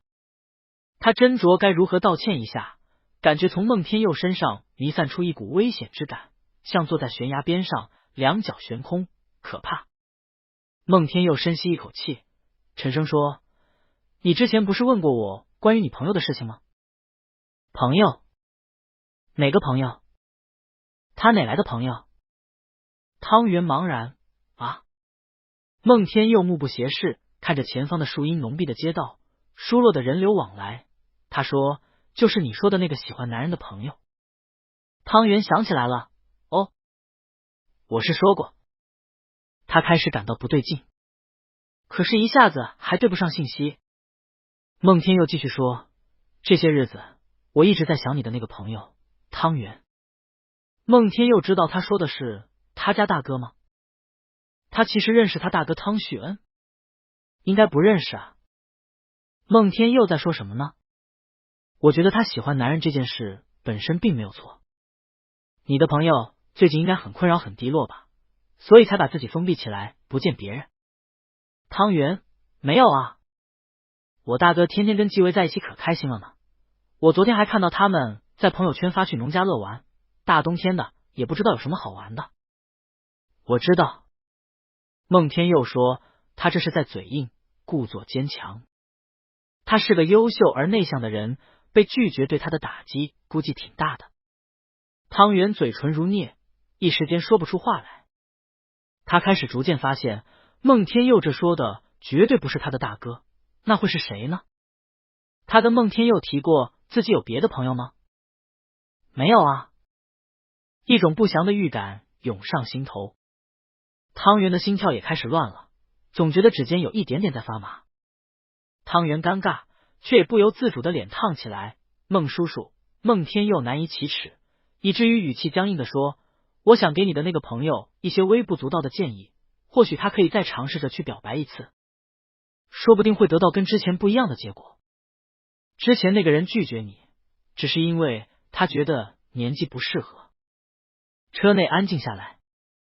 孟天佑攥紧方向盘，轻声问：“你觉得呢？”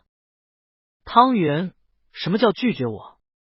汤圆一口气差点没喘上来，他眼睛一眨不眨的看着孟天佑，不可思议的问：“我好像听懂了，您的意思是您拒绝了我吗？”可是我搞不懂的是，我没跟您表白过呀。我真有点搞不懂您在说什么。孟天佑闻言紧皱眉头，他的影子正如他此时此刻的情绪，一片浓黑，随着他迫近的姿势而倾落下来。汤圆默默的往角落缩去，瑟瑟的看着他。孟天佑不虞之极，咄咄逼人的发问：“不是你不停的暗示你喜欢我吗？还把你自己说成你的一个朋友，反复的问我的意见。不能因为你现在觉得你不喜欢我了，你就装成什么都没有发生过吧？”他已经完全傻眼了，脸涨得通红。大哥，我好像闯祸了。汤圆想，果然接受别人的帮助都是有代价的。汤圆对外人本来就是个不善言辞的人，先前跟孟天佑混熟了以后好多了，这会儿一下子被打回原形，又开始结巴：“我没有。”您误会了。汤圆慌得不成，可他又不想给自己敬爱的大哥出柜，模糊了一下条件，说：“我说的真的是我的一个朋友。您先别着急，听我说。虽然我不能告诉你他是谁，但是真的不是我。他今年大概快30岁，他喜欢的人跟他年纪差不多，他们两个人是少年同学，青梅竹马。真的不是我。”孟天佑的目光却愈发的灼热了，直言道：“别骗我。你这样的小孩撒起谎来，倒是格外像真的。”汤圆：“没骗您。孟天佑又问，那不然你为什么总是用发亮的眼睛注视着我？为什么一跟我说话就变得那么开心？为什么之前每天都要来找我聊天，还总是我是你的知己？为什么要跟我说你觉得遇见我很幸运？我说过这些吗？汤圆脱口而出的问，问完他自己先觉得不好意思了，我自然而然就那么说出来了。可那真的不是，孟叔叔，就跟你说的一样，我们年纪差那么大，我怎么可能喜欢你啊？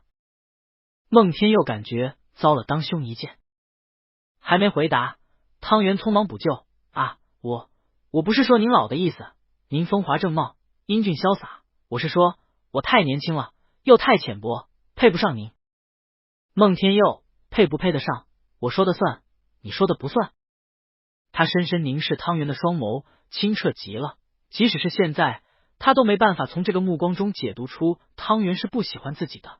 明明看上去那样可爱，那样仰慕依恋自己，这样近距离的对视，对一个社恐来说是件很难的事情。但之前真的不知道怎么回事，有时候他会莫名其妙的忘记自己的胆怯，能够一直看着孟天佑同他说话。而且孟天佑说的这话是什么意思？是说自己配得上他吗？汤圆心砰砰砰瞎跳，现在又不行了。汤圆目光闪烁躲闪，不知道说什么好，就慌乱的说，对不起，孟叔叔。孟天佑又轻身一寸，你别躲，你看着我。汤圆不敢，摇摇头，坚决不听话。孟天佑又急又气，伸手想捏着他的下颌，把他的脸掰起来，摸到他的脸颊边缘，自觉粗鲁，实在下不了手。火急火燎半晌，他满腹愠怒的说，行了。什么行了？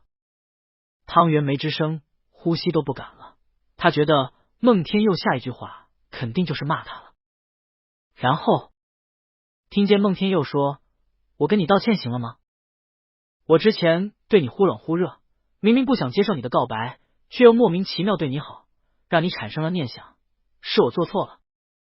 要么接受，要么不接受，我应该明明白白的和你说清楚。我不应该因为欣赏你的才华，所以想要留几分余地，这样含糊不清的拖延，使你很受伤。对不起。又重复一遍，对不起。汤圆小心翼翼的抬起头，目光触及孟天佑的视线，他轻声，啊。孟天佑转胸，啊什么啊？即使在这情况下，他仍要保持自己的高贵态度。这2个月我想了想，我觉得除了年纪以外，其余的我都可以接受。你非要喜欢我的话，我也不是不可以跟你恋爱。汤圆还是啊，头又抬起几度。孟天佑伸手捏了捏他婴儿肥还没完全褪去的脸颊，说，还啊？高兴傻了吗？他的目光落在汤圆的微张的嘴唇上，已经在等着汤圆给个答复，他随时可以吻下去。早就想亲一下看看是什么触感了。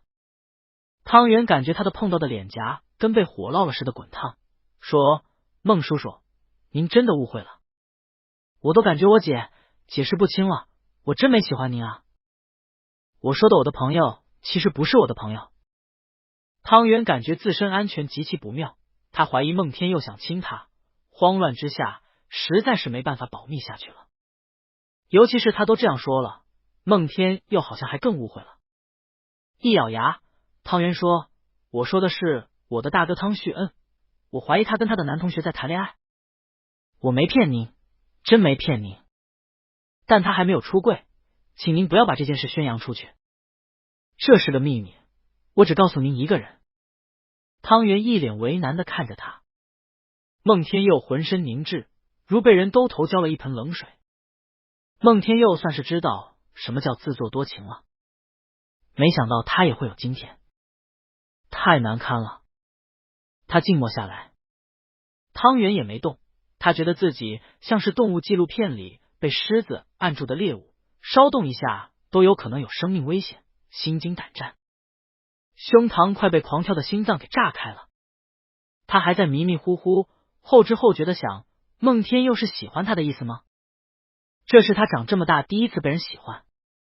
汤圆很难说清自己对孟天佑的感觉，既尊敬也畏惧。有时觉得跟孟天佑志同道合，世上找不出第二个人；有时又觉得孟天佑到底是个利益至上的商人，其实他们不是一路人。但无论如何，在他心里是个很特殊的人，浓墨重彩。和其他那些灰蒙蒙的路过他人生的人不同，为什么他不讨厌呢？明明是被不喜欢的人的告白了。自信心严重受挫的孟天佑终于动了，漆黑的眼珠子里倒映着他的身影，一时间身上弥散出可怕的情绪。汤圆下意识的怕了一下。孟天佑紧皱眉头，脸色难看，他不再看汤圆，双手不知道放哪好，于是搭在方向盘上，直起身子，直得过于僵硬，声音也很生硬，冷冷的说：那么怕我干什么？我又不会吃了你。汤圆轻声说：对不起。孟叔叔，额请后。没什么好说对不起的，不用跟我说对不起，你又没做错什么。孟天佑吐字清晰，像冬日寒风夹杂雪粒。他又说：是我误会了，抱歉。他说的干脆爽快，自认为起码保留住了最后一分体面。不然呢？难道恼羞成怒吗？那也太没风度了。他活到这么大，又不是第一次犯错，错了就承认。但是要怎样形容他此时此刻的心情呢？他记得以前高中时，他曾经参加过一场篮球比赛，中途他在起跳时不小心被人撞到，手没调整好姿势，摔在地上。那样嘈杂的场合，当时却他好像清晰的听见了咔的一声，是骨折的声音。疼痛延迟了几秒，才自痛觉神经传递到大脑。其实很疼，但他甚至没有要人扶，自己站起来，装作冷静的样子，对老师说：老师，我的手臂骨折了。一直到医院，他都没有说过半个疼字，即使已经疼得满头冷汗。忽然之前，他那弯下腰低下头颅的自尊心忽然明白过来，他跟汤圆之间本来就是他先喜欢对方的，就像他们第一次相遇一样，是他对这个小孩感兴趣，追着这个小孩。只是有些迷惘，那汤圆对他表现好感，其实都是他过于自信的臆想不成。汤圆也觉得心里怪怪的，又觉得浑身上下骚得慌。他还没搞清楚他哥是不是同性恋，这一下反而自己招惹上了。光线低暗的车厢内，孟天佑说：车内没锁，你想走就走吧，我又不抓你。要是他直接走了吧，以后怕是跟孟天佑连普通关系都维持不住吧。汤圆想，说不定他一下车，孟天佑就把他都给拉黑了。他是因为工作缘故，觉得不能跟孟天佑走得过于近，毕竟他还太年轻，哪玩得过孟天佑啊？怕那天就不小心被骗了。但是他难得交到这样一个朋友，所以汤圆没走，还絮絮叨叨，好声好气的说：孟叔叔，对不起啊，我不知道你原来也是这种性取向，我从没听说过。假如知道的话，我是不会拿这种事来问你，害你误会的。说的干巴巴。他长这么大没跟人闹过矛盾，所以也没有试图跟人缓和过矛盾，也不知道安慰成功没有。他悄悄地打量着孟天佑的脸色，但是没有看出来孟天佑的脸色有好转，好像还更臭了。孟天佑怪冲地说：我以前那也不是这个性取向。汤圆，哦。汤圆既怕也不怕。孟天佑实在没办法忽略他的目光，忍不住转过头，目光很吓人，威压感极重，说：还不走吗？我还需要你来劝慰。你几岁我几岁？汤圆瞬间闭上嘴巴，完全不敢吱声。他惊惶地点点头。孟天佑看他这样，又觉得可爱，又觉得生气，偏生也不敢对他怎么样。他这辈子头一次也是唯一一次做了跳梁小丑，兀自在那唱独角戏。你说他怎么就会昏了头干出这种事来？这阵子仿佛他的智商情商全都出走了，自己也变得不像自己，一见到这小孩就心软，也不管什么值不值得，忍不住想对他好。明明他奉行无论付出多少都必须加倍收回的人生信条30年。爱不是钱，难以具体衡量。当他意识到的时候，已经投入了不少成本。他看着汤圆单纯无辜的脸，想这下是收不回来了。孟天佑说：“没别的事了，你回去吧。”汤圆还不走，他嘴唇如捏几下，艰涩的说：“孟叔叔，你别拉黑我。”孟天佑气笑了，又调整了下，成了较为和煦的笑容，心如刀割，还得假装成不在意。问：“在你心里，我有那么小心眼吗？”行了，我不会拉黑你的，挺晚了，你回宿舍。都到这份上了，他还想给自己留点颜面。他也不明白，你说汤圆不喜欢他，为什么还要用这样的眼神看他，像是一只湿漉漉的小狗，生怕被他抛弃？还是这一切又是他自作多情的幻觉？抱歉。反复被孟天佑驱赶，汤圆最终还是乖乖的应了一声，解开安全带，开门下车，微微鞠了个躬，很拘谨生疏，说：“孟叔叔再见。”孟天佑颔首，没话找话，路上小心。本来就在学校里，有什么好小心的？汤圆站在路边，看着孟天佑的车开走了，被喷了一身臭烘烘的尾气。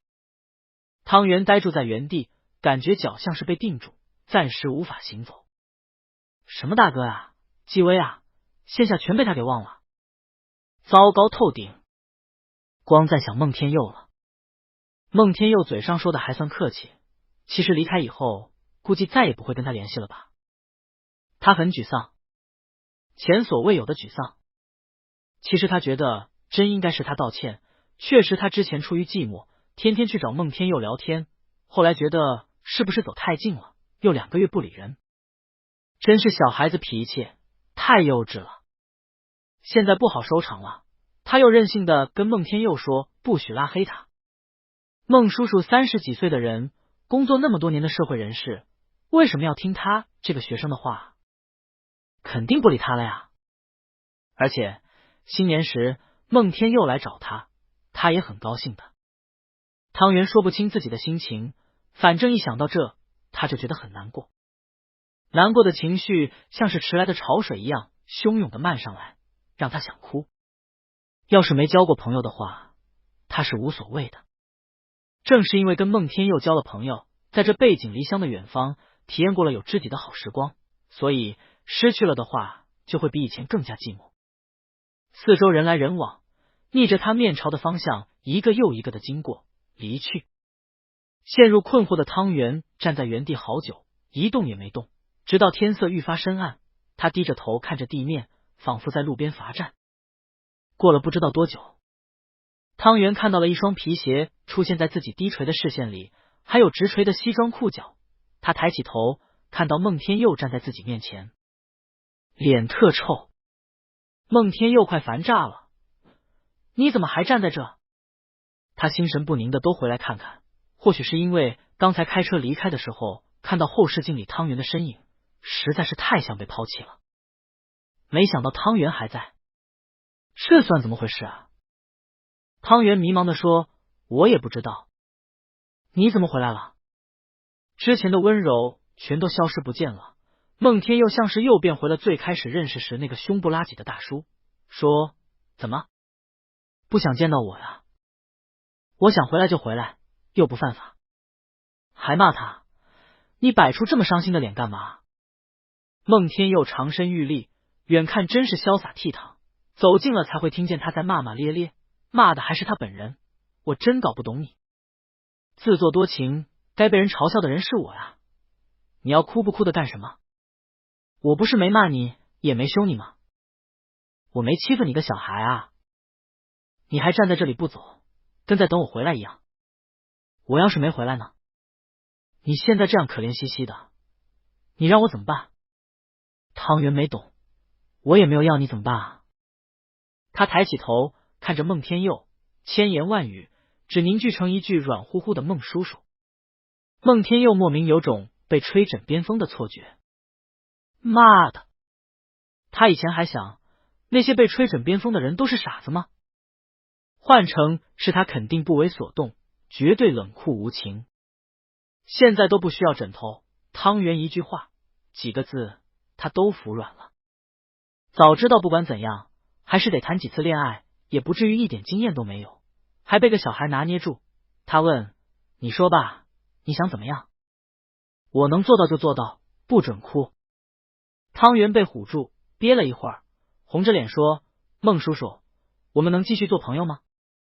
孟天佑嗤笑一声，汤圆耳朵尖跳一下，心里咯噔，笑是什么意思啊？孟天佑说：不行，好歹是给判了个死刑。汤圆想，心石化下沉。接着他就听到孟天佑继续说：你还想做朋友？做男朋友还差不多。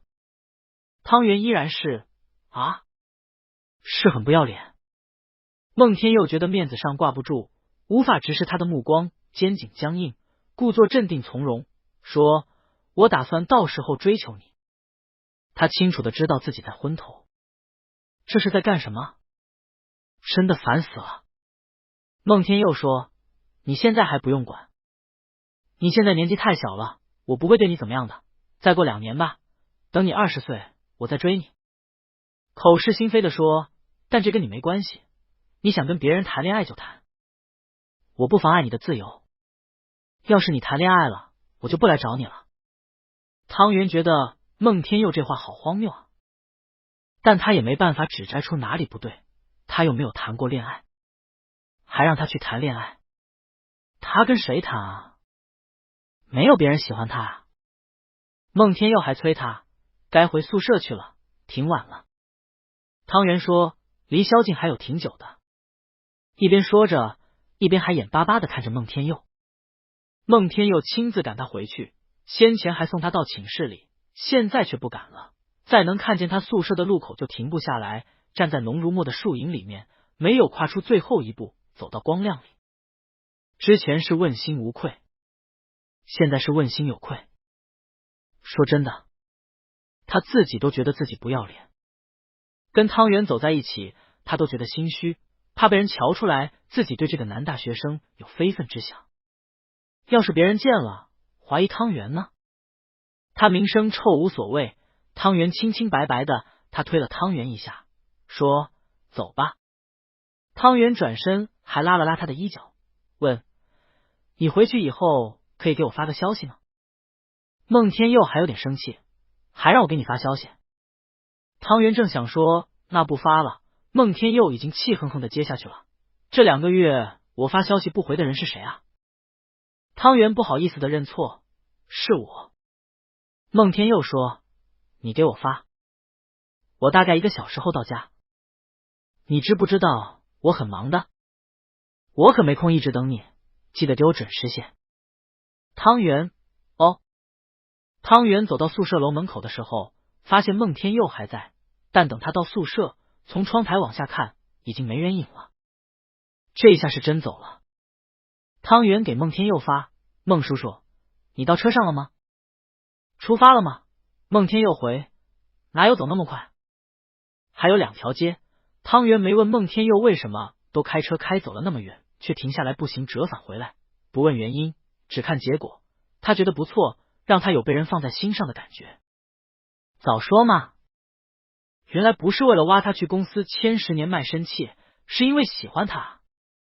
他就说呢，他区一个研究生，虽然论文发的还不错，但是也不至于孟天佑为他投入那么多精力和资本，搞得他战战兢兢，觉得接受太多恩惠，到时候毕业了不给孟天佑卖命都不行。汤圆心情很好，设了个时间，等下再问问孟天佑，就去做导师交代给他的 PPT 了。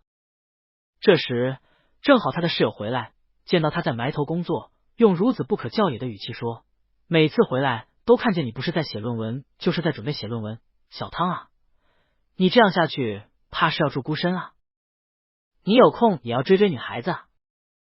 汤圆腼腆的说：我不感兴趣。室友觉得他很不开窍，说：哎呦，看看你还是个小孩子，什么都不懂。汤圆心想，有人追我的。这过去小半天了，他才开始回过味来，觉得受宠若惊。毋庸置疑，孟天佑是个很优秀的人，被优秀的人追求示爱，肯定会让人觉得开心啊。又忧心忡忡，孟天佑恋爱经验肯定比他丰富多了，那假如他们俩谈恋爱，他想象不出来。汤圆没人可以问，他这边照常的跟孟天佑聊着天，一边在暗自困扰，又抽空研读了好几本心理学著作，琢磨着自己这个是不是厄勒克特拉情节。可厄勒克特拉情节是指女孩有恋父情节，他是男孩啊，但他又的确是因为自幼丧父，且由大哥抚养长大，从而对年长男性天然产生好感，所以他才会对孟天佑另眼相待。大概吧。孟天佑还真的退回到一个拿捏相当好的距离，每天来关心他，问他在学校里都发生了什么，今天遇见谁了。不但如此，还给他寄礼物，寄来各种各样的礼物，单独看来都不算太贵重。他一跟孟天佑说，孟天佑就回他，这才几个钱，你就别给我推来推去了。我这不是在追你，我就当我钱没地方花。我是还没有开始追你，但我就不能对你好了吗？要是送的太贵了，像之前的那个西装一样，他还能理直气壮的拒绝。这种不昂贵却用心的小物件，他犹豫就接受了，回头想想还给孟天佑回送一个，不然不好意思白拿人家的。他偷偷困扰了好些日子，实在憋不住，去找二哥汤蒸说话，说有个朋友的八卦，想找他出主意。汤蒸表示洗耳恭听。汤圆委婉的说，我有个朋友，我真的有个朋友，他在被一个已经工作的人追求，他不知道该怎么办好。汤蒸，你朋友也还是学生吧？大几啊？汤圆撒谎，研三。我师兄。汤蒸乐呵呵的说，那有什么问题？这也快工作了。汤圆，对方年纪大他有点多。大多少？差不多10岁。还好吧，其实看上去年轻漂亮就行，具体年龄无所谓。你不觉得不太好吗？我为什么要觉得不太好？喜欢不就行了？主要我朋友也不知道他是不是喜欢。汤蒸直率的说，那让你朋友想清楚是不是喜欢对方呗。不过你为什么来咨询我恋爱问题啊？都没人跟我谈恋爱，我哪知道啊，我就瞎出主意，你听一耳朵就算了。二哥倒是很有自知之明。汤圆叹了口气，想，他觉得二哥还不如他呢。怎么着，他也比二哥更开窍一点。换导师以后，汤圆研究工作进行的顺利，还比以前要空闲了，偶尔放假没什么事，他就应约去跟孟叔叔吃饭。他比以前郑重多了，还会穿上他仅有的一套正装，每次都穿这一身，跟孟天佑去了好几家高档餐厅，还去过几次孟天佑的家里。孟天佑看到有什么新研究，都会拿来给他看看，跟他讨论讨论，就好像他们还跟之前一样是好朋友，又好像不太一样了。他也分辨不出来这是普通朋友的交往，还是在泡他。就这样含糊不清的暂时混日子混下去。等回过神来的时候，他宿舍铺位已经变了个样。汤圆没发现，他都没空去想大哥的事了。他也不为大哥跟别人谈恋爱而感到难过，也不再觉得身处异乡很寂寞。清明节放假那几天，大哥打电话联系他，他才记起来他好像还有个大哥。汤旭恩关心他问，清明回家吗？要是做研究很忙的话，不回家也没关系。过年那会儿他跟孟天佑跑了，就挺愧疚的，清明当然得回家。汤圆一口答应下来，回去的。汤旭恩，那我给你把屋子整理整理。转过头，汤圆就告诉孟天佑自己清明要回家给爸爸妈妈扫墓。完了他又想起孟天佑没有家人，觉得自己是不是说错话了。趁这机会，孟天佑就简单把他家的事给汤圆讲了讲。孟天佑回想了一下，他几乎是个没有童年的人。他不是母亲出于爱情而生下来的孩子，后来也没有人教过他怎么样去恋爱。他就学着妈妈跟爷爷的样子，按部就班的工作生活。一眨眼就到现在了。孟天佑不嫌麻烦的说，等那天我去接你，开车送你去火车站。汤圆怪不好意思的，不用了啦，我自己可以去，你那么忙。孟天佑昧着良心说，不忙啊，忙的话我才没空去送你。汤圆想了想，轻声细语的说，那好吧，我也挺想见你的。孟天佑差点一口气没喘上来，这小孩有时候说话可真的太磨人了，看上去呆头呆脑，偶尔来那么一句，他根本顶不住啊。即使隔着手机看不到表情，他也能想象出汤圆那可爱的模样。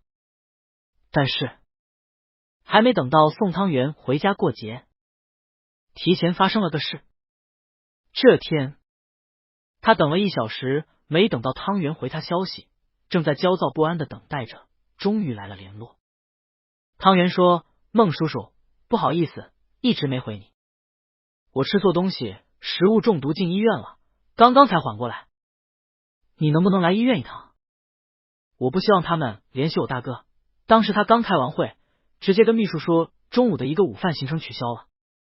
孟天佑打电话过去，汤圆接起电话，虚弱的说，喂，孟叔叔。他病得有点委屈。孟天佑问，你在哪呀？我现在去医院找你。汤圆把自己所在的医院告诉他，孟天佑立马赶过去了。孟天佑赶到医院的时候，汤圆的室友还在，见到有个年长男人来找汤圆，以为是他在首都的亲戚之类的。汤圆喊了声孟叔叔，小伙子傻里傻气的跟着喊孟叔叔。孟天佑心下是不快的，汤圆才18还脸嫩，喊他叔叔就算了，他对待旁人的标准就不一样了。但为着汤圆，孟天佑只是板着脸说，谢谢你帮助了汤圆，改天请你吃饭，今天这边不用麻烦你了，我会在医院陪他的。这次汤圆生病住院，前后都是孟天佑在照顾他，后天直到他病全好了，才跟大哥提了一嘴自己之前生病的事，可把汤旭恩惊了一跳。他这次食物中毒的原因并不复杂，昨天半夜他写完论文才记起来饭还没吃，随便找点东西吃，食物放了2天，以为没什么事，他一向是这样糊弄进食，结果这次中了招。汤圆不是娇生惯养的类型，但他在生活方面还挺凑合的。孟天佑起初还以为是不小心在哪家卫生不合格的餐厅中了招，问了才知道是这小孩自己作死。汤圆看他脸色难看，还以为要被骂了，耷拉着脑袋。孟天佑用最凶的脸说最没脾气的话，以后我每天按点问你有没有好好吃饭，吃的健不健康，要是我问你了，你至少得在半小时内给我好好吃饭，知道吗？他看着汤圆的检查报告，开始挑毛病。你看看你，还有慢性胃炎，别觉得自己现在年纪小就不当一回事，等你老了就知道麻烦了。身体是革命的本钱，身体好了，你以后才能更好的工作啊。汤圆有种在被大哥说教的错觉，但是大哥没孟天佑这么凶。不知怎地，汤圆开始走神，他想起小时候的一件事。他跟同一条街上的一个小孩是一起小学入学的，在他跳级前2个人同班，但是关系很不好。3年级时有一次考试，他照例考了100分，而那个小孩考了不及格。放学汤圆路过同学家门口，听见他在被妈妈骂，还听见说到了自己的名字。他偶尔能从那人家没关的大门里看到那小孩被爸妈拘着在家写作业，过了一阵子成绩提高了一些。每次被父母紧着就好，放松了又跌下去，起起伏伏。只要一听见邻居家鸡飞狗跳的打孩子声，汤圆就知道这是又开始了。他们家从不会发生这样需要打骂催促孩子学习的事，倒是他有一回因为写错一个字没拿到满分而哭个不停，被大哥安慰了好久。就是有点羡慕。他做梦的时候会想，要是自己的爸爸妈妈还活着，也会这样子该骂就骂自己吗？不，他应该不会被骂，但是二哥就说不准了。哈哈，大抵是人没有感受过就会好奇。因为他从小没有父母，大哥怜惜他是老幺，他又天生性格文静，所以记忆里连被大哥说重话的时候都没有过。没事为什么要挨骂？那不是犯贱吗？孟天佑凶巴巴的关心他，他一点也不觉得生气，反而挺窝心的。过了一会儿，孟天佑更生气了。我跟你说话呢，你发什么呆？该不会是还想着回去工作吧？别想了，等会儿吊完水，我带你上我家去休息。汤圆这才回过神来，羞涩拒绝说：不好麻烦你吧，你工作那么忙，浪费您时间，我过意不去，我回宿舍就行。这也不是什么大毛病。孟天佑马上拉下脸，让你去就去。别逞能，你才19，还是个小孩呢，就需要大人照顾，不然让你室友照顾你啊？人家没那么责任啊。汤圆不懂就问，那你也没有责任啊？我有这个责任。孟天佑老脸都不红一下，仿佛一本正经，理所当然的说，我还打算过2年以后追求你，现在不得铺垫一下，不然真等到2年后再对你好。懵懵懂懂的小汤圆最受不了这种过于直接的示好，他瞬间红透了脸。他坐在冷冰冰的椅子上，却一点也不觉得冷，一时间不知所措，只低低的嗯一声。孟天佑还说，春捂秋冻，你穿的太少了。说着还把自己的风衣脱下来给汤圆披着。衣服刚脱下来，还有孟天佑的温度残留在上面，他觉得一直暖和到他的心底去了。他闻了闻，依然是上次的味道，淡淡的男士香水味，还有一点熏上去烟草味儿。孟天佑这次仔细在观察他，发现他在偷偷闻衣服，心里还忐忑一下，想应该没什么味儿吧。他很爱干净啊。孟天佑问，你在闻什么呀？嫌弃我的衣服臭啊？本来是开玩笑的，没想到汤圆竟然还真的红着脸微微点头，然后又摇头说有烟味。孟叔叔，你少抽烟，对身体不好。孟天佑一下子窘迫了，他脸颊紧绷，我就偶尔抽2支，应酬场上总得会抽烟啊。你也是男孩子，你没接触过呀？汤圆认认真真的说，我们家做餐饮的吗？很注意环境卫生，我大哥不抽烟。想了想，我二哥应该也不抽。其实自己撒了谎。孟天佑想，他是高中的时候就开始偷偷抽烟了，倒也不是喜欢，只是觉得自己是大人了，记不得是哪一天放学后同学拿了一包烟来，让他一起抽1支试试，后来慢慢就学会了，之后觉得抽烟解压。压力最大的时候，他能成宿的抽烟，最近还算是好的，去见小孩以前他都会记得不抽烟。汤圆望着他的眼睛，天真好奇的说，那你下回有空教教我。孟天佑心底升起一股难以言喻的懊悔，他有一种教坏小孩的罪恶感，说你不用学。汤圆的手机响了起来，打断了他们的对话。孟天佑松一口气，他还真不知道汤圆还是追问下去的话他怎么回。汤圆回复了新收到的消息，再同他说，我老师说给我批了3天病假，不够再请，让我好好休息。点滴都掉完了。孟天佑带着他回家。孟天佑在医院耽搁了大半天，这会儿得去把落下的工作补上，问，你自己待在客厅玩行不行？还给汤圆展示他新买的游戏机，怒，游戏机我都买好了，你可以躺在这里玩游戏。真当他是小孩了。汤圆怪傻眼的，说，我没玩过游戏，我不会玩游戏。孟天佑也不玩，他觉得汤圆年纪轻，说不定会爱玩，他才买齐了市面上比较出名的3款最新的游戏机，还扫了市面上所有比较热门的游戏光盘跟卡带。孟天佑，你不爱玩啊？他没谈过恋爱吗？汤圆又不是女孩子，他也想不到该送什么。汤圆想想，说，我试着玩玩吧。孟叔叔，你不用管我，你去工作吧。孟天佑点点头，担心的多看了他好几眼，才转头进了书房，戴上降噪耳机，开始联网视频处理一个会面工作。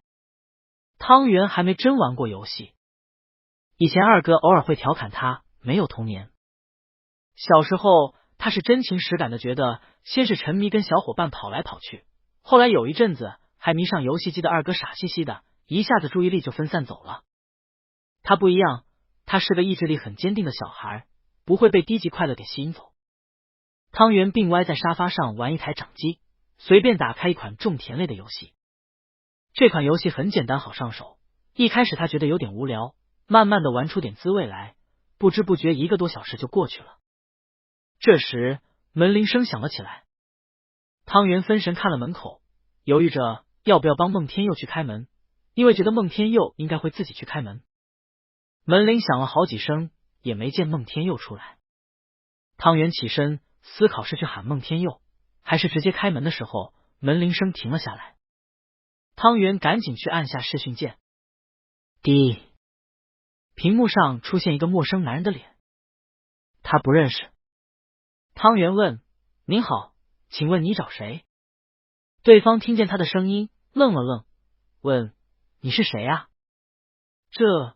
这是孟天佑家吗？还嘀咕：我肯定没找错门啊。汤圆说：是孟天佑家，我是他的朋友。啊，这人像是想起了什么，这才恍然大悟似的说：哦，我知道了。哈哈，这是在笑什么？汤圆迷惑，刚想着，匆忙的脚步从背后传来。孟天佑看到屏幕上的人，又看看汤圆，自认倒霉的咂舌一声，轻声自语：怎么偏偏挑这时候来了？汤圆问：你朋友吗？说：对不起，我看你没过来，怕来找你的人错过了，就打开问问。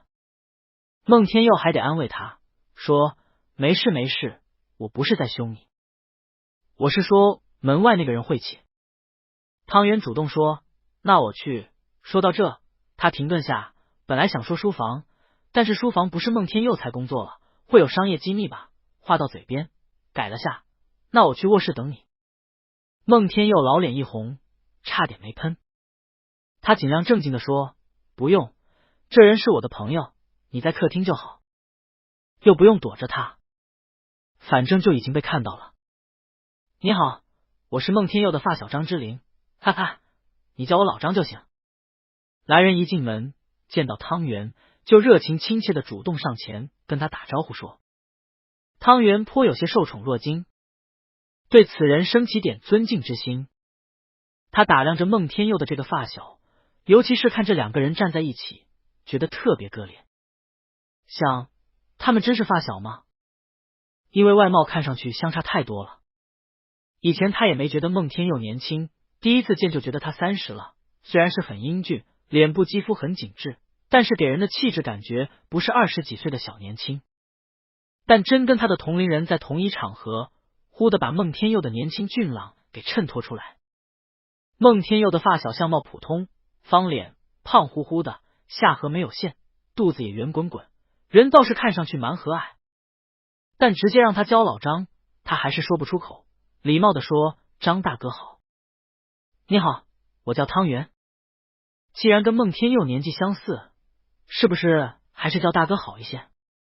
孟天佑温温柔柔的跟他说：汤圆，你去玩吧，这里你不用管。汤圆本来就不喜欢人际交往，点点头，自顾自走开了。他一走，背对着汤圆，孟天佑一秒翻脸，不耐烦的说：我办公呢，你突然过来干嘛？要不是因为汤圆在场，他能更不客气，这还是为了让汤圆觉得他温柔，他才尽量语气好一些。张之琳显然是早就习惯他的臭脾气了，举了举手里的一个袋子，其实也没什么事，就是我爸在乡下瞎捣鼓种田，不是闲着没事吗？他这回种了新品的萝卜呀、菜呀，说是很好吃，还有香椿什么的，他让我给你送点过来，给你尝尝鲜，他好显摆显摆。他还问你下回什么时候跟他一起去钓鱼。孟天佑最近没什么空。张之琳：哦，还有，让我问你，最近忙什么都不去钓鱼了？忙着泡小汤圆呢。这话怎么可怜有脸说得出口？孟天佑面无表情的想，却说没什么，就是工作忙。谢谢你了，你回去跟叔叔说一声，我有空以后一定联系他。张之琳一脸惶恐，我的天哪，你难得这样跟我说话，我竟然觉得不适应，鸡皮疙瘩都要起来了。说着还瞄了汤圆一眼。被注视的汤圆不解，为什么要看他？张之琳，我知道，我回去以后一定跟我爸说你在忙。孟天佑想冷静，但还是着急，说你可不要添油加醋跟人说什么有的没的呀。张之琳越过他，还瞅了一眼汤圆，啧啧称奇，压低声音抱怨他说，之前我带我儿子来玩，你嫌弃的要死，连给我儿子开个动画片看都不乐意。虽然那小子被你吓得规规矩矩的，但是你现在竟然准别人坐在你那张死贵的沙发上打游戏啊！你这养小男朋友还是养儿子呢？游戏机还是我买的呢。孟天佑在心里冷哼一声，丝毫不为自己的双标感到羞耻，说你管好你自己就行，把东西放下，可以走了。张之琳厚着脸皮说，你办公就办公吗？我能留下跟你的小心肝说说话吗？孟天佑的一张老脸彻底红了，还得若无其事的否认，什么小心肝？你恶心不恶心啊？滚！张之琳赖着不走，不滚。秘书发来消息，催他赶紧回去。孟天佑无奈说，你别吓着他，我还没跟他谈恋爱，就当他是个普通的晚辈，注意说话的分寸。我先去书房了。说完，针先放置着他不管了。张之琳蹭到汤圆的身边，在沙发上落座。汤圆紧张起来，放下游戏机，说你好。张之琳笑眯眯的说，没关系，小同学，你玩就是了，我儿子也喜欢玩这个游戏，我还知道一些小技巧呢。汤圆顺着问，你儿子？张之琳，是啊，我都结婚好多年，儿子快上小学了。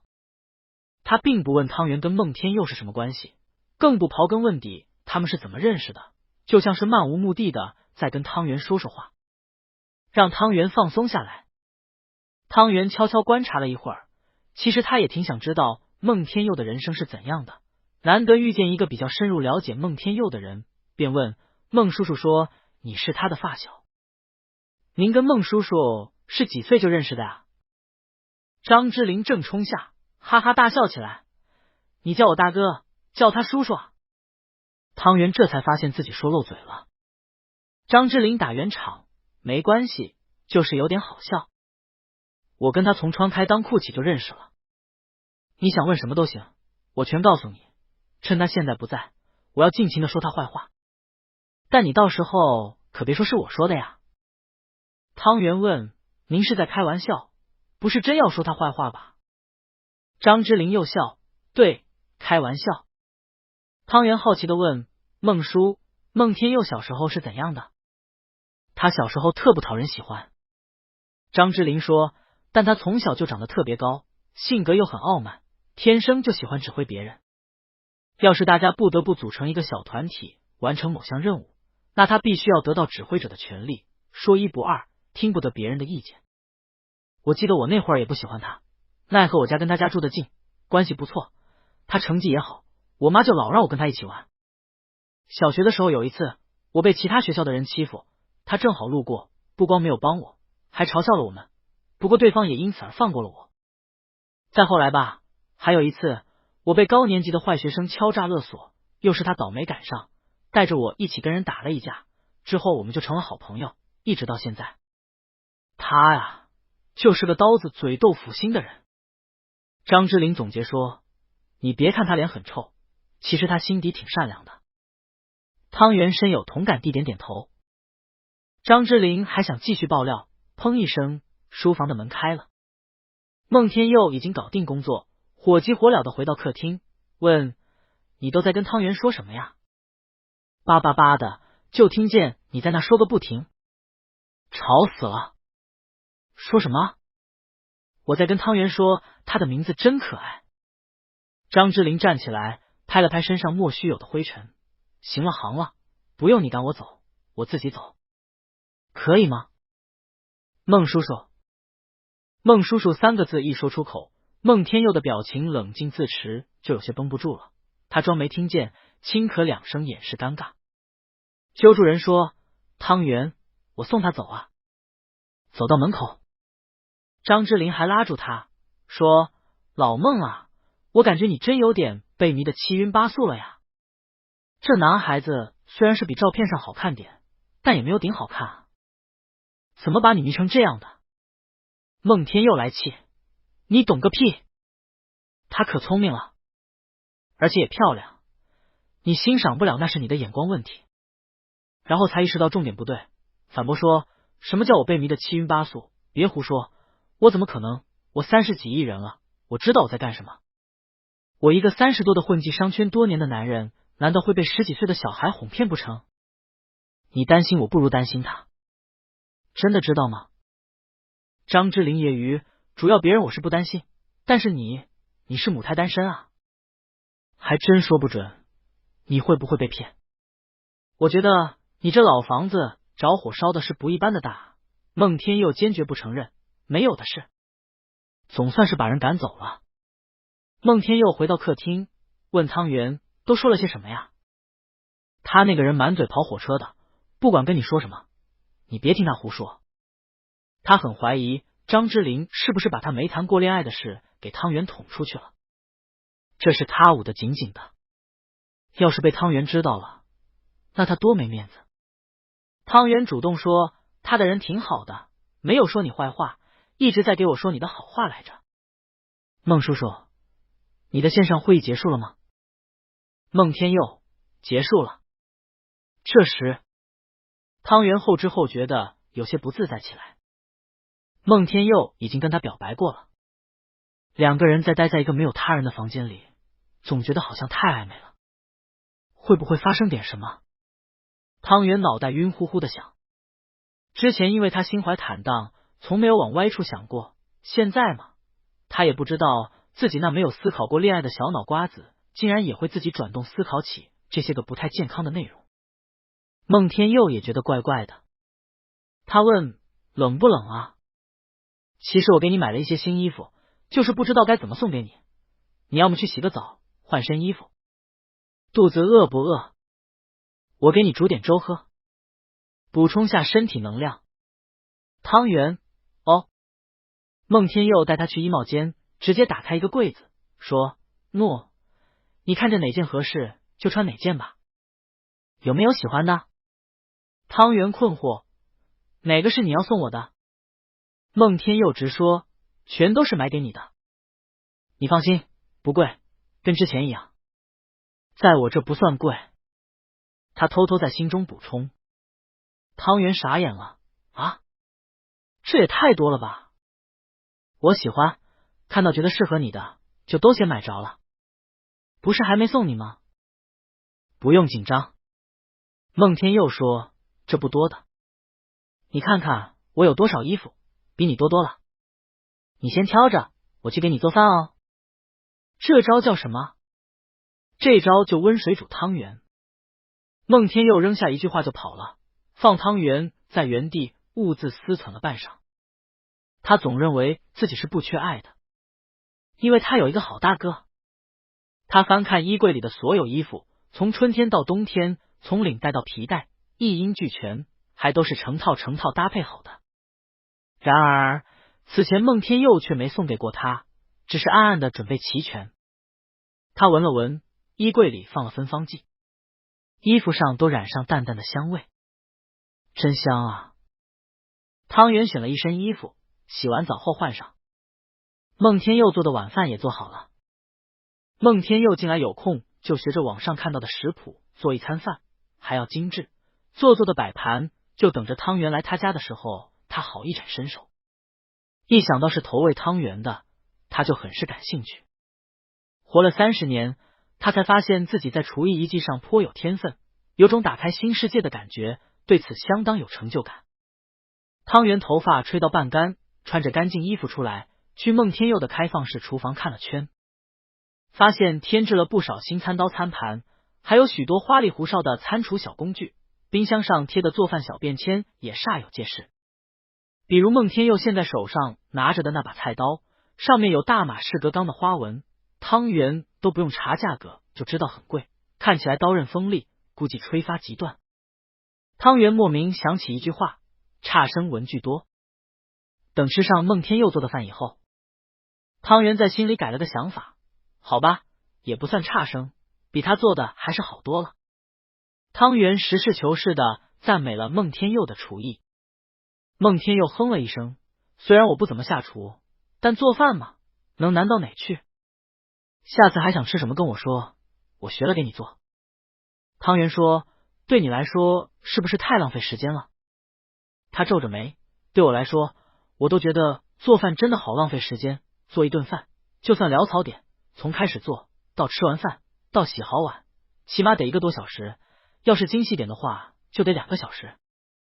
以前孟天佑也是这样认为的，他说有空再做吗？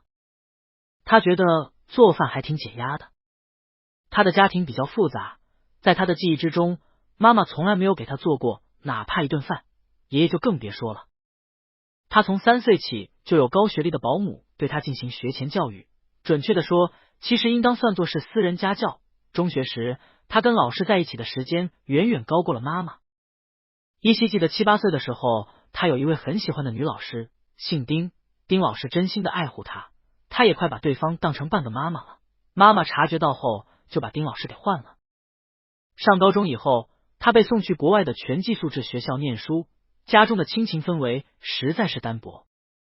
有时他觉得妈妈跟爷爷是想和他亲近的，可惜他们在此方面都毫无天赋，又没有空，一天落一天，一眨眼一辈子就过去了。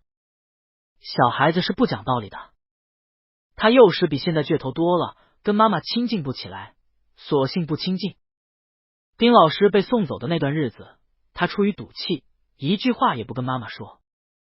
后来有天晚上，他半夜起来上厕所，听见女人的哭声。他扒在墙后，看到妈妈坐在没开灯的偌大客厅里，一边喝酒一边轻声啜泣，完全没有平日里女强人的刚强坚毅、无所畏惧的模样。原来妈妈也会哭啊！幼时的孟天佑想。他看了很久，到最后还是没敢走出去，因为在平时这样做绝对要被妈妈狠狠的骂一顿。他那时还那么小，但已隐隐约约的对妈妈的骄傲感同身受。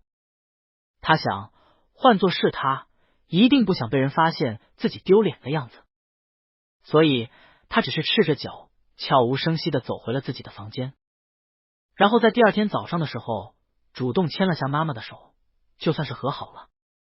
最近不知道为什么又梦见了这件事，只是他忽然想，要是妈妈还活着的话，他可以做这顿饭给妈妈吃，顺带带汤圆给妈妈见一面。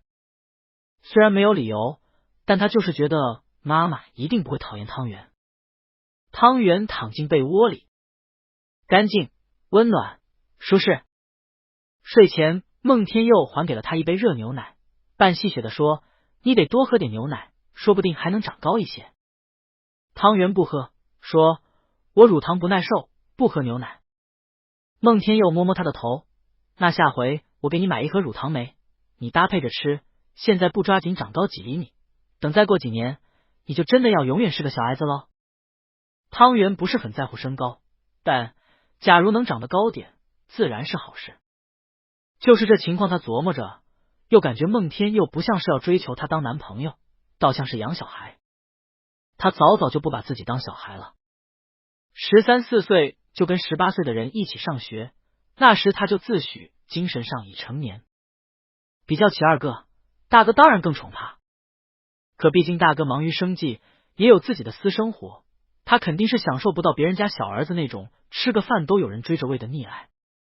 以前他还被中2期邻居家小孩愤愤不平的问：“你该不会是重生的吧？”汤圆，其实你的身体里装着大人的灵魂。汤圆相当无语，他小时候没人把他当成幼稚的小孩，现在长大了却被孟天佑当成小朋友对待，该怎么形容他的心情呢？总之肯定是不讨厌的。孟天佑又摸摸他额头，并不狭腻，说：“睡觉吧，我去客厅睡。”汤圆往边上挪了挪，卧在床的半边，说：“孟叔叔，你坐下来，我们说说话吧。”汤圆自己没发觉眼神有多依恋柔软。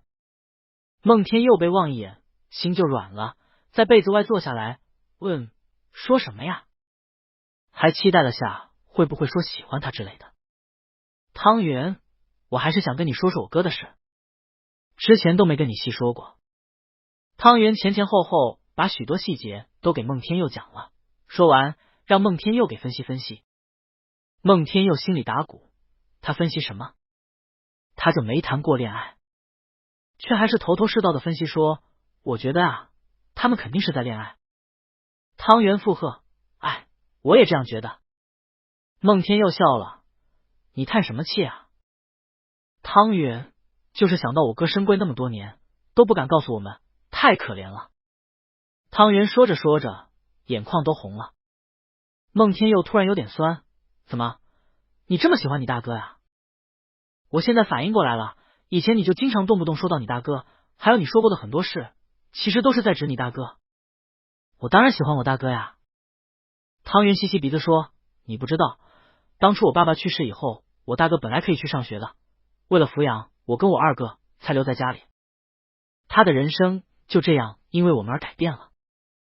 我知道我是对不起他的，假如没有我们两个拖油瓶弟弟，他说不定能过得更好。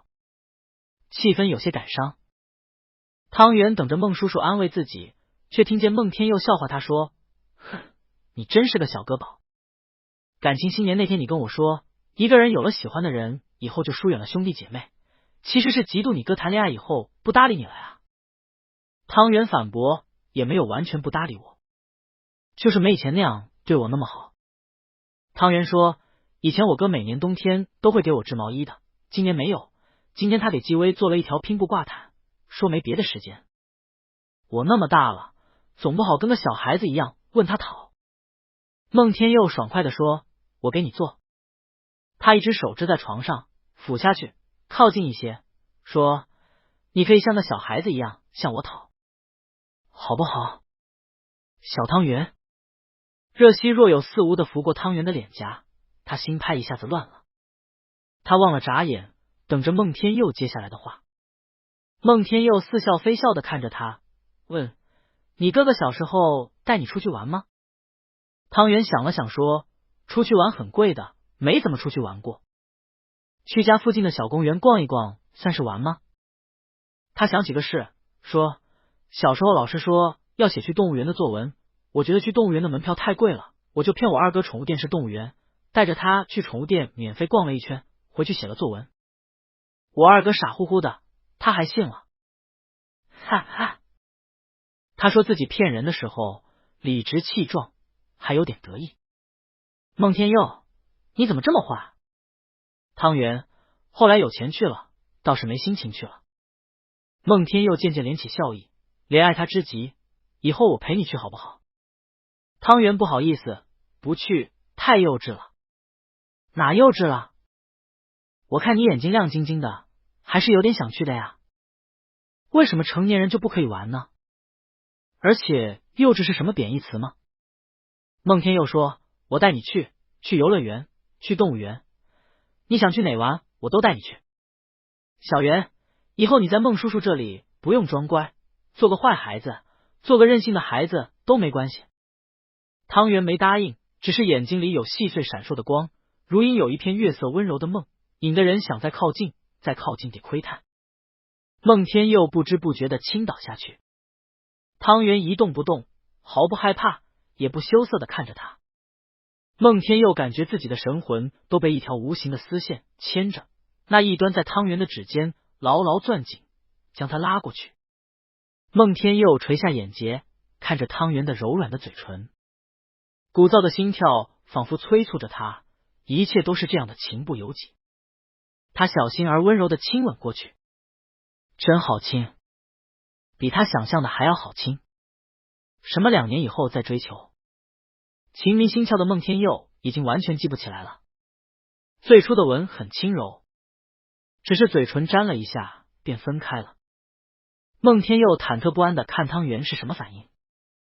汤圆不惊惶也不讨厌，一言不发，只用一种很乖很喜欢的眼神回望住他。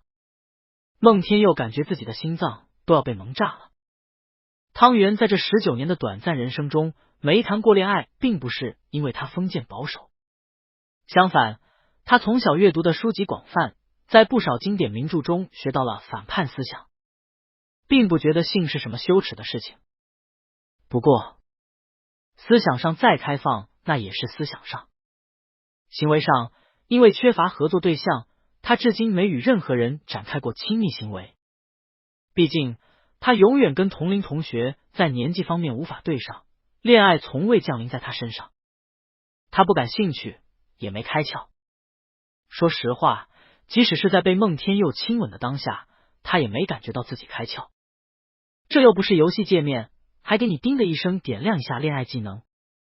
他只是迷糊而好奇的与孟天佑亲吻着，感受着湿润柔软的触感，并不激烈。所以他还有空在思维乱飞，思考起来，亲吻是人类繁衍前必不可少的程序，但其实跟繁衍的具体步骤没关系。不，两个男人是无法繁衍后代的，即使发生关系，也只是出于爱欲。那亲吻的意义在哪呢？为什么会够调动他身体里会使他愉悦轻松的激素？孟天佑哪知道他的小脑瓜子里在乱转，他已经没办法思考了，脑子热乎乎的，像 CPU 烧过头了，却没短路，仅在反复执行亲吻这一程序。最可怕的是，汤圆不但乖巧顺从，他还回应，这让寡了30年的孟天佑哪能把持得住？压着把人亲了一会儿，觉得支的手臂酸，又把人抱起来亲，可以说是自暴自弃，也可以说是爱不释手。汤圆坐在他的腿上，手搭在他的肩膀，笨拙但热情的回应，他很自然的顺应着身体的感觉，完全不压抑自己。这感觉很新奇，既舒服又磨人。他这才刚洗过澡，身上芬香，脸颊嘴唇却那样柔软。孟天佑的手按在汤圆的后腰，觉得汤圆轻得很，手心透过薄薄的布料感受到的皮肤也很薄，像是没什么脂肪，整个人都瘦伶伶的，浑身上下没几两肉，就像是一枝花茎纤弱的小花。他甚至不敢怎么碰，只怕稍一用力就会被他掐断了。孟天佑以前并不觉得亲嘴有什么意思，他多多少少是有点个人洁癖的。他觉得这种交换口腔细菌的行为，除了恶心和不卫生以外，毫无意义。但他再一次因为汤圆而破例，亲着亲着还想亲更多的地方，真是奇怪了。他以前明明很 X 冷淡，自觉毫无 X 欲，他这算什么？要么没有，要么心潮汹涌，控制不住啊。孟天佑有点焦急，还得按捺着性子把汤圆睡衣的纽扣一颗一颗给解开。本来打算边亲边解扣子，结果半天摸不准扣子在哪，一颗都没解。只要暂时停下亲吻，低头专心和睡衣纽扣做斗争。可光是停下一时半刻，他又觉得按捺不住，解一颗口子，要抬头啄吻一下汤圆的嘴唇。汤圆迷蒙的看着他，也不反抗，像是被他亲懵了。这么可爱的小男友这样看着你，你能忍住不亲亲他吗？解到一半，汤圆慢半拍的反应过来了，科学严谨的问，孟叔叔，你是只想进行亲吻，还是跟我发生更深入的接触关系啊？孟天佑又觉得可爱，又觉得好笑，亲都亲了，你才问啊？害怕吗？汤圆的眼睛里还闪烁着点探究求知的光芒，说怕倒是不怕，我想你肯定是经验丰富的。汤圆说，还用充满信任的目光的看着孟天佑。孟天佑的手指僵了一下，完了，他忘了这件事了。我现在身体也舒服了，不在疾病状态，我觉得我是 OK 的。但是假如要发生关系的话，我能提前看一下你的身体检查健康报告吗？汤圆认真的问。孟天佑正处于脑子不太转得动的情形，没听明白，问什么健康报告？我身体很健康吗？汤圆索性直说了，就是您在男科方面的报告。什么意思啊？孟天佑紧皱眉，黑着脸，一言难尽的瞪着这个小孩，没好气的说，我没性病。我并不是说你的生活作风不检点，孟叔叔，但是出于保险起见，我们可以交换一下吗？我也可以给你看我的。孟天佑脸色那么难看，汤圆还淡定自若的疯狂踩踏雷区，而且还是以一种天真单纯的态度提出来的，气人却很可爱。孟天佑被他气个要死，还没办法骂他。为什么汤圆总是能这样，一两句话就调动他的情绪？憋半天，孟天佑也没好意思说自己是处男，从没有过 X 行为。汤圆都说了这么扫兴的话，也没让被烧起来的灶火熄下去，反而有种风扑欲裂的趋势。孟天佑暴躁地说，现在去做身体检查是来不及了，要么你自己看看有没有问题。汤圆脸红了红，低头看，龙在阴影里看不大清，他懵懵懂懂的，还要镇定下来，装成很仔细的观察，其实什么都没看进去，光觉得还挺大的，割了 BP 很干净，且得做定论说，粗略看是什么没问题，但是我的眼睛又不是显微镜，也不能测病毒，我觉得我们还是改天吧。孟天又被他逗笑了，他到底还是忍耐住，说你害怕就害怕呗，还要扯东扯西的。孟天佑穿好衣服，起身离开床，说你赶紧睡吧，我在客厅。走到门边，又回头叮嘱他先别出来。汤圆点头，就这样含糊不清的睡了。隔天一早醒来，黏糊糊的，他起得早，就去有洗衣机烘干机的浴室洗裤子。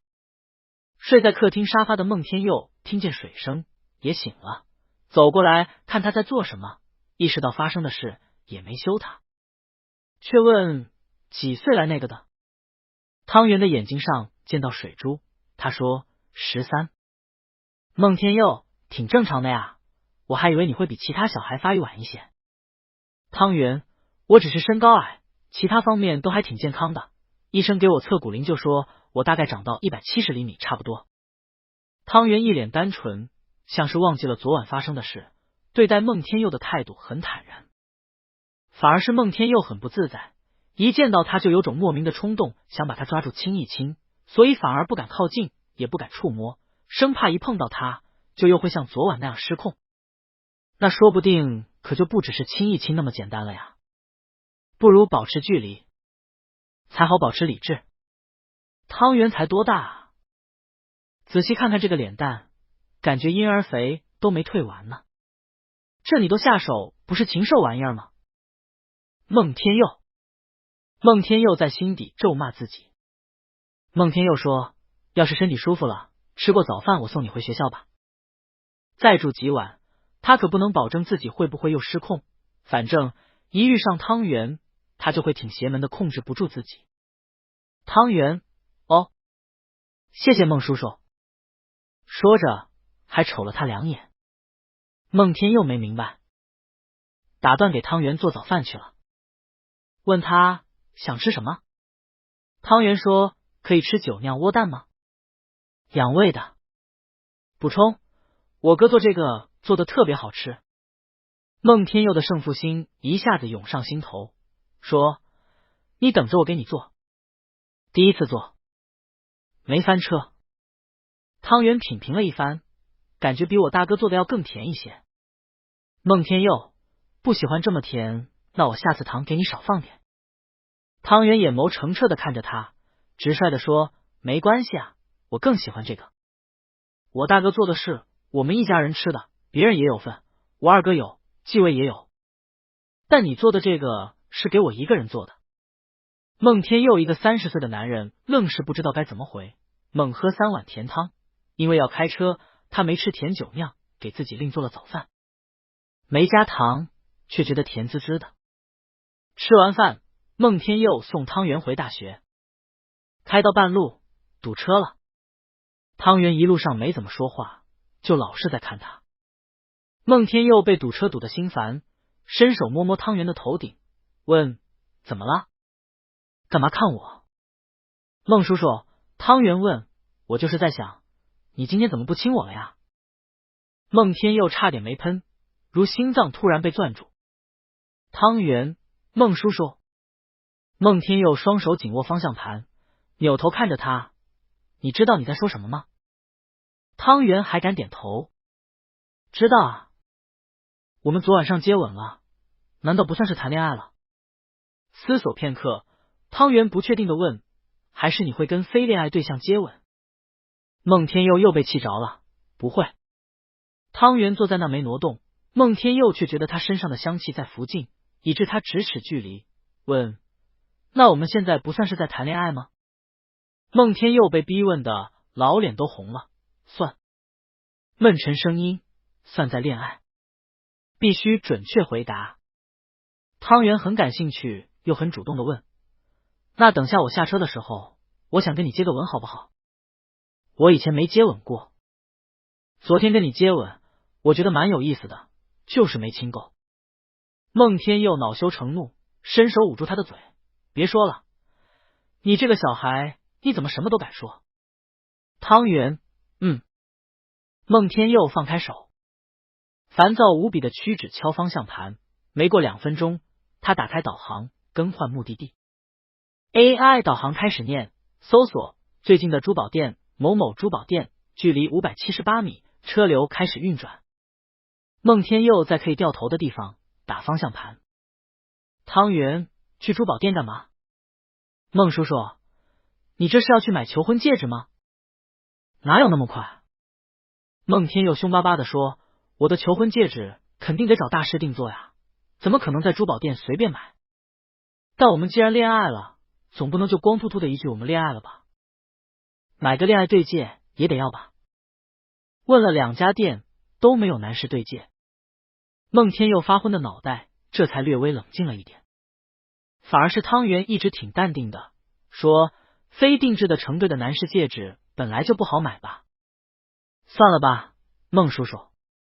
孟天佑面子挂不住，坚持说不行，肯定能买到的，我得让人问问哪里有。他取了折中方案，我先送你回学校，等我买到以后我再去找你。孟天佑故意板着脸，等把汤圆送到学校，在路边停车。他特意选了条应该比较冷清的路，但还是有几个学生往来的，能从前窗窥探到车里的场景。尽管并没有几个人在看这里，但只要一抬头或是投来视线就能看见他们，这让他怎么提离别亲吻的事？而且他作为这段恋爱里的年长者，怎么着也不应该是他上赶着吧？跟年纪小自己这么多的男孩子谈恋爱已经是很难以启齿的事情，可不能再进一步的昏了头。他个人的基本行为准则还是得把握住的。孟天佑不自觉的眉心紧锁，他想起来好几个或是听说或是见过的案例，还有那种为了迎合年轻恋人强行把自己装扮年轻，结果看上去就是老黄瓜刷嫩期，不伦不类，十分可笑。他先前见了，也在心底觉得不耻来着。总而言之，不能被汤圆吊着走。如此，孟天佑严肃审慎的暗自断论。正想着，便听见咔嗒的解开安全带卡扣的声音，然后汤圆朝他靠近过来，问孟叔叔，你答应要亲我一下，你忘掉了吗？孟天佑不看他，没。汤圆轻轻拉了拉他袖子的手臂部位，孟叔叔。孟天佑无奈，到底还是转头看向他。汤圆微微仰头看着他，主动把眼镜摘了，这双平时在思考问题时总是漠然没有神采的眼眸，像是被注入了清灵的魂魄，闪烁着澄澈动人的光芒。他只是觉得好奇而有趣，像是寻得一件新玩具，抓着空闲时间就忍不住想多玩一玩。轻金属眼镜角合上时发出哒的一声极轻的响动，像是按下了某种许可开关。百爪挠心莫过如此。孟天佑说，只亲一下。汤圆点点头。说完，孟天佑低头吻住他。亲都亲了，索性老脸就不要了。汤圆没想到这是个深吻，他还以为就贴一下嘴唇而已，但被孟天佑捏着后颈，亲得晕陶陶。幸好孟叔叔还知道分寸，一有人出现在前窗的视野里，孟天佑立即放开了他，只是还半抱着他，意犹未尽似的在抚捏他的脖子跟发髻边缘的绒毛碎发。又一支他耳畔，捏了下他的耳垂，说：“行了，亲过了，快去学校吧。”汤圆下车，一直到他回头能看见孟天佑的车的距离时，孟天佑都没走。他现在的心情很奇异，明明身体上也没有任何的变化，可就是感觉自己已经是新的自己了。回到宿舍，室友正在书桌前学习，听见开门的动静，看到他说：“你这就回来了呀？我还以为你要在你的亲戚家多养病2天，以前怎么没听你提起过这个亲戚？看上去还蛮厉害的，在哪工作的呀？”“那不是我亲戚，那是我男朋友。”汤圆想。汤圆傻笑了下，敷衍过去，以前不太熟。他也没说计划。室友继续学习，过了半分钟，才像是漏掉了什么，再次转头说：“你身上的衣服不是去医院的那身啊？你去医院的时候带衣服了吗？”“我就说你今天怎么看上去变帅了，腿显长，身高看着都像是不止1.7米了。”汤圆说：“弄脏就换了一身，老师给的假还没用完。”他是蛮爱学习，但这会儿也有点恋爱上头，打算趁这机会给自己放了2天假。下车前，孟天佑还往他的手里塞了个袋子，让他到宿舍了再打开，里面装着游戏掌机、1盒游戏卡，还有一个便携装药片盒，按照每天把维生素片、钙片都给他装好了，一共7格，1星期的量，取服很方便。盒子上贴了张便签纸，写着：“吃完了，下次见面的时候带过来，我再给你装好。”汤圆拿着药片盒看，心底暖洋洋的。孟叔叔不愧是恋爱老手，好细心哦。汤圆想，其实跟是不是老手也没关系吧，只是用心罢了。又想，汤圆躺在床上戴着耳机，接着玩孟天佑送的游戏机，放松的打了一下午卡通可爱类型的小游戏。傍晚时分，他收到孟天佑发来的消息，离线文件接受请求。汤圆点了接收文件，很快下载好，他快速浏览了一遍。孟叔叔给他发的正是男科检查报告单，看日期就是今天刚做的检查，没什么问题。还没仔细的看完，孟天佑，我买好戒指了，你什么时候有空？汤圆，有空啊，在哪等你啊？你什么时候下班？孟天佑直接发了个定位过来，在他学校附近，离寝室楼不远。我已经到了。孟叔叔办事果然稳妥快速，不拖泥带水，不光把一切都安排的井井有条，他说过的事还都放在心上。他本来还在想孟天佑会不会乐意给检查报告，这就已经都弄好了。汤圆从架子床上爬下去，穿好运动鞋，简单迅速的出门去了。孟天佑把车停得比较远，孤身坐在一家甜品店里等他，买了一份蛋糕配红茶的套餐，只喝了茶。海盐柠檬味的慕斯蛋糕，汤圆喜欢的口味。孟天佑把小碟子推到他面前，说：“吃吧。”汤圆微微一笑，落座，不跟孟天佑客气，美滋滋的吃起蛋糕。蛋糕配的一个很小的铜勺，与其说是吃蛋糕，不如说是抿奶油，一小口一小口，不妨碍说话。孟天佑注意到汤圆吃东西的时候细嚼慢咽，拿勺子跟筷子的手势都很漂亮，明显是从小就有家中教养。想必他那个总挂在嘴边的大哥的确在教育弟弟的生活习惯方面很细心。想到汤圆问自己要身体报告的事，孟天佑就觉得好笑，问：“我发给你的报告看了吧？现在能放心我了没？”“放心了。”汤圆说：“我还没去做检查，没想到你发的那么快。你等我明天也去做个医学检查。”“不用，你怀疑我很正常，但我并不怀疑你，所以你不用给我证明。”这会儿2个人看上去不大像是情侣，没有你侬我侬跟黏在一起似的，听着倒像是冷静的交换条件谈判，可是又没那么冷酷生疏。还有2桌客人在。孟天佑不动声色的扫视了一下别桌客人的视线，他本来想等汤圆吃完蛋糕，但看这小孩跟小仓鼠似的，感觉吃了好久才吃掉半块蛋糕，他实在憋不住了，轻咳一声，尽量装成自然的从兜里掏出了戒指盒，用手指点住，推棋子一样推到汤圆面前。你是戴看看，尺寸合不合适？他的左手已经戴上了戒指，直到刚才他才把左手亮出来。汤圆暂时放下勺子，打开戒指盒，把跟孟天佑手上同款成对的戒指取出，先观察一下孟天佑，问：戴左手吗？孟天佑教他，对，左手，中指。汤圆很淡定的戴好，他舒展手指再握拳，说：尺寸正好。汤圆把手放到桌下，坐正了看着他，眼睛又亮晶晶了。孟天佑笑了，这么看着我干嘛？汤圆也笑起来，我高兴。孟天佑想，要是这小孩有小狗耳朵跟尾巴的话，现在估计已经竖起耳朵，摇起尾巴了，太可爱了。汤圆想到什么，敛起笑容，他把双手都放在桌上，姿势端正。他思忖了下该如何开口，颇为认真严谨的说：我第一次谈恋爱，也不太懂，是不是应该还要互相交代了一下过往的恋爱经历呢？我先说我的吧，我以前没有谈过恋爱，也没有喜欢过谁。汤圆说：我交代完了。孟天佑都没来得及找借口糊弄过去，这小孩已经自顾自不爱的说完了，他必须把话接下去，一时间不知该如何作答。孟天佑沉默下来，欲言又止。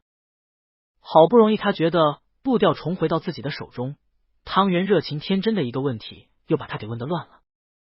其实他赞同汤圆的做法，既然要谈恋爱，不如一开始就把彼此的情史给谈明白。当然，很多人不喜欢公开自己的过往隐私，会在恋爱的过程中相互试探。可他有什么好试探的？他就没有啊。再试探也试探不出任何东西。汤圆看他不作答，倒也不意外。可能孟天佑的情史比较复杂，不知道该从何讲起，又或许是像他这样的老油条，是不会轻易坦白自己的所有恋爱经历的。被汤圆用那么可爱的眼神盯住，孟天佑却觉得自己冷汗都要冒出来了。撒谎吗？还是说实话？他的脑子里一瞬间想了许多，面子的天平在摇摇晃晃。须臾的慌乱后，索性冷静了。没有。孟天佑冷着脸，理所当然的说：我以前没谈过恋爱，也没跟任何人发生过身体关系，我一直单身到现在。汤圆。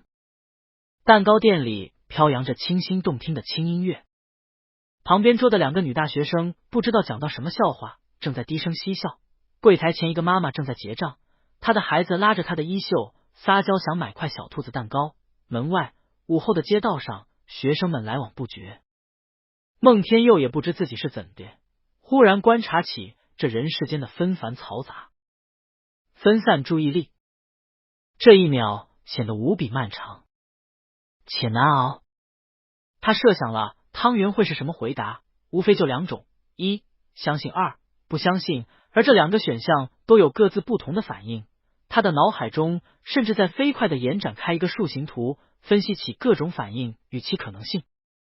然后汤圆动了，他敛起微恶的神色，低头低下一个微小的角度，思考了10秒左右，然后再抬起头，伸手推了下鼻梁上快要滑下来的眼睛，说：孟天佑相当冷静，心都没跳快一下，继续说：我从来没说过我经验丰富吧。相当的理直气壮。他坐正，刻意把手搭在桌上，坐姿较之更为舒展，肩膀腿脚都打开，一副粗犷的模样，开始一本正经的说：宁缺毋滥，洁身自好，没什么不对的吧？汤圆迟疑地点了下头，说：我还以为您在应酬场上一定有过艳遇，遇见我就得接受吗？孟天佑严肃地说：那都是软弱和卑鄙的男人的借口，为自己的朝三暮四洗白而已。汤圆听得一愣一愣，你说的对。汤圆观察孟天佑的神色，一丝破绽都没有，又端起架子了，端的还比之前要更高。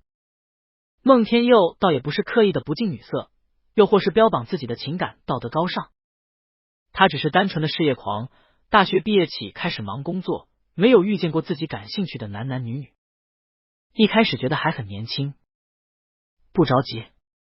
一天、一星期、1个月、1年，等回过神来的时候，已经10年过去了。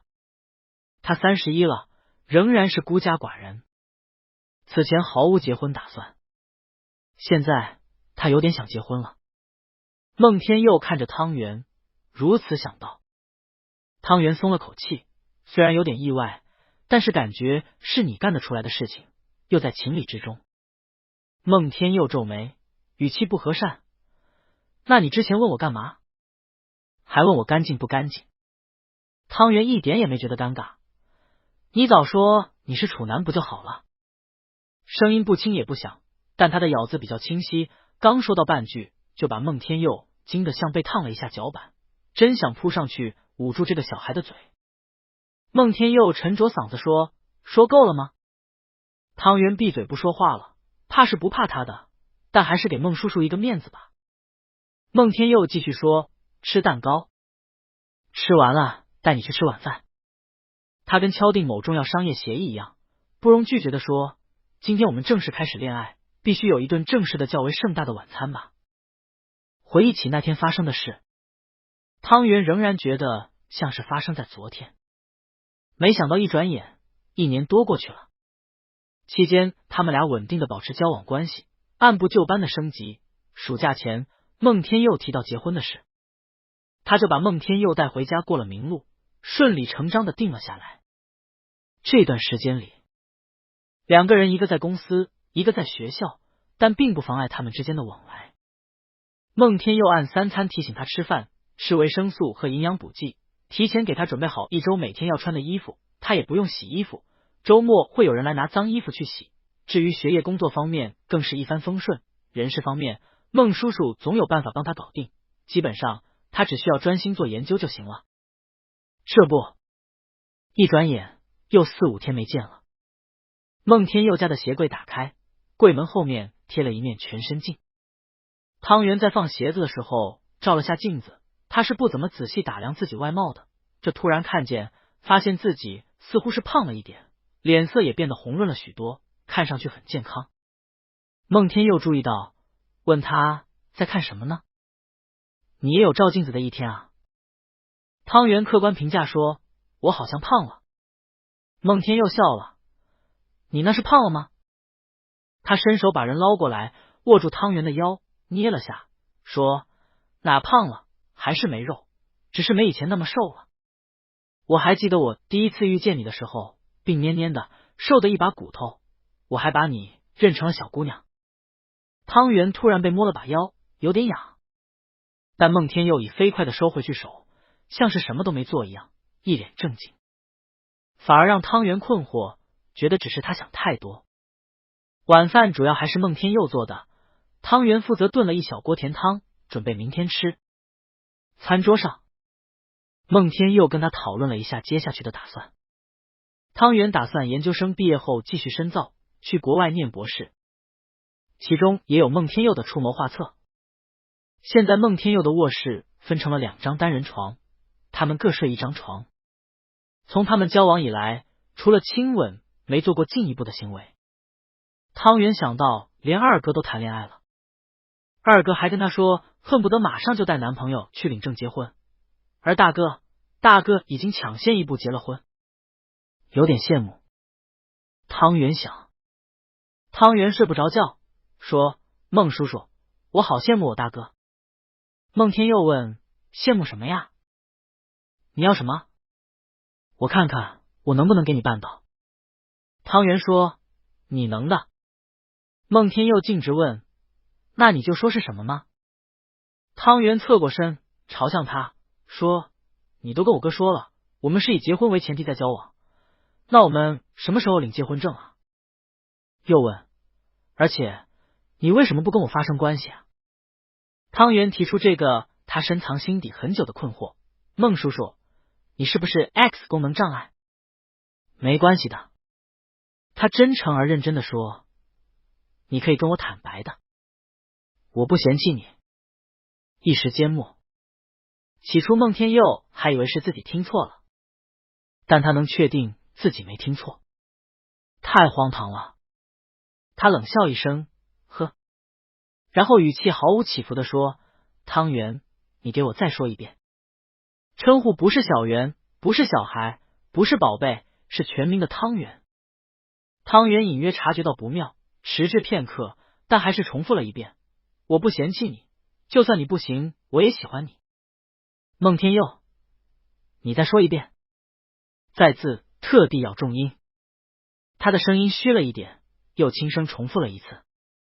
孟天佑咂舌，你还真的有胆子说3遍啊？汤圆，孟叔叔一般不生气，但生气起来还挺吓人的。汤圆被唬住，屏息静声。他在黑暗中睁圆眼睛，大致能瞧见。随着窸窸窣窣的声响，孟天佑坐起身来。汤圆不禁竖起耳朵，浑身紧张，觉得自己要挨揍了。但就在这时，孟天佑停住动作，他仅仅是坐在床边坐稳，对汤圆说，过来，小圆。肯定没好事。汤圆心跳起来，没回答，试探的问，过去干什么？孟天佑不客气且不要脸的说，让你看看我有没有 YW。 刚才问话的时候他很敢说，大抵是因为近几个月来孟天佑都对他千依百顺，照顾的无微不至，任性着就胆子越来越大。现在孟天佑一凶，他突然想起来，他对孟天佑的初印象是又冷又凶，不近人情。汤圆尝试着装成没听见，也不说话，一动不动。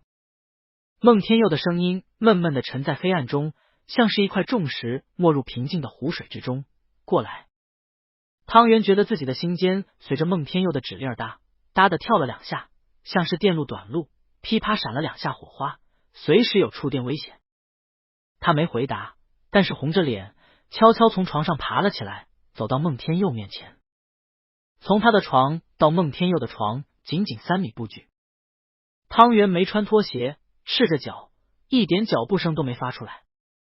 他老老实实的站在孟天佑面前，想了想，先伸出脚，走到孟天佑旁边，再试探着转过身体方向，要在孟天佑的旁边坐落。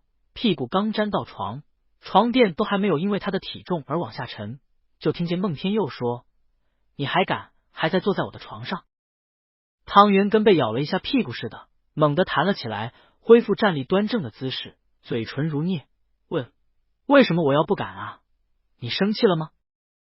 孟叔叔，我只是关心你而已啊，我觉得没必要性羞耻，我们可以大大方方的来谈论这个问题。假如有问题的话，可以想办法解决，找医生看看。这小嘴巴巴巴的说个没完，倒没有阴阳怪气。汤圆就跟他在做科学报告时一个态度。孟天佑站起来，气势一下子压过去，还说，汤圆发现孟天佑也就嘴巴凶一点，并没有做出任何粗鲁的行为。事实上，他们相识到现在，孟天佑从未有过任何暴力举动。孟叔叔平时是个好青年来着，他们约会的时候遇见老奶奶上楼梯都会顺手扶一把那种。还有一次见到一个独自出行的残疾人，孟天佑给对方推车上坡道，他还很自然的清楚推轮椅过高低差台阶要抬一下前轮，听说是以前照顾他爷爷的经验。所以汤圆的胆子不知不觉又变大了。他觉得这个问题迟早要解决啊，于是说，那我在上面也行啊。孟天佑倒吸一口凉气，声音特别明显。孟天佑带点嘲笑的意味，就你那小鸡仔的体格想上我呀？汤圆尴尬，也没有想上你，就是假如你不行的话，那我想这是个解决办法，我会努力。天真又可爱。孟天佑真的被气笑了，他拉住汤圆的手，把人拽下来，让汤圆坐下在自己腿上的同时，膝盖一顶，分开汤圆的腿，让之跨坐。汤圆脸更红了，他僵直身体，还在给自己辩解，语无伦次的说，因为我们都谈恋爱挺久了。孟天佑的手沿着他下陷的腰窝顺脊柱往上，最后停在他的后颈。汤圆以为要被捏住，但是没有，孟天佑的手只是在领口外面露出的肌肤上轻抚，有一下没一下，紧紧手掌贴在那，没用力气。这比被捏住还叫他心惊胆战，要随时担心着孟天佑会突然抓住他。孟天佑到底还是好声好气的跟他说：“我那是觉得你年纪小，你之前20都没有，对你下手，我觉得自己太没道德。”汤圆嘀咕：“那你也没少亲啊。”孟天佑不紧不慢的说：“亲又不一样，亲只是表达爱意。”这时候他气过头了，反而心平气和了，可以脸都不红一下，说出不知羞耻的话。毕竟是在社会上摸爬滚打多年的人，脸皮的厚度其实还是颇有一些的。他难道能不想？但是真觉得汤圆年纪太小了，气氛没到，尚有理智的时候，总没有好时机。一天天的日子过太快了。孟天佑继续哄他，结婚也不用着急，你还要读博士。虽然我已经跟你大哥说过，我是以结婚为前提要跟你交往，可是我们年纪差这么多在一起，尤其是你年纪小，还没成年，连已婚年纪都没到。汤圆问：“你不想跟我结婚吗？”孟天佑耐声耐气的说：“小圆，你要问我的话，我当然想跟你结婚。我30多了，你才20，我赚大了。而且你还这样有天赋，前途无量。我以前就想把你骗来我的公司，觉得你可以让我赚到很有钱。就算是用我的婚姻绑住你，我觉得也很值得。不少人会这样做，但是我不想。我希望爱只是爱，不包含利益，纯粹一些。正是因为这样，所以我不能草率的跟你说，让你跟我结婚。20岁，你的人生才刚刚开始。我也是20岁过来，我知道。”孟天佑摸摸他的头发，说：“有时候我说出一件你不知道的事，你会说我聪明。你记得我是怎么回答的吗？”汤圆当然记得，答：“你说这不是聪明，只是比我先知道而已。现在告诉我了，以后我也知道了。”太乖了。孟天佑没忍住，轻轻吻一下他的嘴唇。所以啊，正是因为我抱着想跟你一辈子在一起的心，才不能现在就哄你跟我结婚。再过2年，等你更成熟一些，再多遇见一些男男女女，确定你就是喜欢男人，就是喜欢我。而且有时候也并不是只有喜欢就能走下去。我想先等你有一份事业。我喜欢你，小圆，但我同样认为我的事业很重要。你也是。你还得弄明白这件事，将我规划进你的人生中，会不会与你的事业有冲突？我希望我们都能在有自己事业的同时，能够独立生活的情况下，再来享受爱情。等你对人生地理解成熟到能决定自己一生的人生伴侣了，那么就是我们可以结婚的时候了。说到这，孟天佑又亲了他一下，与他额头抵着额头，轻声说：“小圆，我会随时准备好向你求婚，快点长大吧。”汤圆被他说的心一直在胡乱跳，跳得厉害，他觉得自己浑身上下的血液都在躁动，发烫，像是打灵魂深处在被触动。他没发现自己说话的声音绵软了很多。你这个人真奇怪，现在又要我快点长大了。可你之前不是说我可以在你这一直做个任性妄为的小孩子吗？跟你面前我就是不想长大，我只做个小孩，你要嫌弃我幼稚了吗？孟天佑亲他的鼻尖，亲他的脸颊，亲他的嘴角，宠溺无比的说：“你自己听听，还跟个小朋友一样娇里娇气的。”再亲一下嘴唇，说：“这个嘴明明亲起来软软的，温温热热，怎么说出来的话能那么气人呢？什么都敢说，就不怕被我草啊？”这个词有点直接了。汤圆僵了一僵，过一会儿却说：“不怕。我好奇。”孟天佑不说话了，静默的在暗中注视着他，呼吸迟缓而绵长，渐渐冷静下来。汤圆心砰砰砰砰跳，等着孟天佑的反应。孟天佑真是服了他了，对他说：“你确定吗？”汤圆没什么底气的说：“我成年了，这很正常。”孟天佑的指尖摩挲着他的耳后肌肤，像把他握在掌心亵玩，一点也不着急，淡淡而充满危险意味的说：“你觉得自己成年很了不起了是吧？等下你就算喊停，我也不会停下来的。我最后问你一遍，真的想知道？”汤圆有点害怕，但还是低低的嗯了一声。一切静悄悄的发生了。最近天气转冷，但还没来暖气，有微冷的空气灌进来，却不能降低被子里的热度。孟天佑的手上有汗，碰到他的时候，让汤圆觉得像是一只暖乎乎的蜗牛从自己的肚皮上爬过去，焦灼蜿蜒的爬行，留下一道湿痕。因在暗中，不容易找到目的地。痒，他没忍住，被痒得咯咯的笑，扭了下，又被孟天佑按住，对他说：“别乱动。”汤圆说：“痒痒的。”一切对于他来说都是那样的新奇。他在初二生理课上学习了相关知识，当时他才10岁，完全还是个小孩子，属于就算老师把全班最高的椅子给他坐，他还是班上最矮最小的那个小朋友。其他正处于青春期生理变化中的孩子们会觉得害羞，他不会，各种人体器官的名词，他可以脸不红心不跳的说出来。他记得有次回家以后，他在复习相关小节的知识，大哥听见一耳朵，羞得满脸通红。他觉得自己应当不害羞的，起初还能故意笑2声来缓解自己紧张的情绪，渐渐没办法笑了，脸烫的不成，被子里什么都看不到，但他还是低下头在看，挺迷惑的。孟天佑不也是个处男吗？难道是骗他的？为什么感觉那么有条不紊呢？好像很熟练，他并不知道别人是怎样的，又能从何对比出来孟天佑熟练呢？跟他比的话，肯定会更好啊。汤圆觉得骚了，便想偷懒，孟天佑握住他的手，叫他一起感受，在他耳边一本正经的说一些让人脸红的话，指引着他，让一切很顺利的发生了。汤圆脸越来越红，到底忍不住问：“你不是说你不会的吗？”孟天佑笑说：“我不会不能去学啊。这事又不算难，知晓了步骤，然后只要有足够的耐心就行了。跟以前一样。小圆，我教你了，你要好好学。你那么聪明，一定一下子就能学会，对不对？”汤圆本来对自己是充满信心的，就像孟天佑说的那样，然后他就感觉热度上脑，脑子像是被蒸化的年糕糊成一团。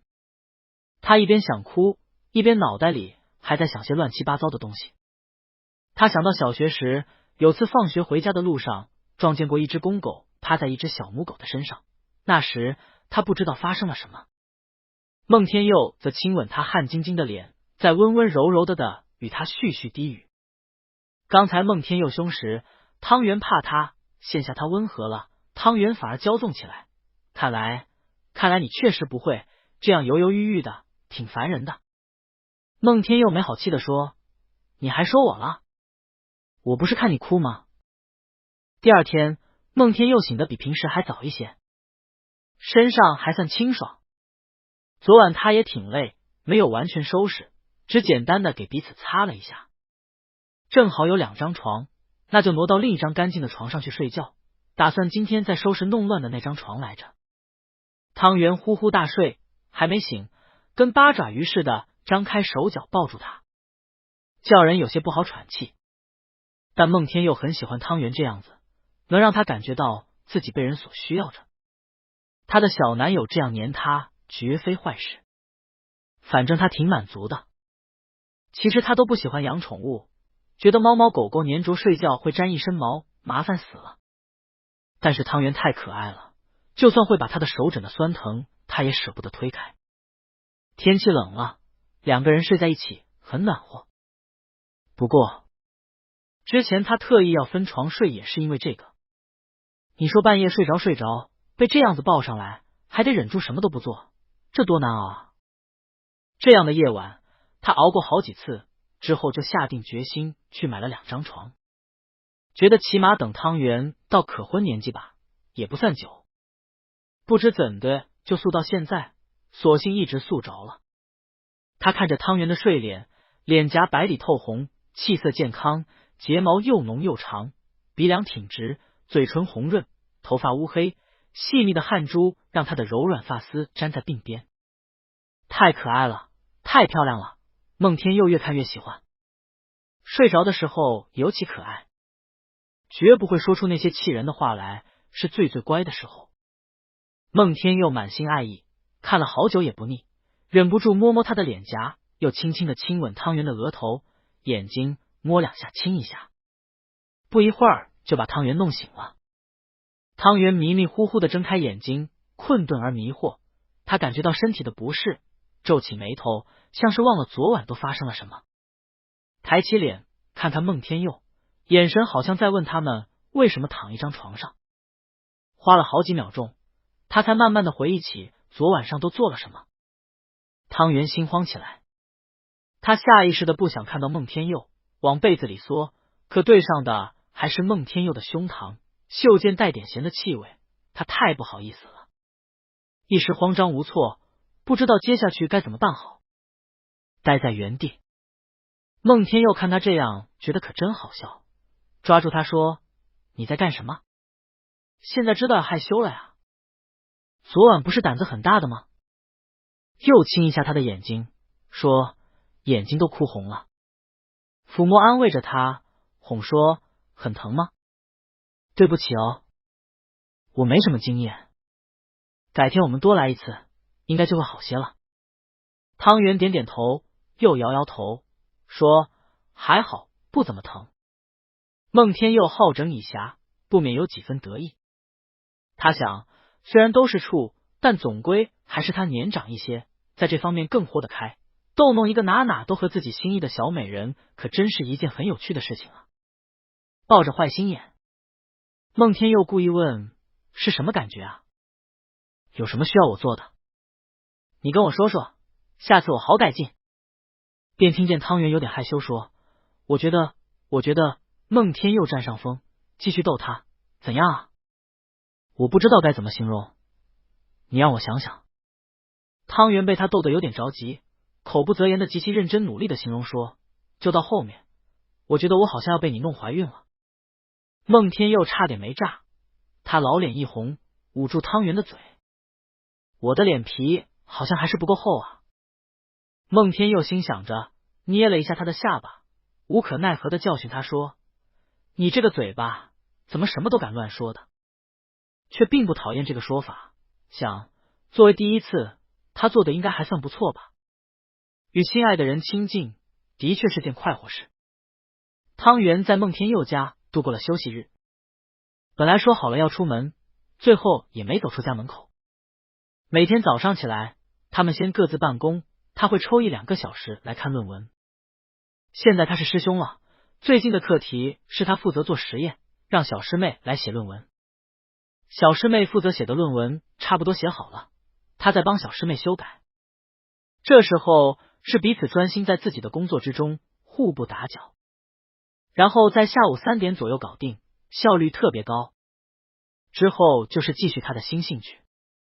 孟叔叔教他怎样寻求快乐，其实孟叔叔也不怎么懂，但也很有意思，正好扯平了吗？一起玩。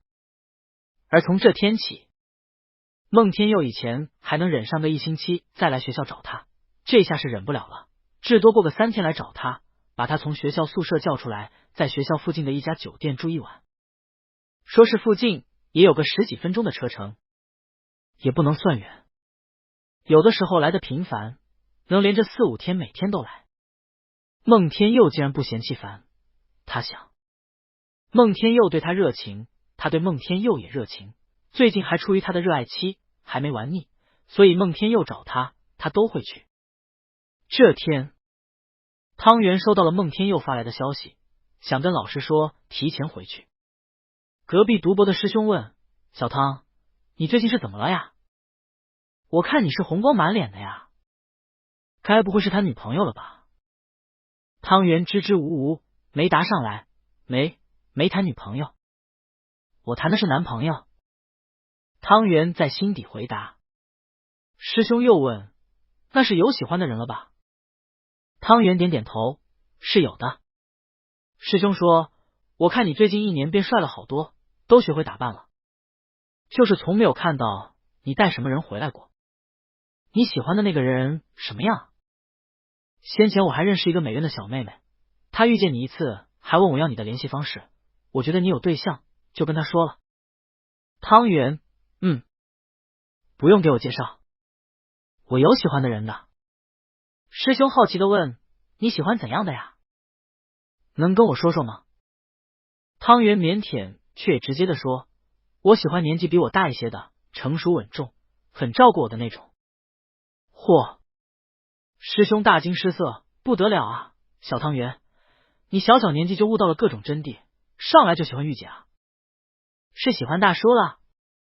汤圆想，不过要是孟天佑年轻的话，他应该也喜欢的。汤圆懒得再跟他说，应付了2句，高高兴兴的去找孟天佑了。今天2个人又是一番鬼混，可能是最近他们在一起的实在太频繁了。隔天，汤圆去到办公室，感觉小师妹看自己的眼神怪怪的，但他并没有问。一直到吃午饭的时候，小师妹看他一无所知的样子，忍不住说，师兄，有人拍到你跟一个男的进宾馆。过了几秒，汤圆才把注意力从手头的事情抽离出来，理解了小师妹说的话。他抬起头，镜片正好有点反光，让人看不清他的情绪，但脸上似乎没什么表情变化，还是呆呆的。师妹顿觉尴尬，连忙补充，满脸担忧的说，啊，还是别人发给我看的，应该是被偷拍的吧。我一开始都没发现是你，仔细一看才发现是你，我现在不知道是谁拍的，也不知道传得多广了。汤圆问，可以给我看看吗？师妹掏出手机，翻出照片，一共3张照片，是他跟孟天佑手牵手走进酒店的照片。任谁看了都会猜想他们关系不浅，且这张照片不知怎地，感觉把他们的年龄差拍得挺明显，一看就不是一辈人。师妹想问又不敢问。汤圆点了下放大的照片，退回到聊天界面，把照片发给师妹的人说，快看，好像是我们学校的男生，这就是找堂爹吧？汤圆没听说过这个词，问堂爹是什么呀？师妹更尴尬了，就是 Sugar Daddy， 你可以查一下。汤圆还真的上网搜索了，打开搜索引擎搜出来的第一条示意 Sugar Daddy， 甜爹，对年轻女子慷慨大方的好色阔佬，显然在此带有包养贬义性质。这汤圆还是看得懂的。汤圆思考了片刻，说他不是我的堂爹，是我的男朋友，不过他年纪的确比我大比较多，在经济财力方面也比我雄厚。师妹放在桌上的手攥紧，往他的方向倾了倾身，心惊胆战的问，对方没结婚吧？汤圆，没有。师妹，真的吗？倒不是师妹以恶意揣测孟天佑，但一个看上去30几岁事业有成的男人，8成都肯定成家了吧，还有2成是已经离婚了。而且他多少了解自家师兄的性子，是个除了科研两耳不闻窗外事的，只怕他被骗。还说我让我朋友不要再往外传了，师兄你要小心一点啊。哦，谢谢。汤圆说这件事没关系，谢谢你告诉我。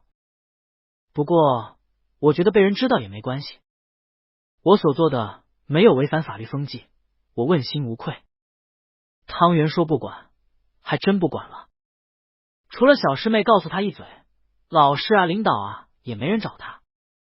生活看上去貌似风平浪静，但没过2天，他大学时期的室友、同学还有研究生室友也都知道了，看他每天悠哉悠哉的，还以为他不知道呢，一个换一个递上门提醒他。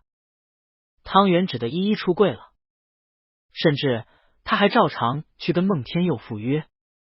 2人生活圈子不一样，孟天佑还不知道自己暴露了，满心热烈的过来找心爱的小男友。汤圆一上车就冷不丁的提醒他，孟叔叔得注意一下，不要被人拍到。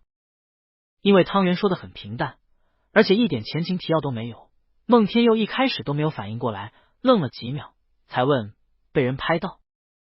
我们都不是明星，还能有狗仔队偷拍啊？不过是有那种拍富豪八卦的小报记者，你不用担心，他们不敢惹我的。汤圆，不是，之前我们去酒店被人拍到照片了，我同学告诉我的。孟天佑感觉遭了当头一棒，但他到底是经过大风大浪的人，这顶多就是个小浪头，不算可怕，只是让他的内心一时之间无法平息冷静。最主要的是，他被汤圆搞困惑了。这小孩一点也没在怕的。孟天佑问：拍到怎样的照片？别人什么时候告诉你的？今天吗？然后汤圆给他看同学之间的消息记录，是前2天的事了。这都好几天了，你怎么不告诉我啊？孟天佑说，又反复的看照片，很不高兴，怎么把我拍得这么难看？谁拍的？你早点告诉我啊！这2天岂不是你在学校遭受了不少流言蜚语？孟天佑一想到汤圆被人指指点点，心里就很不爽。他第一反应是把偷拍者找出来诉之以法律手段，但顾及到汤圆不爱惹事的性格，他也不能自己一个人单方面做决定。汤圆把手机拿回来，也又看了一遍照片。照片上，孟天佑低头望着他，眼底含情脉脉。这几天他都在想，原来在外人看来，孟天佑跟他在一起的时候是这样的神情啊。我觉得拍的还挺帅的呀。他还记得刚遇见孟天佑的时候，这大叔脾气坏还很孤傲，这个印象已经深深的刻进了他的内心深处。车内的空调吹着暖风，孟天佑沉默好一会儿，尊重的问：现在你打算怎么样？你的想法是怎样？你已经回应这个传闻了吗？还是你到现在一直没回答，想要让这事默默的沉底了？虽然汤圆已经把他带回家见过家里人了，但是被家人知道跟被别人知道依然不能等同而论。他的家人可不会说闲话。汤圆有点没搞明白，问：怎么算回应啊？孟天佑就告诉他们你是去干什么的啊？反正我们只是牵着手，对你来说也可以说是角度问题吧。硬说你去找我谈科研资助的也行，他不怕麻烦，可得为汤圆的名声考虑，来年汤圆都要出国了，多一事不如少一事。孟天佑一脸严肃，汤圆听到这却忍不住笑了，哈，你说是科研资助，我觉得确实也没错。这算是回答的话，那我已经回答过他们了呀。啊？汤圆已经跟别人否认过他们的关系了吗？孟天佑下意识的这样想。恍惚之间，他想起自己年幼时，其他小朋友问他的爸爸是做什么的，他说自己没有爸爸。大概是从幼儿园起，他意识到自己的家庭跟别的小孩不太一样。回家以后，他想问问妈妈，可是妈妈出差去了，他一连等了好几天，等着等着就忘记了。妈妈发生车祸意外事故去世的时候，他还在国外上高中。同学听说他妈妈去世了，都说为他感到难过，还说你妈妈是个那么美丽且有魅力的女性，这真是太可惜了。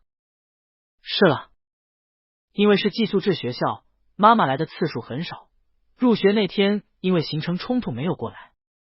在他入学半年后，他被某几个人针对整蛊，为了避免一直被人欺负，他不得不跟人打了一架。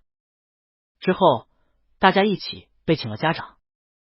本来他还以为妈妈不会来，应该会跟以前一样以公务繁忙为借口，让秘书或者他当时的男朋友过来帮个忙吧。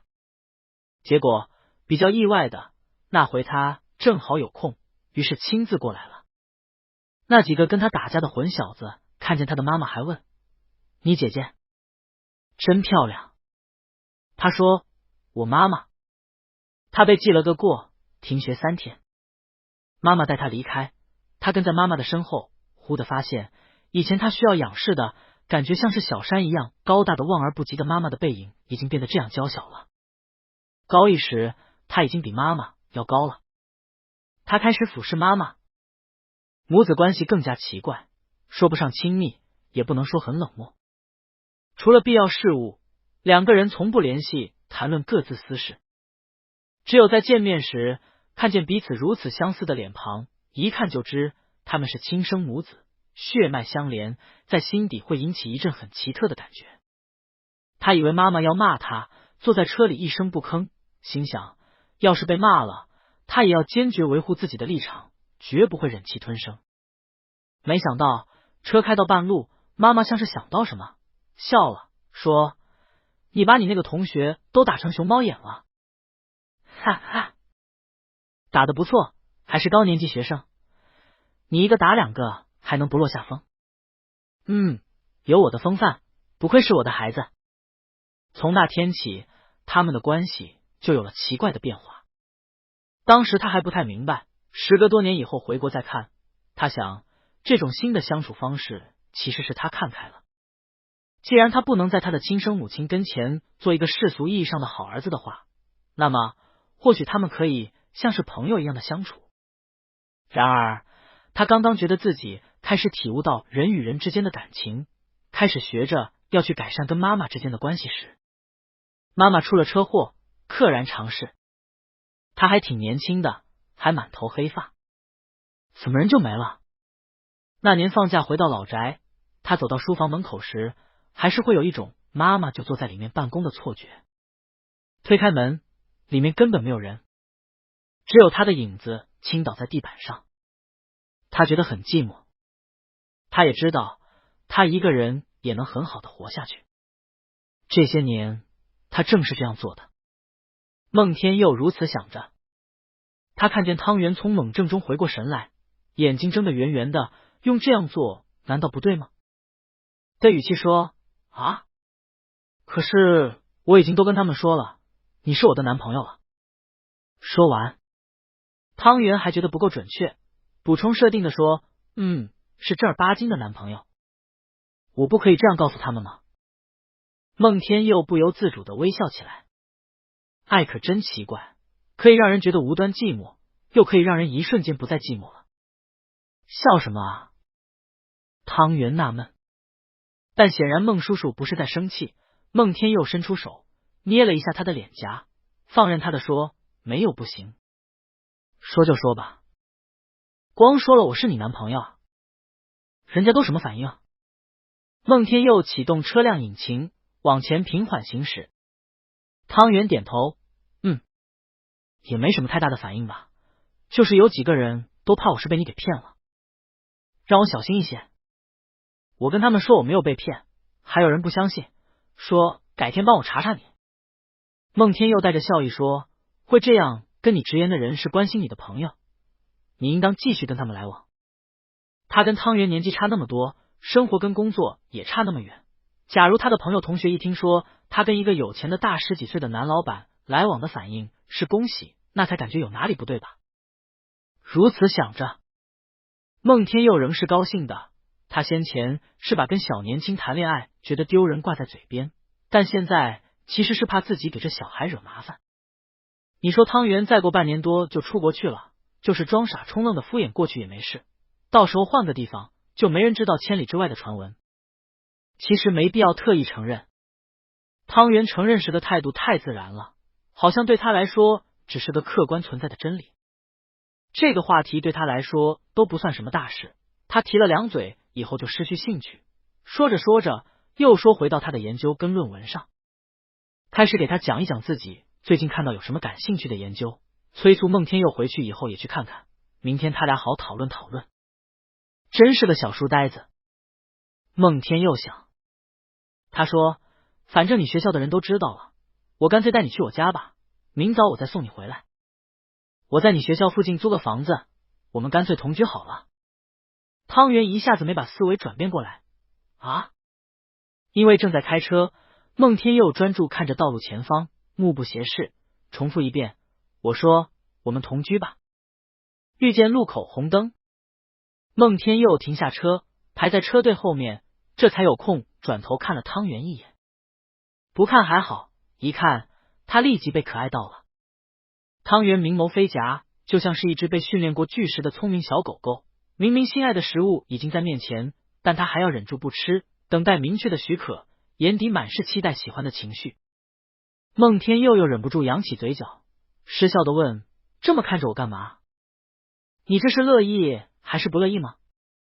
汤圆说：“我当然乐意啊，我是怕到时候我们同居以后你不乐意，要是住在一起以后，你嫌弃我怎么办？难得看汤圆忧虑，孟天佑问：我嫌弃你什么？我们又不是没有一起住过，之前不是去国外的时候我们就住在一起吗？旅游不一样了。汤圆怪不好意思的说，我生活上不太讲究的，要住在一起的话，肯定得承担自己在生活上的那份责任。他自己说着说着，还没等孟天佑哄他，汤圆已经进行了自我说服，我会尽量改改我的毛病，要是你做饭的话，我给你打打下手，也尽量做做家务，就是我做的不算太好，在家的时候大哥都包揽了，好不好？孟叔叔，我还是很想跟你一起住。孟天佑有点傻眼，见他先是为洗腼腆，然后是喜欢到按捺不住，最后还是主动提出，只觉得他又可爱又好笑，说我也没说不让啊，我这不是主动提吗？那我也不是天天都有空做饭的，要是我们长时间住在一起，我会请保洁跟保姆，也不需要你做家务，你专心学习就好了。孟天佑很喜欢汤圆的一点就是，汤圆虽然是个有点社恐的小孩，但是当你跟他熟悉以后，跟他谈话时，他会很专心的看着你的眼睛听你讲话，时不时地点一下头，就像是一只小狗狗，乖乖坐端正，爪子也要拢在一起摆放整齐，小尾巴已经像扫帚一样在地上快活的扫来扫去了。孟天佑说完了，就这么想跟我一起住啊？汤圆说，那我也想天天都能见到你嘛。不做什么也好的，一见到你我就觉得很安心，晚上也不用想你却见不着了。一句话，孟天佑这张老脸又红了。孟天佑轻咳两声，掩饰自己这像是毛头小子情窦初开般的表现，尽量沉稳的说，那些你最要好的同学里，有人觉得你被骗的，到时候你可以带他们上门来吃顿饭，大家认识认识就好了。要不是为了汤圆，他可真不耐烦应付这些小年轻。但是谁让他喜欢上这样可爱的一个年轻男孩子，只能为他折腰了。正儿八经交往的对象都应当是敢于介绍给家人朋友的。睡前，孟天佑还是想问问自己在汤圆的同学里的风评，实在是好奇。即使他知道可能不太好听，转述有些麻烦，汤圆直接把手机给他，让他自己看。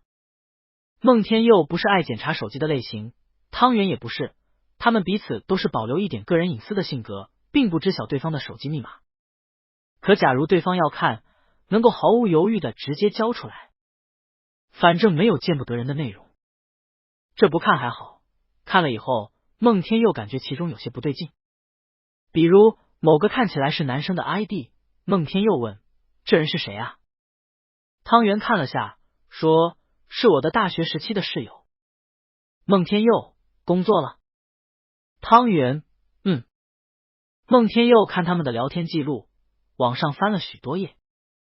这个男生对汤圆的称呼是小圆弟弟，之前还经常约汤圆出去玩，汤圆一本正经的以工作忙为理由拒绝了，两人之间的聊天消息才渐渐少了。正好汤圆也没清理过往消息记录，他还能翻到更早之前两人同宿舍时的消息记录。这男生对汤圆可以说是嘘寒问暖到不太对劲的程度。而得知汤圆跟男人谈恋爱的消息以后，他又作为照顾弟弟的大哥哥出现，问东问西，言辞之间总是泄露出几分懊悔不甘的感觉。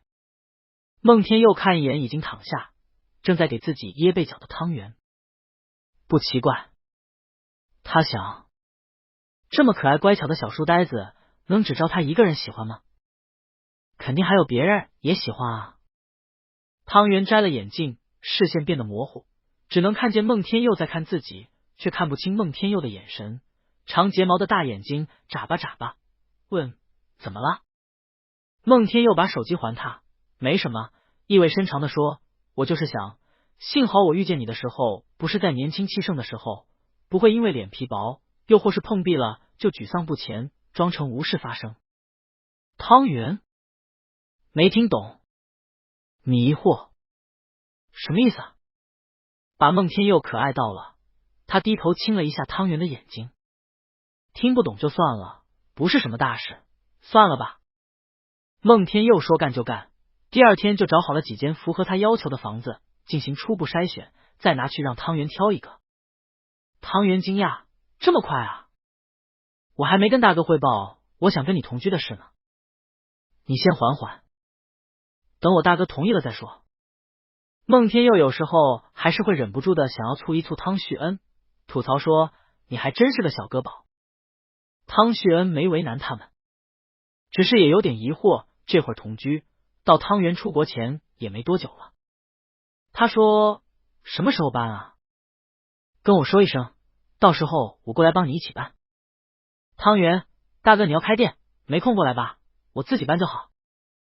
孟叔叔说会找全日式搬家，不用我动手，我在旁边看着，偶尔指挥一下收拾东西跟摆放东西就好了。汤旭恩，不是帮忙干活了？反正到时候我会过去一趟。具体的汤圆也说不清，不过能感觉出来这是大哥对他的一种偏爱。既然万事俱备了，那就开始大概收拾一下东西吧。汤圆没有刻意去说，但是同学朋友还是听说她要搬家去跟男朋友的消息。师妹更担心了，师兄，你为什么要搬出宿舍啊？是不是有人为难你啊？诸如此类的关心不胜枚举。汤圆不得不逐一辟谣过去，没有，你们对我都挺好的，我认识的人里面没有人说我啊。是我想，反正都已经被你们知道了，不用再瞒着了。那我干脆去跟我男朋友住好了，那我每天都可以见到他了。师妹，你们感情还真挺好的呀。这是恭维的客套话，却见一向木木愣愣的小师兄汤圆眼睛亮一亮，微微笑着说，我喜欢他的。说这话的时候，他身上仿佛飘散出充满爱意的情绪，仿佛是浅粉色的，洒着阳光的。而在此时此刻，汤圆看上去也比平时要更加熠熠生辉，看上去是那样的漂亮。师妹被惊艳了一下，却也忍不住嘀咕，原来就算是汤圆师兄在提到喜欢的人的时候也会傻乎乎的。汤圆听见了，问，这算是傻乎乎吗？他是一个很好的人。他说等我们搬家以后要请你们一起去吃顿饭。喜欢孟天佑对他来说是一件很光荣的事，那是个很优秀的人，没什么好羞耻和遮掩的。汤圆去机场接大哥，那天正好是圣诞节，街道四处张灯结彩，一片热闹景象。一路上，孟天佑眼角眉梢还是一团愁云惨雾，担忧不已的说，你说你大哥特意过来是为什么？是怕我欺负你吗？在他眼里我是这种形象吗？我给你哥准备的礼物真的可以吗？哎，你嫂子也是个有钱人，砸钱看来是不行的。汤圆觉得怪好笑的。孟天佑谈生意的时候都没有这么紧张，平时都是孟天佑安慰他，今天却变成了他来哄老男人。汤圆信誓旦旦，耐声耐气的保证说，你放心好了，我都说过100遍了，我大哥他人很好，你不是也见过吗？不知道你在瞎担心什么，道理我都懂。孟天佑说，但还是忍不住的想去担心，只怕会出什么岔子。最近太幸福了，幸福到他都觉得不安，这样开车行驶在路上时，他都害怕会不会出车祸，故而比往日还要更加小心谨慎。孟天佑是万万不可能让大舅子先到等自己的，他提前了半小时到机场出站口等候。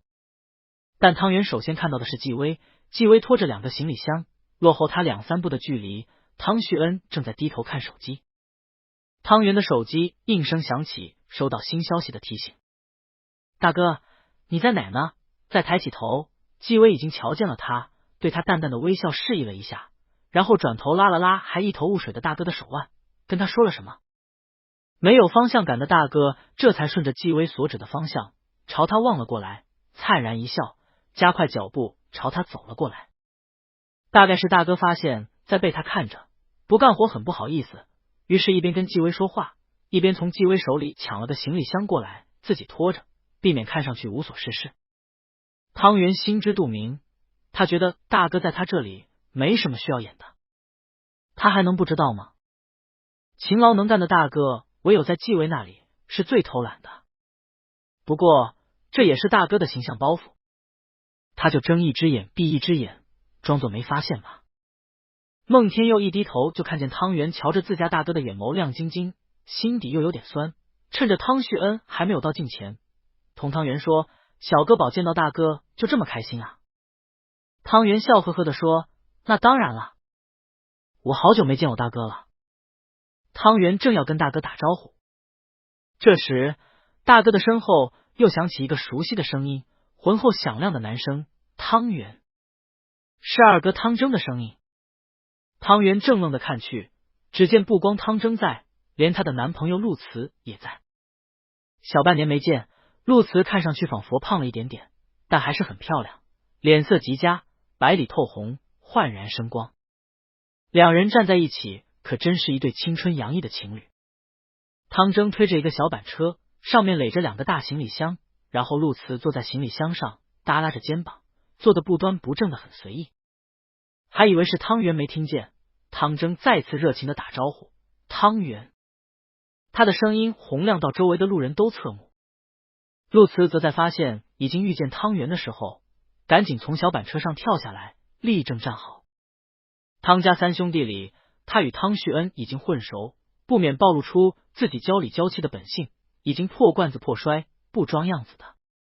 但跟汤圆不太熟悉，所以还是想要维持一下自身形象的。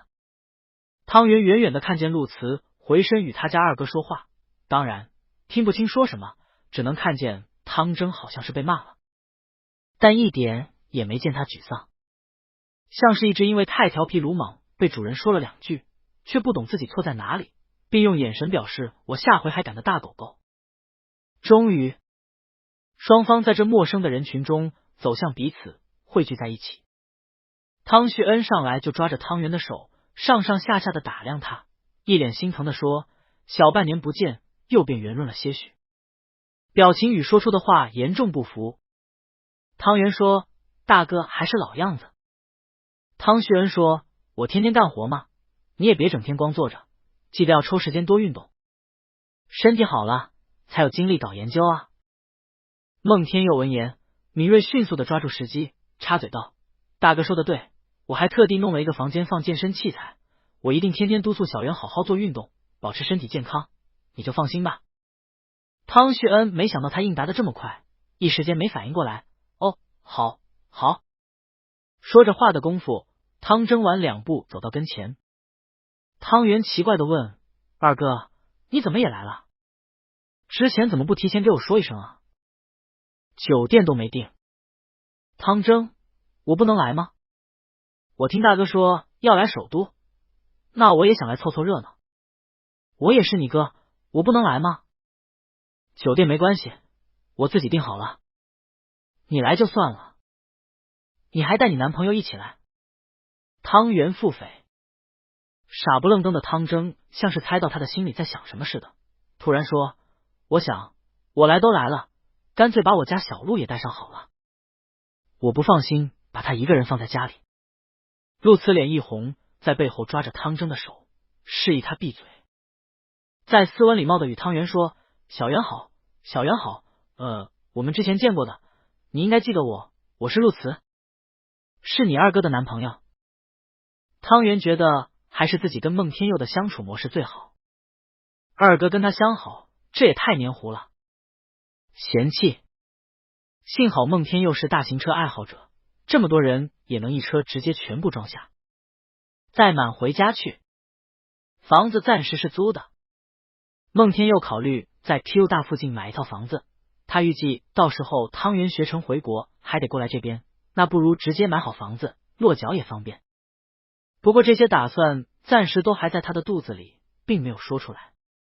搬家公司跟收纳师已经把东西都整理妥当，卫生也打扫得一尘不染，招待客人完全没问题。孟天佑提前2天准备食材，亲手做了一大桌，且不是食材新鲜昂贵，再看那摆盘的精致做作程度，任谁都能瞧出他花了心意。就算味道比不上厨师也没什么，他还要不动声色的给每道菜提个一嘴，这个是小圆很爱吃的。上次我做给小圆吃，他说大哥你说不定也会喜欢。这个腌菜你吃的觉得好吧？我之前就会做了，给小圆带回学校吃。即使迟钝如汤旭恩，听了800遍，也懂他的意思了。论年纪，孟天佑还比他大3岁，他得叫孟天佑一声哥。看来孟天佑是真的喜欢他们家的幺儿喜欢的紧，才会这样如履薄冰，生怕他会棒打鸳鸯。他来这里也没别的目的，只是觉得在确定恋爱与结婚目的以后，跟对象住在一起是不一样的。他得亲自过来。汤真问小圆，你都快出国去了，还特意搬出来住，也没多久了，不是多此一举吗？孟天佑心里一个咯噔，他想当着这么多人的面，汤圆会说什么？应该会矜持一点吧。然后就听见汤圆说，什么叫没多久？也有半年时间呢。跟喜欢的人在一起，多一天、1星期、1个月，那也是弥足珍贵的日子。巧舌如簧的孟天佑半晌没能继续说出应酬大哥的话，他默默地扒了2口饭，不饿，感觉已经饱了。汤蒸大惊小怪地说，哇靠，小圆你现在好开窍啊。汤圆淡定自若，谢谢。什么变故都没发生。饭桌上其乐融融，送他们离开时，孟天佑已经听见汤家人在讨论过来这2天要去哪旅游，他早就有所准备，有条不紊的招呼好了。回家。汤圆看看孟天佑，也瞧不出他的脸色是个什么意思，总觉得有哪里不一样。孟天佑被他歪头盯着自己的样子可爱到了，忍了一会儿，破功笑起来。你在看什么呢？汤圆实实在在的说，我老觉得你比我们刚认识的时候看上去要年轻了。在电梯里，孟天佑飞快的亲了他一下，问，我之前看上去就那么老吗？也不老，帅是挺帅的。汤圆回想着曾经看过的孟天佑的成长相册，你这个脸从20到30也没怎么变，20的时候显老，估计等40了反而显年轻了，抗老。孟天佑好气且好笑，却拉住他的手说，那感情好，你慢慢等着，等到我40岁了，到时候你再来看看我是不是看上去像30的。他牵着自己的小恋人满心欢喜的归家去。汤圆在他身边碎碎念着要带大哥二哥去哪玩，又说起邀请同学朋友来他们家做客的事。孟天佑一抬头，蓦然发现他那一向冷冰冰的居所不知从何时起变得氛围温馨，说不上具体是哪里变了，好像是带上了烟火气，暖融融的，倒有些像他之前去拜访过的汤家。孟天佑耐心的听着汤圆讲话，记下一些特别要求，心底突然飘飘摇摇的冒出来一个轻柔的念头，或许今晚他会梦见自己已故的母亲。他梦见过无数次了，梦见母亲独自坐在客厅里哭泣，借酒消愁，他躲在墙角看到，却总是以转身离去为结尾。这次要是又梦见，他大概可以上前去给他一个拥抱了，因为现在他终于懂得什么是爱了。但是假如梦里汤圆也在，他能把汤圆带去给妈妈见一面，那就更好了。